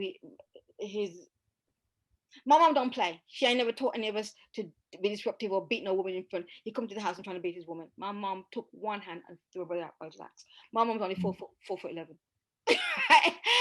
And she took one hand, wrapped his hand around her head, and threw him out the house. Don't bring it in my house. Yeah. I don't care what she's done. You don't beat no woman in my house. And Yeah. that's how we were raised. Yeah. And this is after the fact that she called the police on him. Right? It's after the fact. Yeah. But no, that's a good point. Calling the family, calling the friends. This whole calling the police for some situations is just. Yeah, you call the family. Usually the family, right? Usually the family, they got your back. Yeah. There ain't no need to call no police because you know exactly where it's gonna go from there. Yeah. I can't remember what it was, but I saw some article a while back. See if I can find it, but it was basically just because your partner is a different race doesn't make you not racist. And they're showing couples where their partner might still do and say racist things, but it's like their partner's an okay, but anyone outside of that is a no-go. And I remember kind of experiencing that a little bit in college, where I would have a guy that I'm interested in. I'm an okay, but my friends maybe not, because they might act a certain way. They speak differently than I do, things like that. So it's like some people make exceptions too. So even in a partnership where it's a Black woman and a white guy, it's not always great either. Conversation, like I said, Darren and I have that thing where because I'm doing that white thing, aren't I? I go, yeah. Right? I know I'm really strict on him, and I said to Daryl, I don't want to be controlled. I don't want you to think you own everything. I don't, and that's my fear. It might be my insecurities that I've got, and sometimes I do make mistakes, and I'm very apologetic. I feel really bad about it, But I want us to have that relationship where he's not afraid to ask me anything ever, and we're not afraid to talk about different things. But I want to make sure, because I said to him, I wonder if Black women who are with white men have that talk with them, where they say, I said to him, you know, you still got the white traits. There's some white traits that you have where you do bring to the relationship, and where you don't own shit. I don't like that.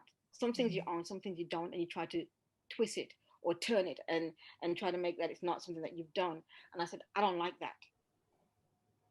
Right? I don't want, is that a white thing? I don't know, but I just feel like it is, because I've experienced it from white people a lot. And so I don't want you to bring it to this relationship. And I know it's something that you've probably done, but you have to change that. I've got things that I've got to change too. But it's like, for us, it's really, really minute things, but it's still a big thing for me. But when we talk about, the only thing that he ever felt uncomfortable about is when I said to him, you can help and put money into stuff, but you can't have a post on it. You can't have a position in it. Right? And he didn't like that. And he said, but when we start watching different things and listen to different stories and see what happened, right? He said to me, I understand now. Right? I understand when you have the music of Black origin in England. I think maybe I mentioned this to you before. I'm not sure. I went to the very first one, and it was created, to my knowledge, by Black people. There might have been one white person in there. Now it's run by white people, and white people are winning the music of Black awards. Yeah. Right? So this is one of an example of what I'm talking about. Is that whatever we got, and if you put one head in there, somehow, it's like gentrification as well. They come into our communities, right, and take away our life, our way of living, right? It's the same thing with appropriation, right? And the thing is, people go, "You get upset for." The thing is, because we know what you're going to do. It was like with Adele, when Adele had the tattoo knots, and people saying, right, so this is in Facebook, right? My cousin is mixed, and there were some people on there that weren't Black, were dating white people, were dating Black women and white men, dating Black men and dating Black women. And I said to them, you have no say in this. You only date or married to or with Black people. Keep your mouth shut. This is not your experience of appropriation. Because they were saying, you can't be willing to everything. You don't understand what this means. If Adele's going to wear her hair like that, is she ready to stand up and say to people, it's not my creation, and don't steal it, and don't say it is? This is the way that you carry when you wear Black things, when you do Black things, right? This is what you need to be able to make sure that you're going to do if you're going to wear it. No one's saying you can't wear it, but when it's appropriated, make sure you've got a mouth to say, this is not my culture. Yeah. I am just admiring it and I want to try it. Yeah. Right. And that's the point, that's what people, when people do this, when they wear things from our culture or from other cultures, they don't say it's a Black culture and they don't speak up on it. Right. So I wouldn't like when people didn't like me. I don't give a care if you didn't like me. I'm talking real. It's not your experience. Come out. Keep your mouth shut. It got nothing to do with you. When it's your experience and white people's experience, then you talk on it. And that's the other thing with my partner as well. When it's like a Black thing, I'm like, yeah, but you ain't white. It's very rare that I have to say that, but I do. You ain't Black, sorry. It's and so do women, Black women and Black men in relationships, in interracial relationships, is it like that, or are you too afraid to do anything? Do you know what I mean? Yeah, and I wonder for some, does it have to do with age, experience? Because I think maybe in high school I would have spoke up about some things. Almost 20 years younger than me. Sorry? My partner's almost 20 years younger than me. Ah, okay. Yeah. Yes, it does have to do with age. But yeah. he's also, right? He's very right with grandparents, so he's a very old soul. Yeah. He's still young though. He still does things that where he shocks me because, and I forget that he's not, you know, he is still, you know, he's still young. But there's certain things I'm like, where you come from? How do you know that music? He knows those things, right? Yeah. Going, what the hell? So he's very deep in a lot of things. He knows about a lot of stuff, and the way his parents raised him is, I respect them for how they raised him. And he was like, if my parents say, you ain't with a black girl, then they lose me. He's the only boy, right? So he said, I'm out. It's not, and I'm not just talking. You know what I mean? And he was worried about me meeting his grandmother. Yeah. Because he was worried that she would call me colored. Oh, okay. And he said, and like he said, he was really worried, but she didn't. Okay. Even his mother was shocked because his grandmother don't like nobody, but she loved mine. Yeah. Yeah, she passed away on the 1st of this month, actually. And oh wow, sorry to hear. Devastated. Yeah. Yeah. So, she was a beautiful woman. A beautiful smile. I really loved her. I really, really did. And Daryl took care of her. He was an amazing grandson. And I know I'm being biased, but he lived with her and took care of her. This is a young man. Yeah. Right? That's amazing. So I'm very proud. I'm very proud of him. I can't even think of the words. That it's very rare that a man in his age that's gonna take care of his grandmother. And Mama was a handful sometimes. But yeah, I remember when I first met her, and Daryl, I didn't tell Daryl, we're going out the door, we're leaving, right? And Mama was just behind me. She went, put her hand through my. Oh. And I just started laughing, and Daryl was like, I went, no, she's family. It's okay. She's family. And I said, if it was anybody else, I would have had to go. That's some words, yeah. She's family. It's okay. Yeah. I was getting mad. I went, no, it's okay. I said, what was funny where she did it, when I had my back to her while I was walking. She grabbed my hair and casually talking to me. She didn't ask me about my hair. She just put her fingers. Kept talking. She's like, I just needed to know. Oh my. Now do that voice. I like it. I like it. I just needed to know. Yeah. That's how I feel.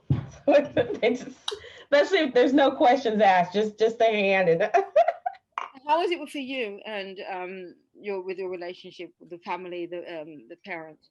Because really? I thought he was mixed. Yes. Okay. Yeah. So his mother is white and his father is Latino. Yeah. And so, but he's so white presenting, and therefore his life has been as a white man. Like that's how people interact with him always. Now I've on the outside looking in noticed how sometimes people of color, especially other Latinos, might see themselves in him, but for the most part, white people just see him as white.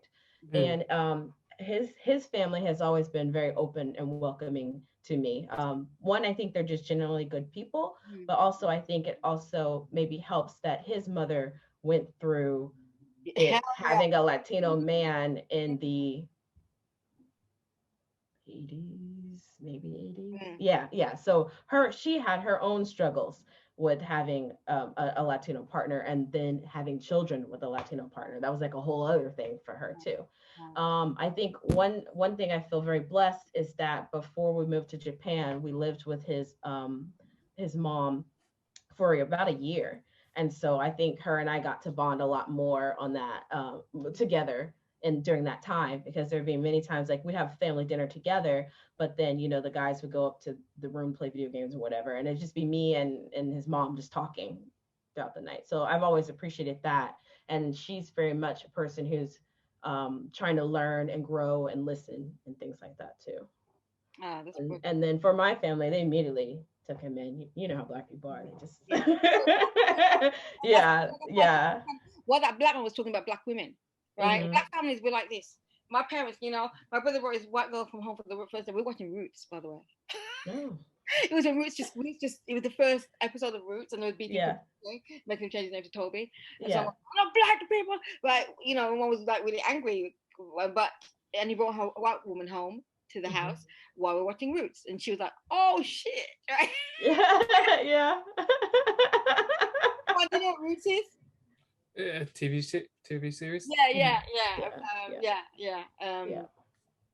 So it was really funny. But yeah, I mean, what your story is the same as mine. It's the same as you know. It's, I don't think it doesn't happen, but it's a rarity that Black families are not open to interracial dating or marriages. Sorry. It's usually the other side. It's usually the white side that doesn't want it. Yeah. Well, see, I've had in the past with boyfriends, though, I've never fully had a good experience with the family. One guy I dated in college was half, I can't remember what his white side is, but it was European, and then half Chinese. But he presented as a Chinese man. And so his Chinese father loved me. Like anytime I came for family dinners, nothing but good times.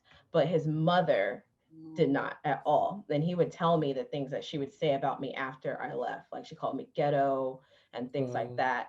And that's where the problem is. I mean, if I was, you know, I know I'm not a lot of the ghetto, but that's in her mindset, that's what Black women were.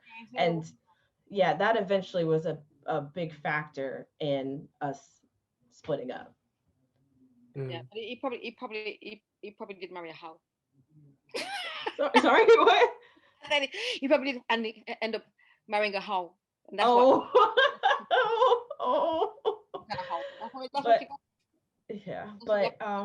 what's your ghetto? What you know about ghetto? What does she know about ghetto?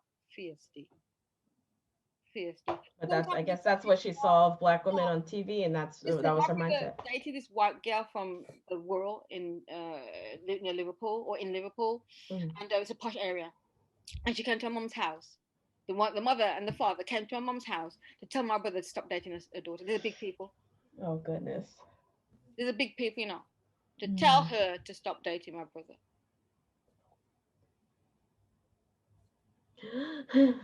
Yeah, some of the things that Black men go through, right? But they wouldn't do it for us, some of them. I mean, there was a sad case, I remember. There was this Black girl. It was so sad. I knew her, and she had 2 kids. And she was a Rastafarian, so was a partner. And, you know, they were all, you know, I didn't know there was a problem or whatever. And I can't believe I'm saying whatever. I don't like saying that. I didn't know there was a problem. I wasn't close to them, but I knew her, and she was so nice. And, you know, he left her for, I don't know, I can't say he left her for a white woman, but I just know that he was with a white woman and they weren't together. She took her life and her kids on the train. She dropped. Oh my God. Terrible. That was I remember that it was there's that side of it when the Black men leave the Black women. Yeah. Right. And I don't know, and it's like when you've been with them all your life, like from because you see that a lot with the famous men. That's something that you mentioned, right? But they've been with them, they've got kids with them, and they either cheat on them or they walk out on them and leave with the white woman and in splendor with this white woman, without that Black woman was there by their side, you know, fighting with them through all this until they got this fame, and they walk away from that. And they were the white woman like this trophy and feeling like they've got the prize, when the prize was always that woman that was with them. I don't know about the arguments or what fights, whatever they had, but it's just sad when you see all that. And that story reminds me of that girl, you know, that they'd been together things, I think school age or something like that. And then to see the ending of it, you know, break up in a good way where she's mentally well and you don't just, that's it. Yeah. You know, and I do agree with CB that we do need counselling, but not by white people. Not by them. I'm sorry, I don't trust them. Yeah. And the first, I mean, in England, they were already shipping my dad off because my dad suffered with mental illness, right? So they were shipping my dad off to the ETC treatment without even getting my mom's permission. Oh, you did. Right. I think I've mentioned this before. He never got counseling. He just got medication. So why are you going to come in now saying you want to give us counseling when it wasn't available to us before? Actually, I have a question about this.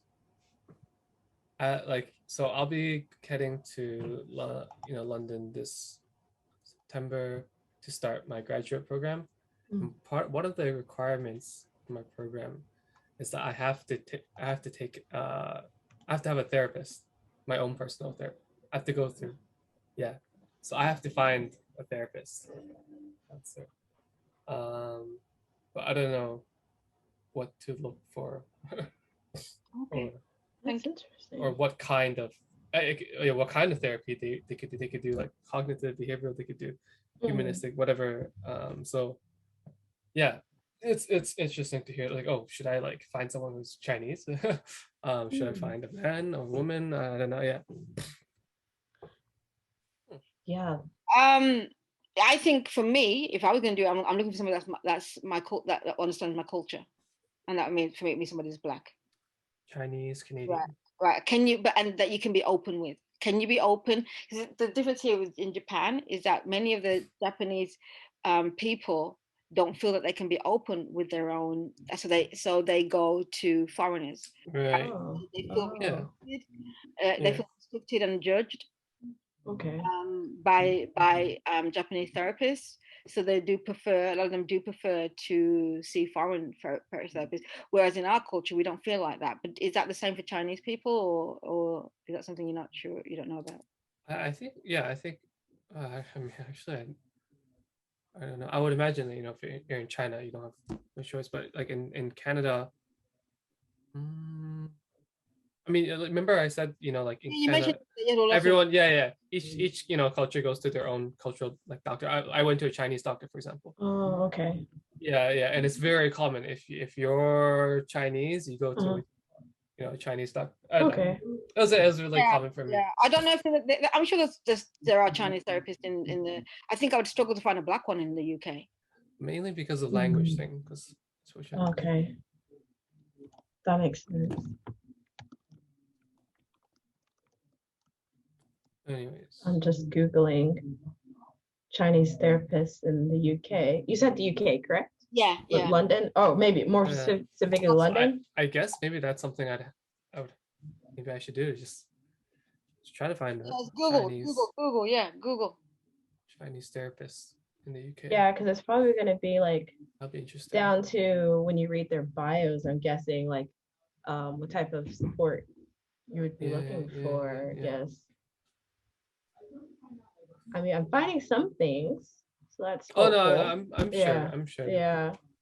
But it wasn't something that I thought about. I'm like, a therapist is a therapist. That's But then actually, like from this conversation that we're having, there's it is important to take that into account. Yeah. They've got to be culturally aware, and white people, they think that they know everything, and they don't. So, I would recommend and suggest. Right. So I wrote for England. I put black therapist in Wolverhampton, where I'm from. Yeah. It's coming up with affordable online counselling. Oh, online. Yeah. Why ask for black therapists? Why are you coming up with online? Yeah. I just feel like, as far as medical doctors, in my experience, I've had worst experiences if they were white and female. If they're white and male, it's been okay, but white and female, I've had experiences where I've been not listened to, and it makes me concerned about things being missed. Yes. But it's difficult for me to find a black female medical doctor in my back home.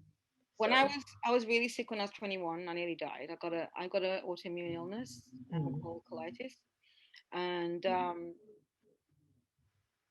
I remember my doctor it was really weird. I don't know why this had nothing to do with my doctor, and the nurse wasn't there, and I know that was violated, but I never said anything. I was 21. I didn't know. I didn't understand it. It was a black doctor, African doctor, and he was feeling my breasts. And I was like, what's this got to do with my stomach? I couldn't understand it, but I never talked about it because I felt it was my fault and I should have said something. But there was no nurse with him. He said the next way. But I was 21. Yeah. Innocent. I was really innocent in that sense. I didn't understand it. I never mentioned it to anyone because I blamed myself. Yeah. I'm so sorry you had that experience. It's fine. I mean, it's not fine, but I wish I had known, and because he had nothing to do with me. Yeah. Right. You saw a black woman a black person in the, because I looked I looked like I was 14. I thought I was a little girl. I was 21 and I looked 14. I'm tiny because I'm petite, right? So yeah.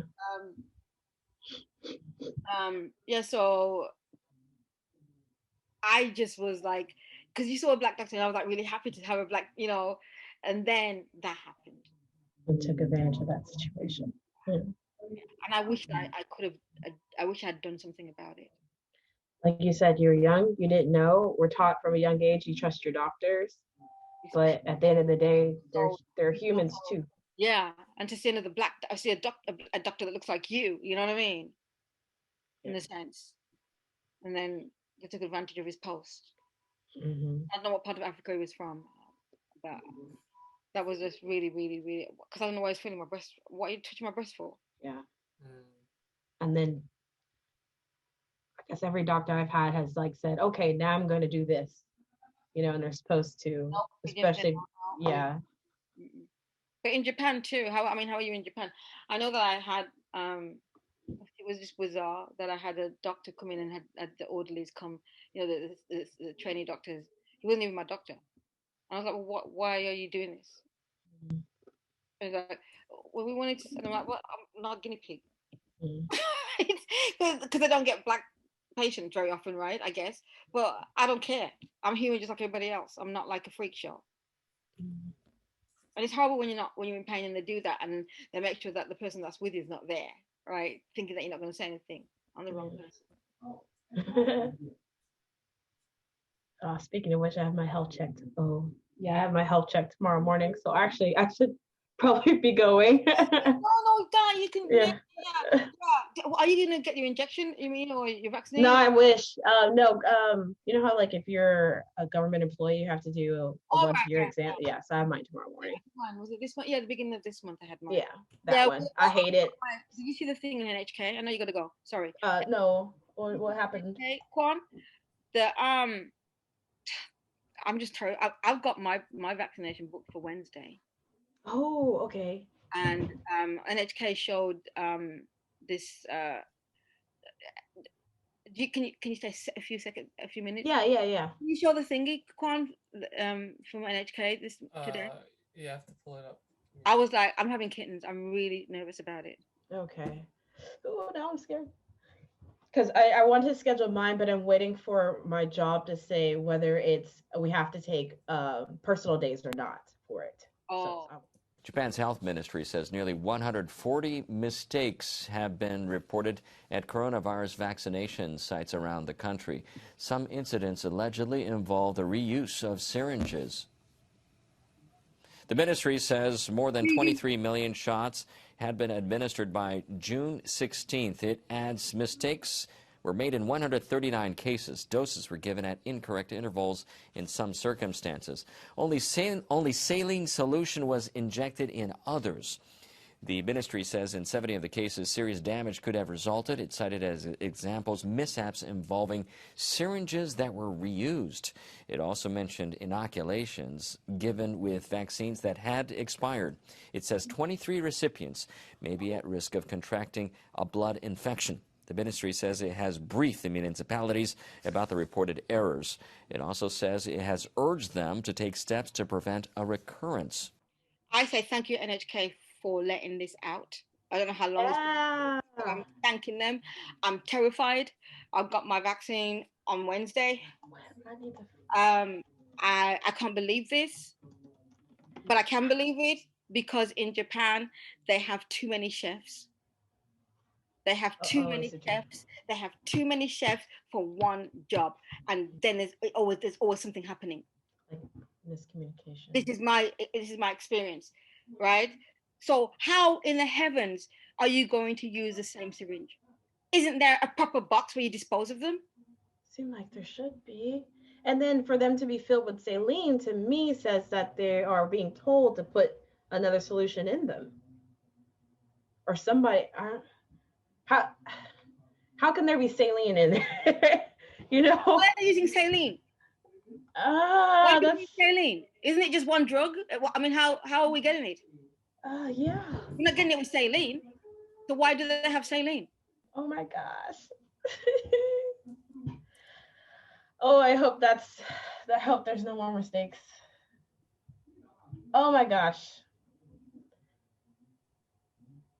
So the saline can hurt someone, the reuse of the needles, bloodborne illnesses, and also now that person's walking around thinking they're vaccinated and they are not.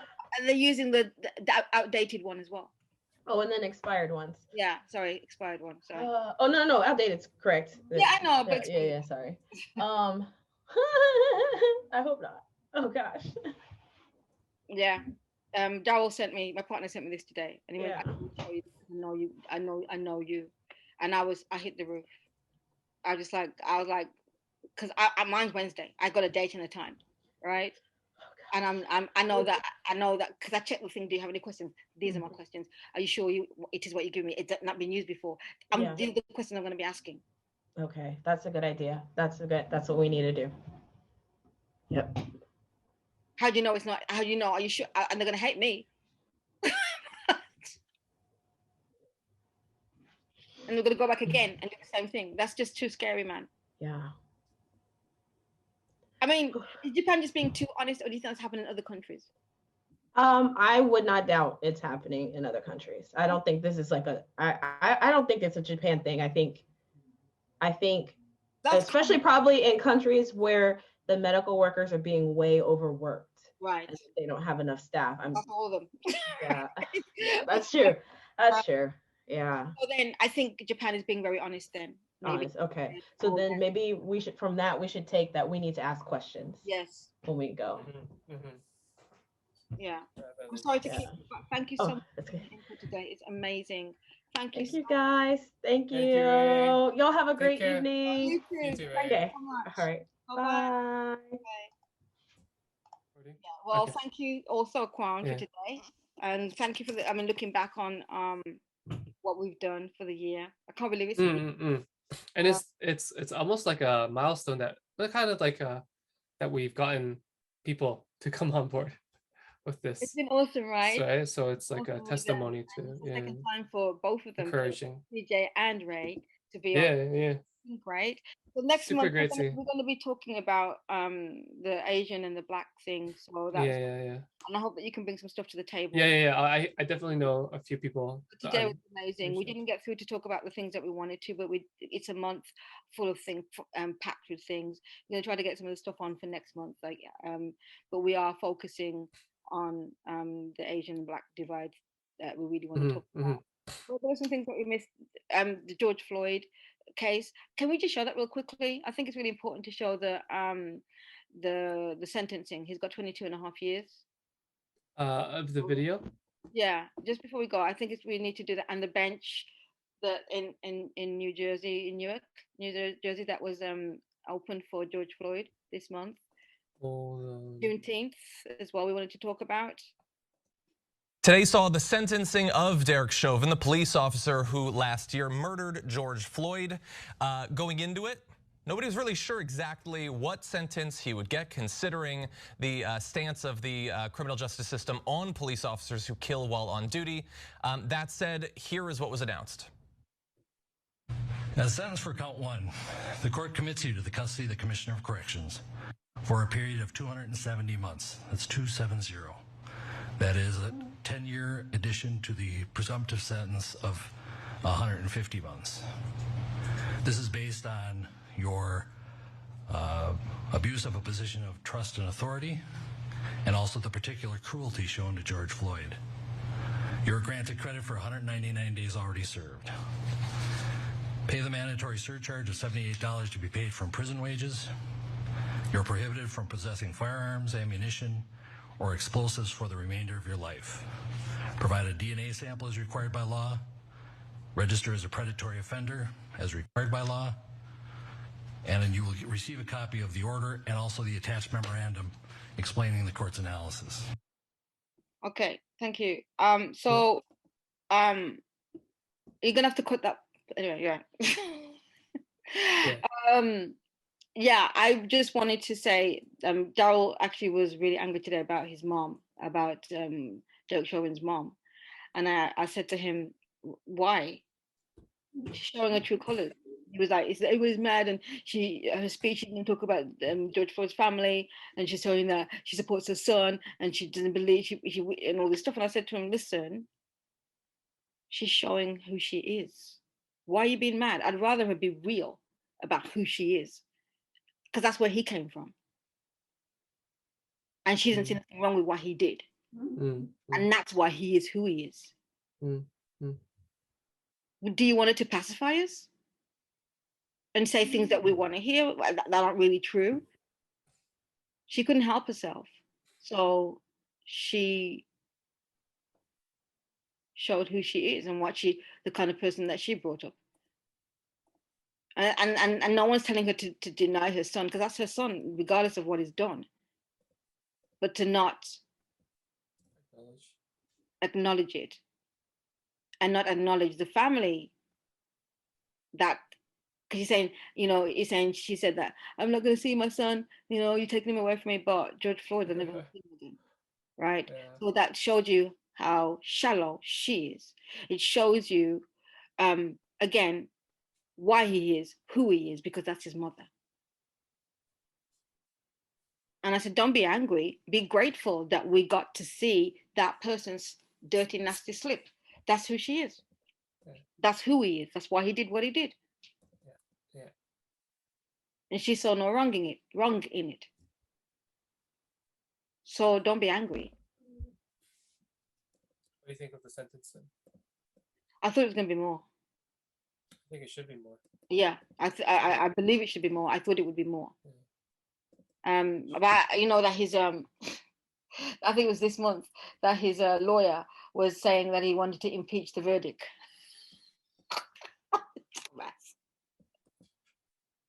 Dumbass. Yeah, and then can you show the bench with George Floyd? So that was unveiled this month in New Jersey. The what? The bench. Oh, the bench. Yeah, with George Floyd. Give me... Please.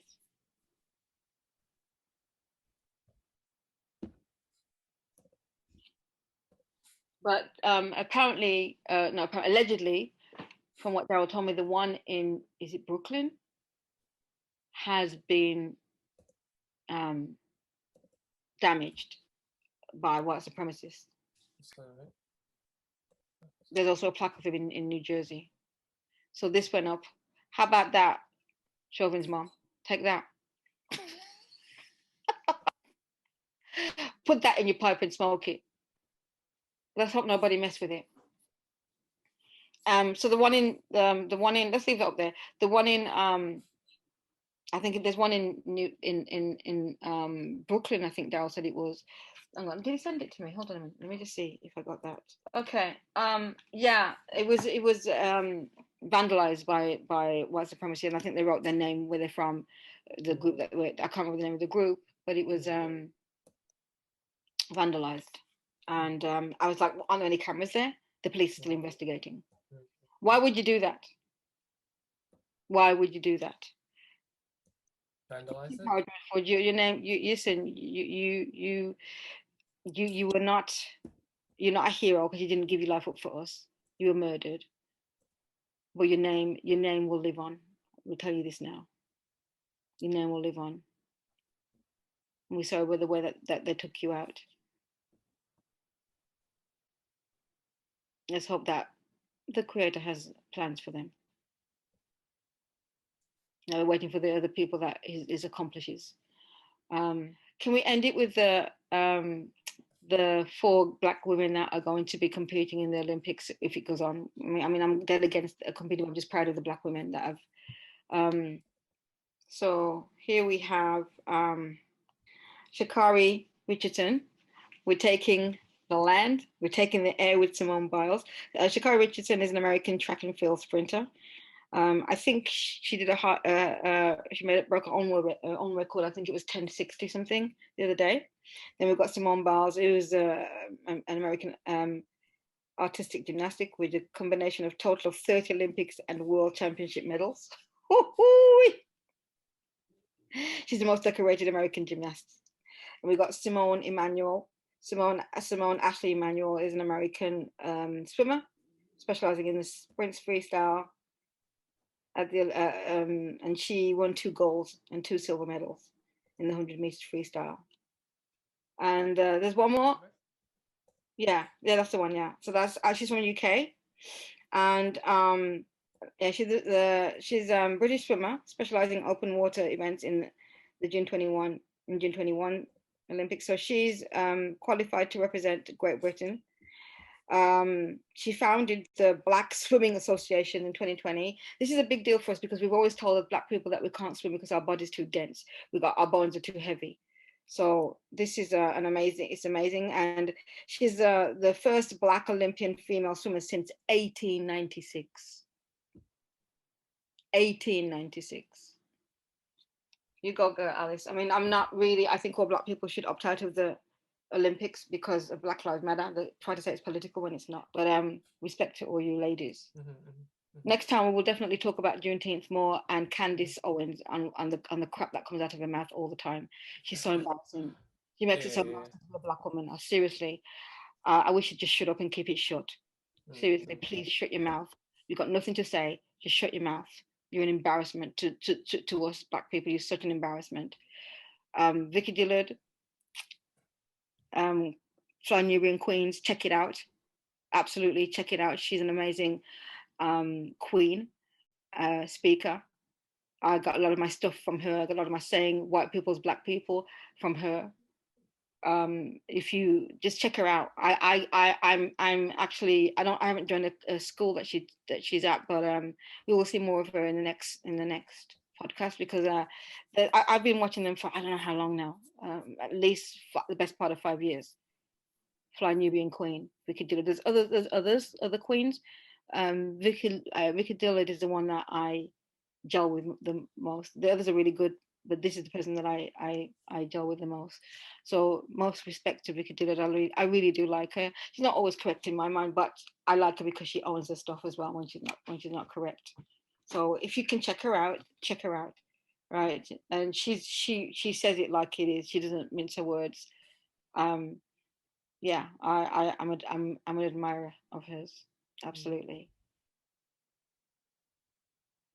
How did you find today? Was it extensive in the sense that we covered a lot as always. But it was interesting to see that, you know, sometimes you and at least CB disagreed on some points, which is, I mean, that's fine. It's just like life. People have different opinions and perspectives. Absolutely. Absolutely. But at least at the same time, like, you know, you guys talked through it, which is how things should, you know. Yeah, but it wasn't an argument. Even though we had the same opinions, it wasn't an argument. And I didn't say it was an argument. Yeah. No, I'm just saying we weren't. It wasn't. I'm just saying it wasn't an argument, and it wasn't anything for us to. His what's the word? He's a very humble person, right? And is somebody that we can talk about things and disagree and still have respect at the same time for each other, because that's how it's supposed to be. Even when we don't have to always agree on everything, right? We do it respectfully. That's it. Yeah. But I was surprised you didn't know about colorism. Ah! I mean, he probably knew about like the something else. Yeah, but the thing is, I know that I said when he said the darker the berry, the sweeter the juice, and I said, yeah, it's just for me, it's a pacifier. It doesn't work. They say it all the time, and I think there's even a song, but it doesn't. If it worked, we wouldn't be feeling the way that we feel as dark girls. But I'm good. I'm good. And on that note, thank you again. It's been amazing, and it's been. I'm growing too, not just you. I'm growing too, right? And it's nice to grow together. I wasn't. I hope you don't think that I was interrogating you or coming at you. I just want to see how much you've grown. I want to see what you from this, and my goal for you. I would like you to be able to go out there to your community and share all of the information that you've got, so that you can open their eyes more. right? Yeah. It just all it takes is one person, Yeah. right? And it's good that that some of your friends are following us, and that's awesome. Yeah. All right. Because I guess they're checking out my Facebook page. People care. But yeah, cool. So I guess I'll see you in July. Yeah, and hopefully with a friend of mine or something. But did you like my words that I wrote for my song? I mean, we can quickly talk about that after. All right. Until next month. All right, Jay. Peace.